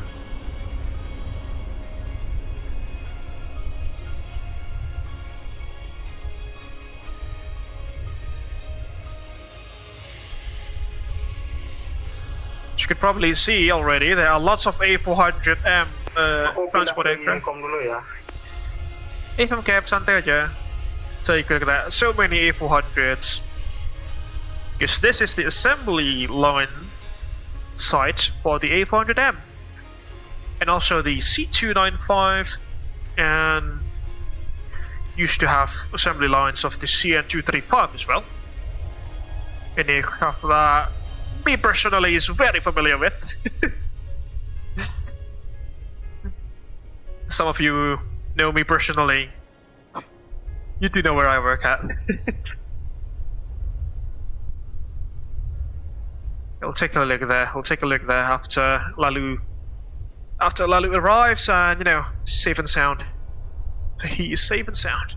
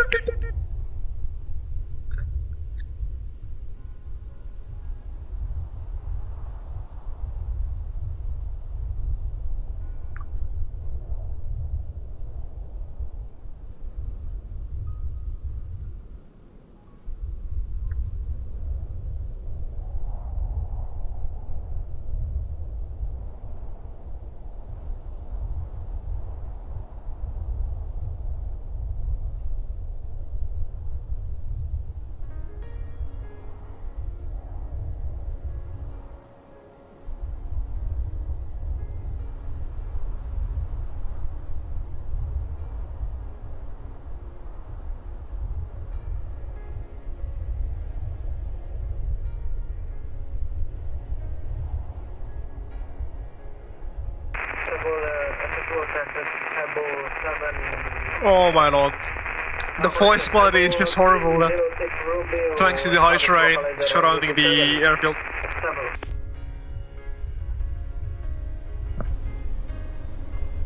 The radio transmission quality is just horrible. Lots of terrain surrounding the airfield, folks. That's why. The radio waves bounce here and there.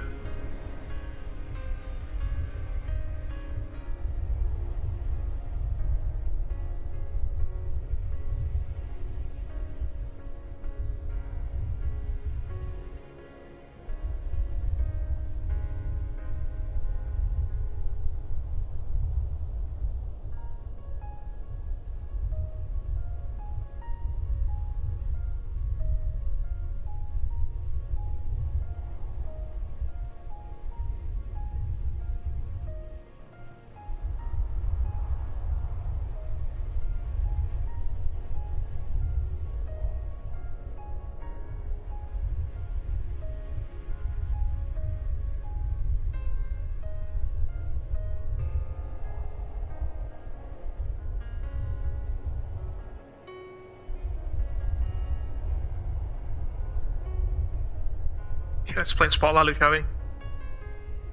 Let's get the camera ready for plane spotting purposes. Okay, too slow. You're right. Let's go right up our tail here. Okay, he should be somewhere around there. Just wait for him to appear out of the blue. On a short final by the looks of it. Again, he's flying the Airbus Airbus A300 600 Romeo. Also for Abel Jets Retro by the looks of it.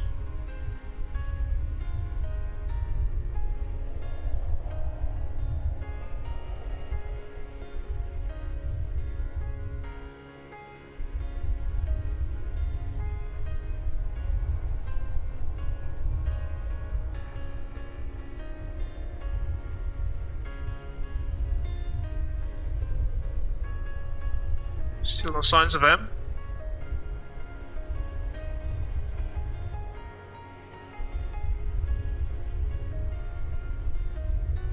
Or perhaps we can just do this. Hopefully it'll help.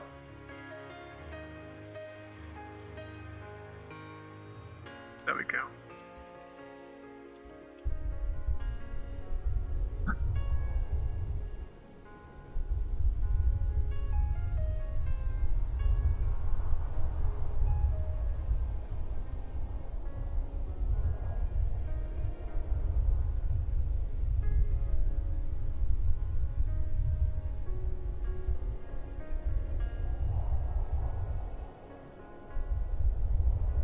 Still no signs of any A300s. He should be on a short final now.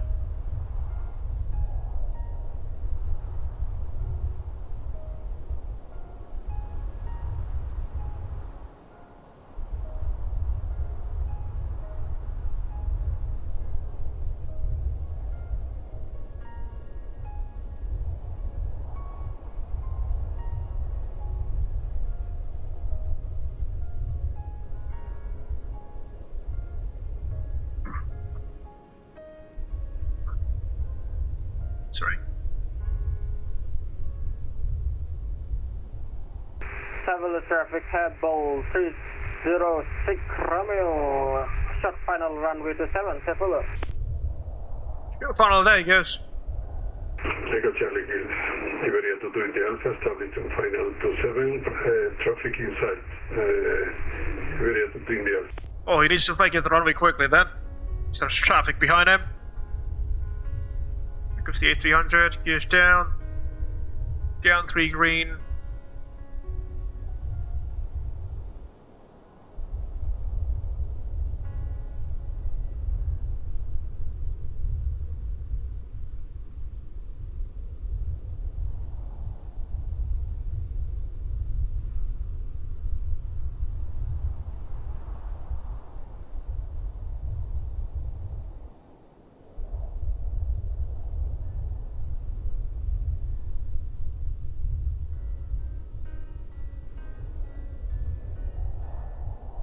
$500, perhaps.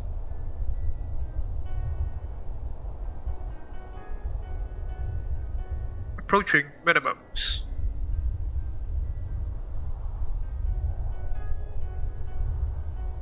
Minimums.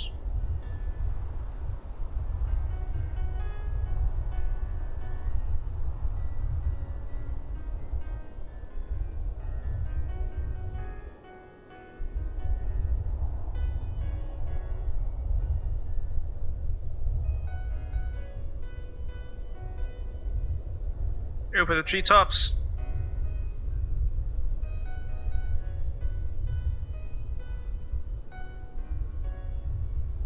Over the threshold.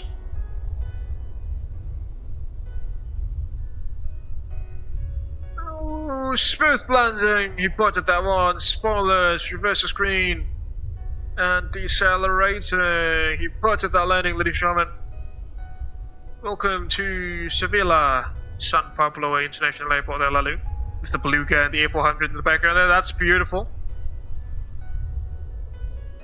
A legacy Airbus meets much newer Airbuses, I suppose. There he goes, rolling down through the runway. Control tower.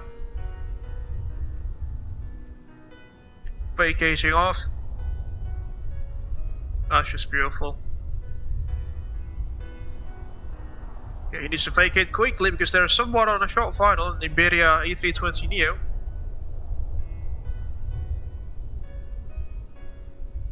Alright.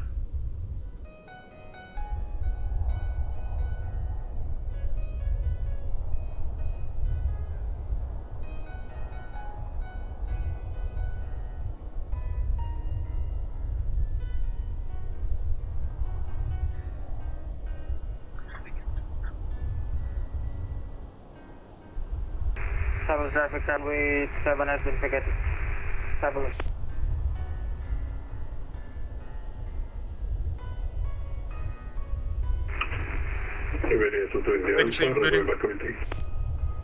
Okay, next in line that'll be an Iberia A320neo. Let's spot him as well. He has touched down! Oh my lord, I didn't see that. Where did he land?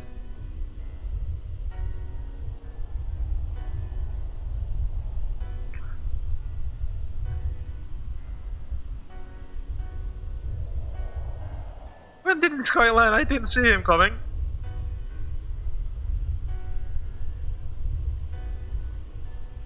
Got two Airbuses coming. An ancient Airbus and a contemporary Airbus.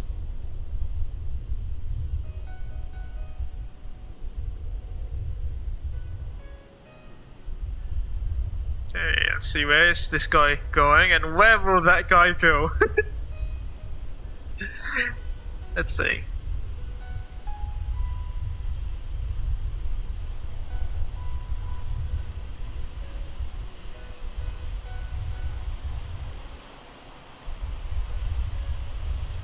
Yeah, Lala will just stop there first to let the Iberia to taxi in.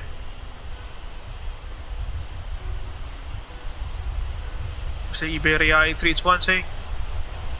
It's an A320ceo actually, not a Neo.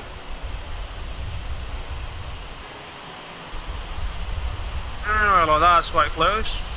Stand 09 by the looks of it. Right to the gauge.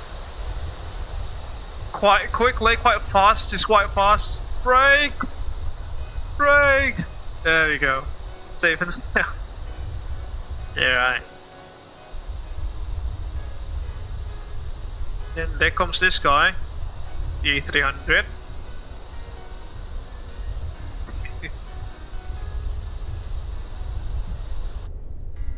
Right, he's shutting down his engines. Unfortunately, the model matching for the A300 does not have any sounds. Only the model of the aircraft. Well, at least, you know, we've got the landing gears deployed correctly, unlike some other model matching providers.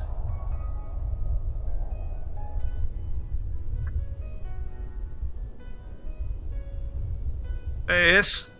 Right to our face with his bright taxi light.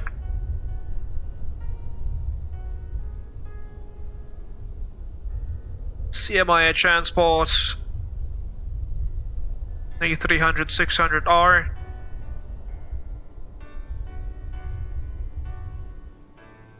Airbus's first wide-body aircraft. Well, actually, it's first aircraft, to be honest. The very first Airbus aircraft was a wide-body.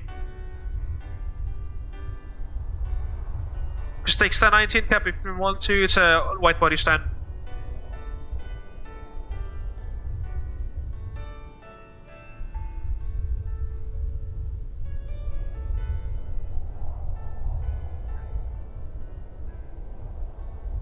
Alright, he's turning there.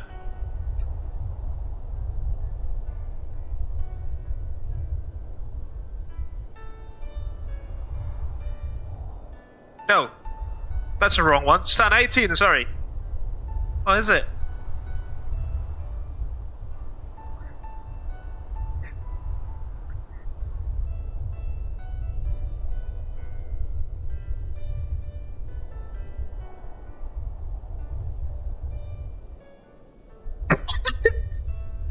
Yes, let's see what he'll do.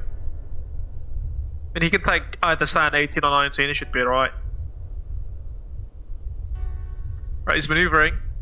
Well, I don't think so, he's maneuvering.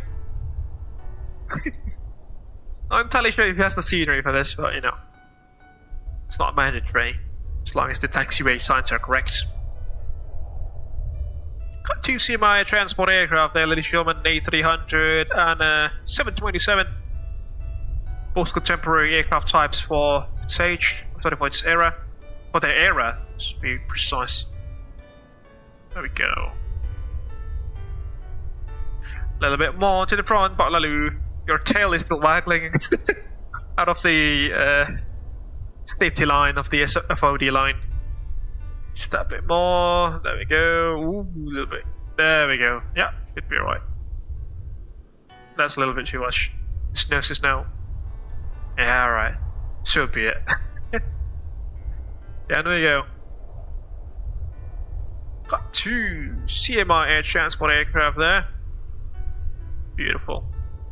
With the Airbus assembly line in the background. So you can look at that.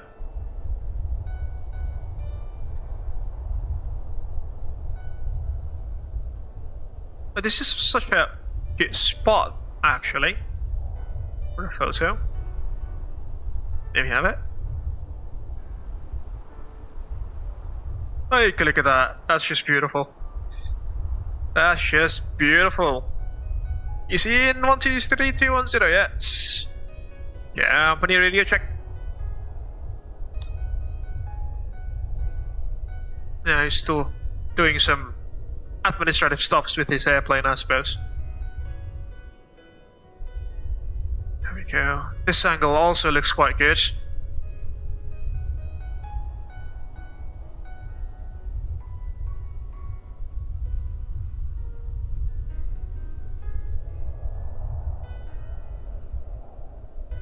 What about the nose?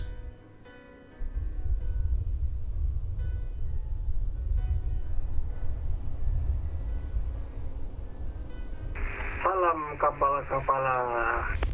Selamat malam, Cap. Bagaimana penerbangannya, Cap? Landingnya nge-lag. Gak apa-apa, yang penting gak CTD.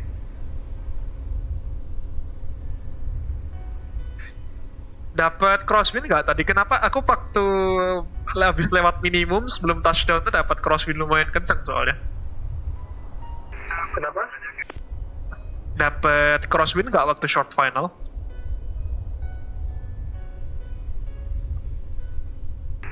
Iya.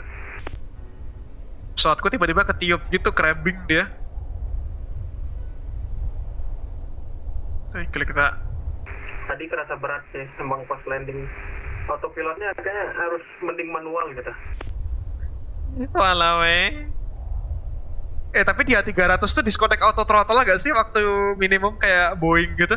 Apa tetap jalan auto throttle ya? Aku manual sih. Mantap, kapal-kapalan sejati emang. Cuma di gate ILS sampai berapa tadi? Sampai 1000 feet lah. Ya kayak Boeing sih. Tapi udah pas 1000 feet itu udah agak apa ya? Autopilotnya tuh kiri kanan. Ini ya kayak kurang tuning gitu ya. Iya. I see. Mungkin karena kena crosswind juga sih aku tadi sempet agak laterally goyang-goyang juga. Akhirnya aku disconnect fly manual, ngikutin localizer sama glide slope sendiri. Ikutin jarum benang. Yo, jarum benang lo ya.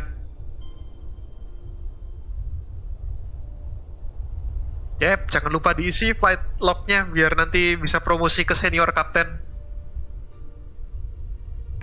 Biar itu berempat ada bintangnya. 4 garis dan 1 bintang kejora. Bahaya. Oh salah ya. Saya klik Pak. Dirimu pakai custom scenery atau enggak? Atau default? Aku default. Oh oke. Berarti di pabrik Airbus di seberang di tempatmu jadi apa itu? Ini garisnya putus-putus ini nggak kelihatan apa-apa. Jadi aku pas-pasin aja. Walau Saya klik kata. Yap, di seberang kan ada pabrik Airbus tuh. Kalau di tempatmu jadi apa?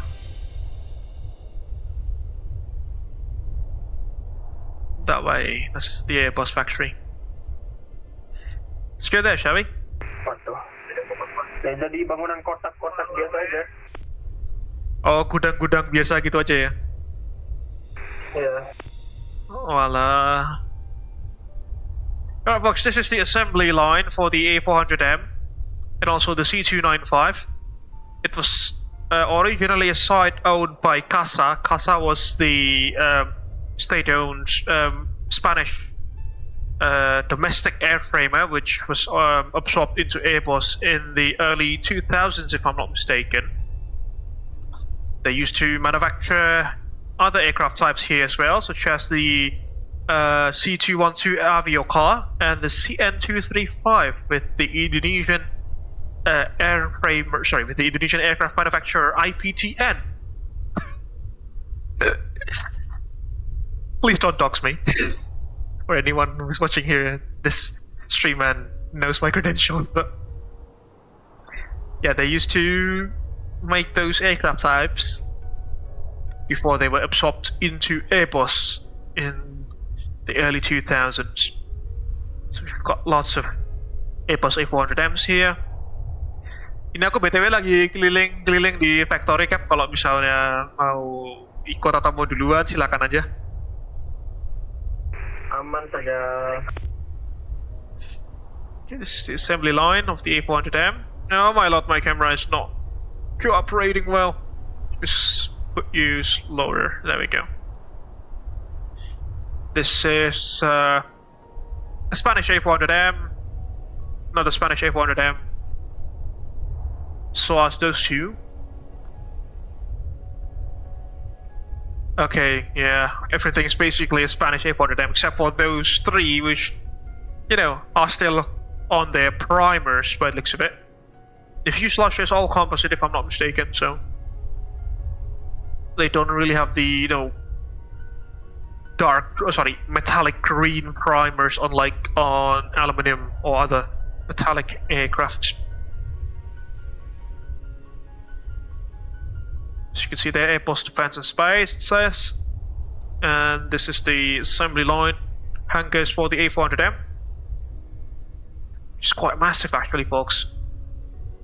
It's even much bigger than the assembly line that we have back in my home country for the CN235, which, you know, which we used to collaborate with CASA here to design and assemble. And to my knowledge, that way, you go to those hangars here. These are the assembly lines for the C295, which is an upgraded version of the CN235. It has a longer fuselage, more powerful engines, and updated avionics as well.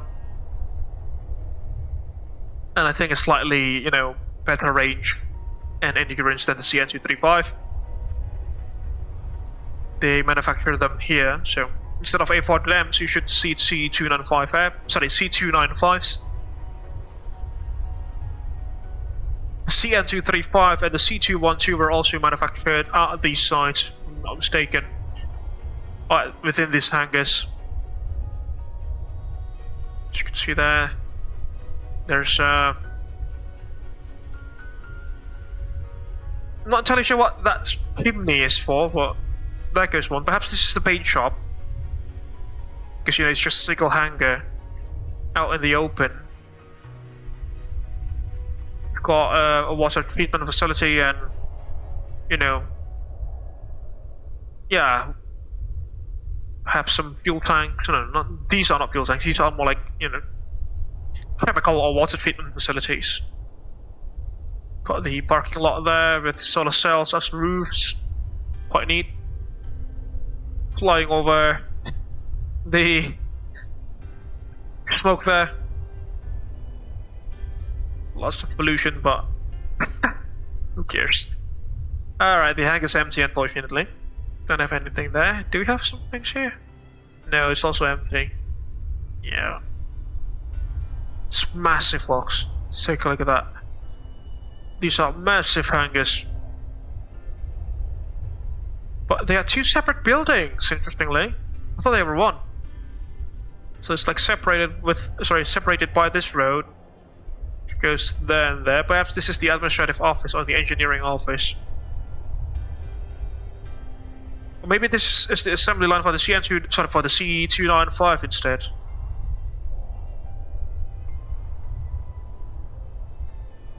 Hold on. These letters, I don't think so. Doesn't look like letters to me.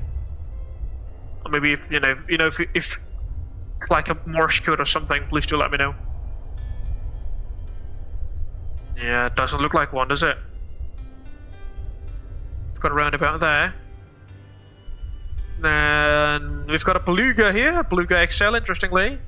which, funnily enough, delivers a fuselage of, is delivering a fuselage of an A320, where, you know, the A320 is not, you know, it's not assembled here, it's assembled in Hamburg instead, in Germany. Also in Mobile, Alabama, in the USA, and also in Tianjin in China. So yeah, they've got three assembly lines for the A320 family, but it should have been the A400M instead, which, you know, got to be assembled here. But yeah, that's the Beluga docking system, or, you know, something similar, where, you know, the parts, components, or slash sections that are delivered, so that, you know, that are being delivered to the factory can be immediately offloaded from the aircraft there, as you can probably tell. Cap recokin bot dong, biar gak mati. Oke, siap Karam. Thank you, Cap. It's the Beluga XL. Wondering what these taxi lanes are for, but, you know, they're there. Perhaps just to oversteer the aircraft. Something. Because the ARFF station. Or not. Not entirely sure what this structure is. Doesn't look like a VR station to me. These are the fueling, you know, the fueling stations now. This is the flight line, I suppose, with the A400M, as you can see there. Beautiful aircraft.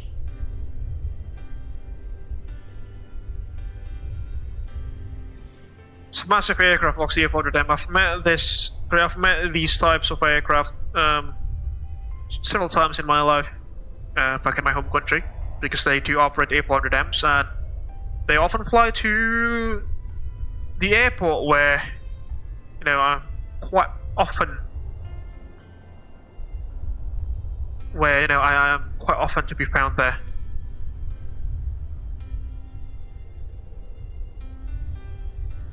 Let's go back here.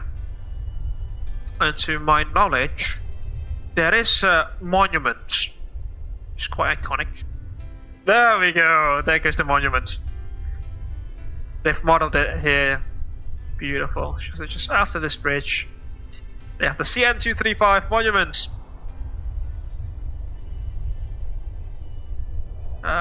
Take a look at that. Also, it's quite ironic that it has an Airbus logo on the tail section. Wah, ini ada patung CN235, Cap. Take a look at that. Someone from this YouTube channel is quite... Someone from this YouTube channel is quite familiar with this aircraft. Fresh green apple juice plus M sandwich for Atlalu Muhammad Al Haddad 5574. Green apple juice. As usual, Pak Lalu. Thank you very much for ordering. Ada patung CN235, Cap. Ya, aku lihat di stream. This aircraft was a joint collaboration project between the Spanish airframer CASA, which is now defunct and part of Airbus Defence and Space, ADS, and also the Indonesian airframer, IPTN. IPTN itself was rebranded into Indonesian Aerospace in 2001, but still it carries on the production of the CN235 after Airbus discontinued the program in 2023, wasn't it? 2023 or the early 2020s, I can't recall, somewhere around that period. But they still manufacture the slightly larger C295, which is basically a lengthened CN235, which has got newer engines and the aforementioned newer systems as well. On the Indonesian side, the C295 is also locally assembled by license, and it's called the CN295, where the words here, the letter CNN, so if you can see there on the tail, you can obviously see that, folks. Hold on. The letter CNN there, got CN235. It does not stand for cargo, unlike what many people thought of it originally. It does not mean cargo, like in most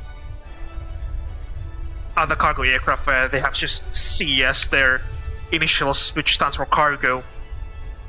C here stands for CASA, the Spanish aircraft manufacturer. And Captain, we have a message from Edlalu Muhammad Al-Haddad 53574. Bulan bersinar di atas kolam. Angin berhembus sangatlah diam. Terima kasih Mas Faza sudah membawa karam. Ditunggu kekaraman selanjutnya di titik ke-8. Wow. Thank you so much for the closing poem there, Captain Lalu. Hope you've enjoyed the group flight so far, on the stream so far. Thank you so much for the well wishes there. Wishing you all the best for your conference tomorrow. Your flight to Bali as well. Luar biasa puisi penutup, pantun penutupnya lo ya. Salam kapal karam gak tuh. So yeah, the C part here stands for CASA, the Spanish airframer, Spanish aircraft manufacturer. TC3, which doesn't exist anymore, unfortunately. The N part here stands for IPTN, and stands for Nusantara, which is the Indonesian word for archipelago. 235 is the aircraft designation number there. 2 means 2 engines, and 35 means 35 passengers. Because the CN235 and C295 are basically utility aircrafts. They are not necessarily just military transport aircraft. They can also be configured for passenger carrying roles.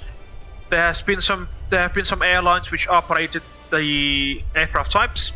We've got Merpati in Indonesia, and then Asian Spirit in Philippines, Binter Canarias, if I'm not mistaken, and the Canary Islands also used to operate CN235, and some other airlines across the world. It's not as popular as the ATR in terms of airline operation, in terms of its use as an airliner. But it's found more of its success in the cargo role and the military transport role. Why is that? It's because this aircraft has a ramp door and tail, as you can see there. Just like any, military transport aircraft, you can use this ramp door to load and unload cargo, and open it mid-flight as well. If you need to airdrop some stuff from an altitude, you can do so. From that ramp door. So yeah, it's a very interesting aircraft. It's got a slightly tapered wings. As you can probably tell here, the wings are made of 2 sections. The inner sections here, all of the inner sections here are made in Spain by CASA, and the outer sections here are made in Indonesia by IPTN, or IAE now, Indonesian Aerospace, for all CN235s and C295s all over the world. They have the same, wing configuration. That's why it's, made in 2 sections. This is the Spanish section, the inner side, so the inner wing, and the wing box, and the Indonesian side is on the outer wings, and the control services as well. So as the fuselage, the front fuselage section, is made in Spain, especially the nose. All of the CN235 and C295 noses are made in Spain, made by CASA and now Airbus. And then the center fuselage, it depends on the contracting company. If it's an Indonesian assembled CN235, then the center fuselage would have been assembled locally. So as if it was a Spanish built CN235, then the center fuselage would be assembled in Spain. And then tail section and the empennage, it's all Indonesian. It's an IAE manufactured section. The empennage, the tail, the edge, and the fin as well. The horizontal tailplanes, the vertical tailplane, and the control surfaces are designed and made by IPTN, now IAE.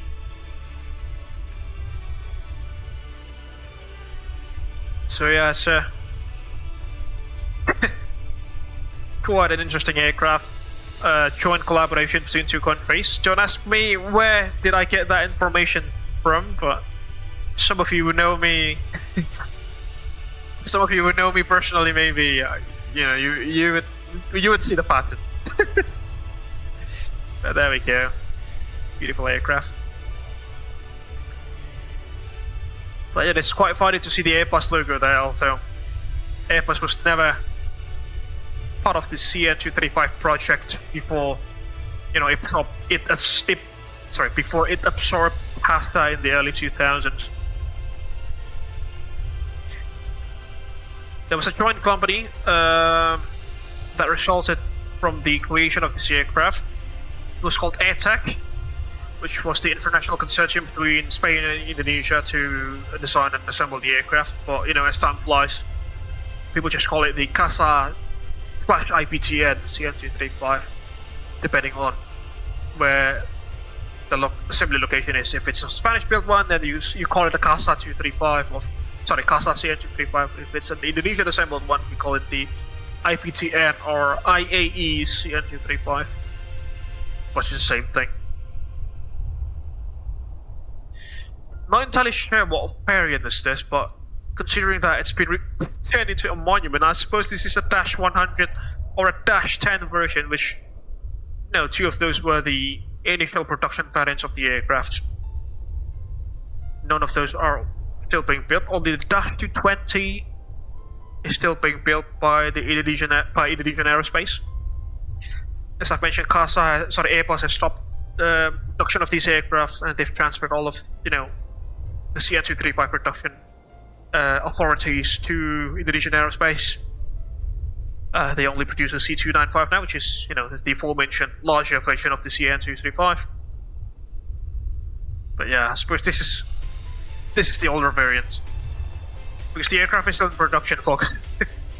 If one is in a if one's been turned into a monument, perhaps this was like, if not the prototype, it would have been like a older version of it.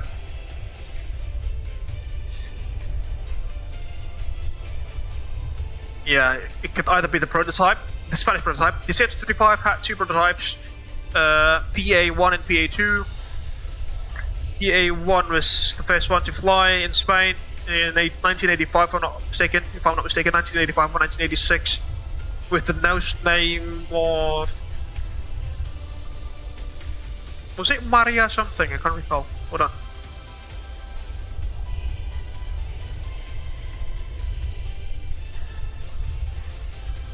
It's got a nose name. Elena, Infanta Elena.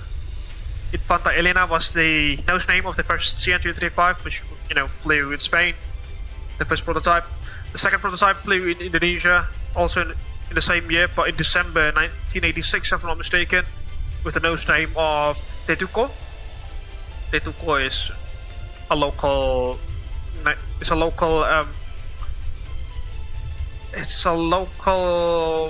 puppetry character.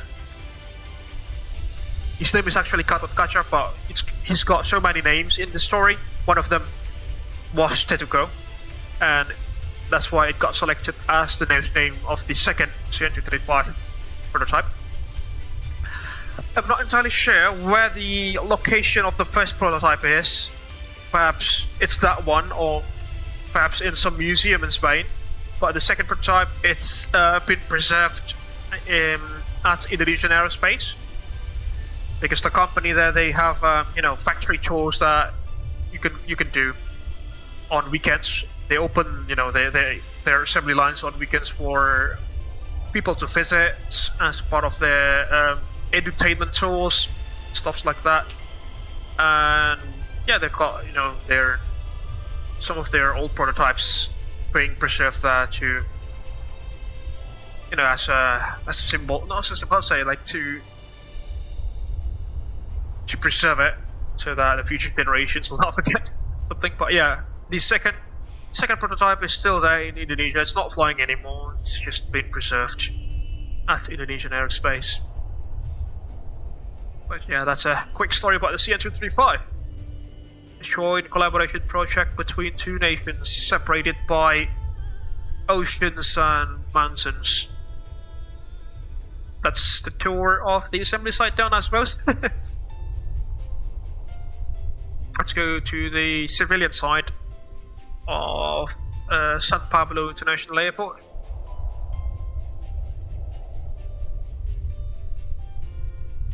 Again, this is the scenery from MK Studios.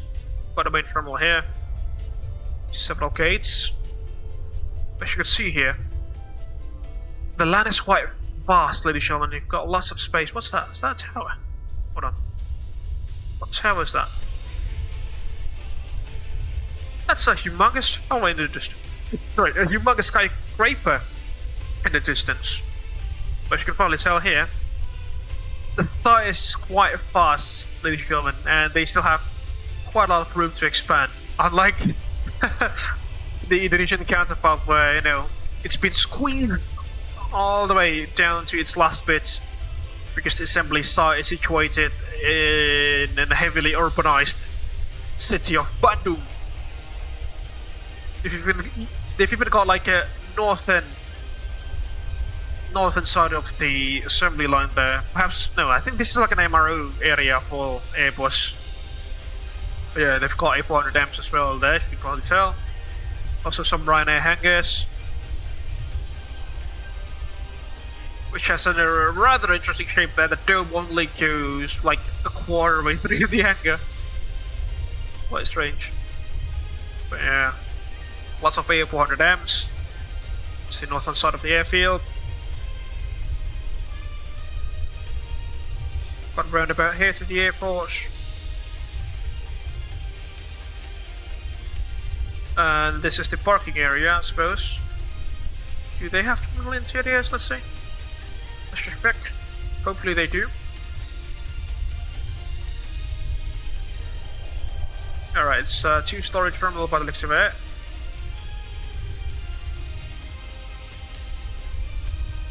There's the parking lot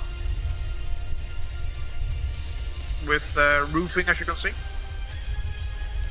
Is that a train station or no? I think it's a long-term car park instead. Yeah, it doesn't have an airport station by the looks of it. Yeah, this is definitely a long-term car park. Sorry, it's a bit laggy, unfortunately. Yeah, see more long-term car parks there. Some with solar cells as well on the roofs. And there goes the main terminal building. Let's go inside. Hopefully they have some sort of interior. It doesn't have one. Oh, it does have one, but not at, you know, not at all of the terminal sections. Only on some parts. So just this one. Yeah, it's got some basic interior there. Take a look. Yes, quite basic, but you know, it's not bad at all. But the same quality, sort of interior quality as Neocorp sceneries. And this is the MK Studio scenery, by the way, ladies and gentlemen. That's the terminal. You've got like a dining area as well there. A small bar. As you can probably tell. I've got passengers there. The waiting area. And I think that's about it about the terminal. That completes the tour of the airport, I suppose. This is the cargo terminal, by the way, folks. Oops. Yeah, that's the cargo terminal. That's the long-term car park. Yeah, I suppose that completes the tour of the terminal, which means we can slowly conclude this afternoon's live stream. Seville there, as you can see. Alright then. First things first, I'd like to deliver my gratitude to the participant, the only participant of this evening's group flight, namely Lalu, Captain at Abel Jets Group. Thank you very much for joining us this afternoon. Unfortunately, we did not have any ATC service from Indonesia via ATC, but that is alright. Sorry, not Indonesia via ATC. From VATSIM Malta and VATSIM Spain via ATC, but that is completely alright. Hold on a minute. Okay. Let's now dismiss Elise and her crewmates. They've done an amazing job catering with the passengers for this afternoon's flight.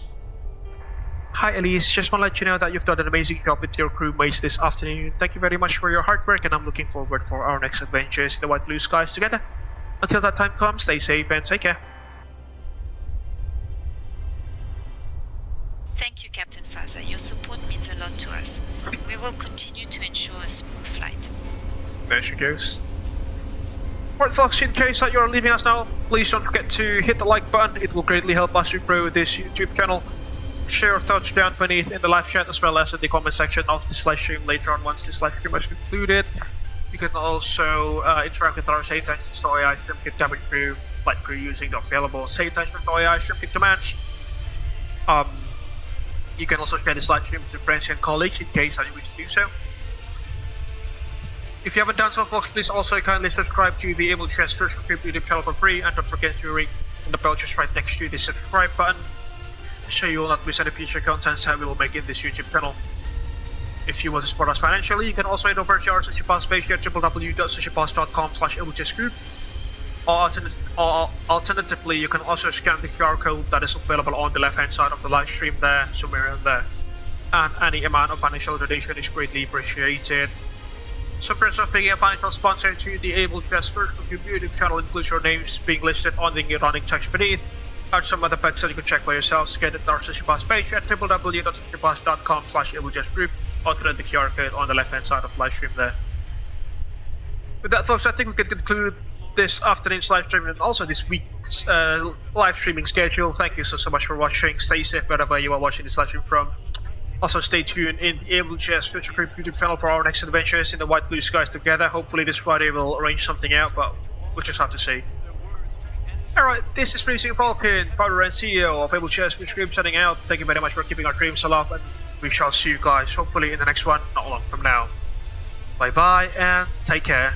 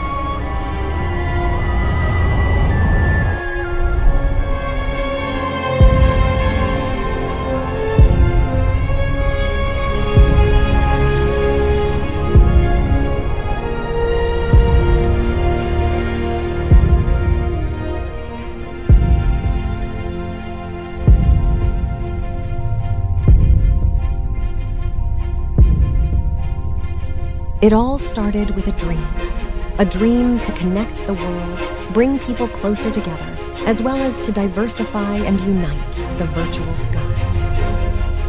The day dawned crisp and clear at Honolulu International Airport. A maiden flight was going to take action. Honolulu delivery, Abel 100 at seating 01, with information alpha requesting IFR clearance to Hilo. Abel 100, Honolulu delivery, you are cleared to Hilo via Pale 3 departure, runway 04 left, squawk 1112. Hilo ground, Abel Link 221, ready to taxi. Abel Link 221, taxi link point runway 26 via Echo Alpha. Taxi to link point runway 26 via Echo Alpha, Abel Link 221. Abel 100, wind 22 degrees at 5 knots, runway 26 right, cleared for takeoff. Cleared for takeoff, runway 26 right, Abel 100.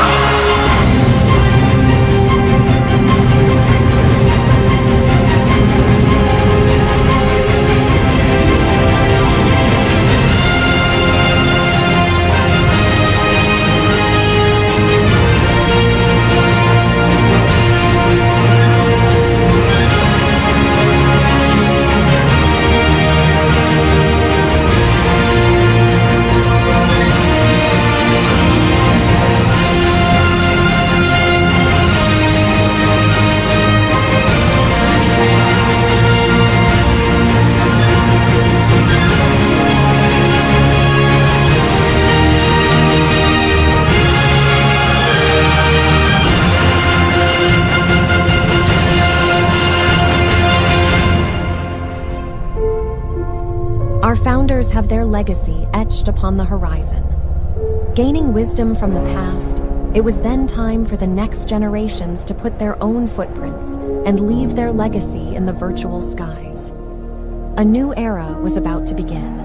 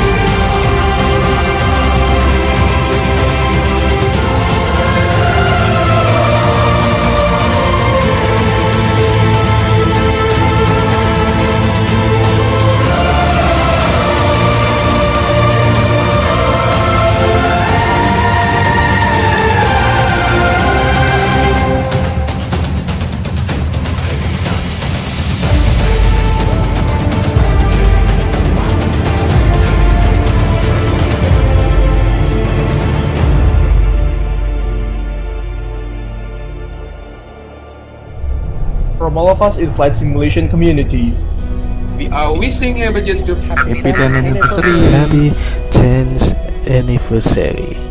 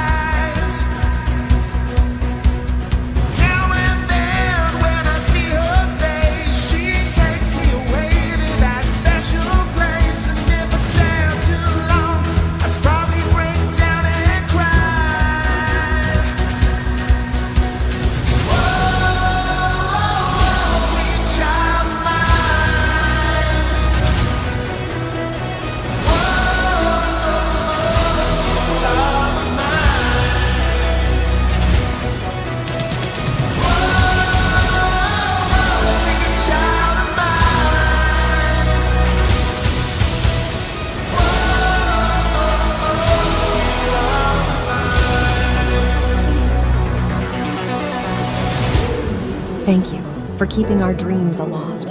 Here's to another 10 years of making progress to connect the world. To the skies, stars, and what lie above all of them. Our real journey has just begun.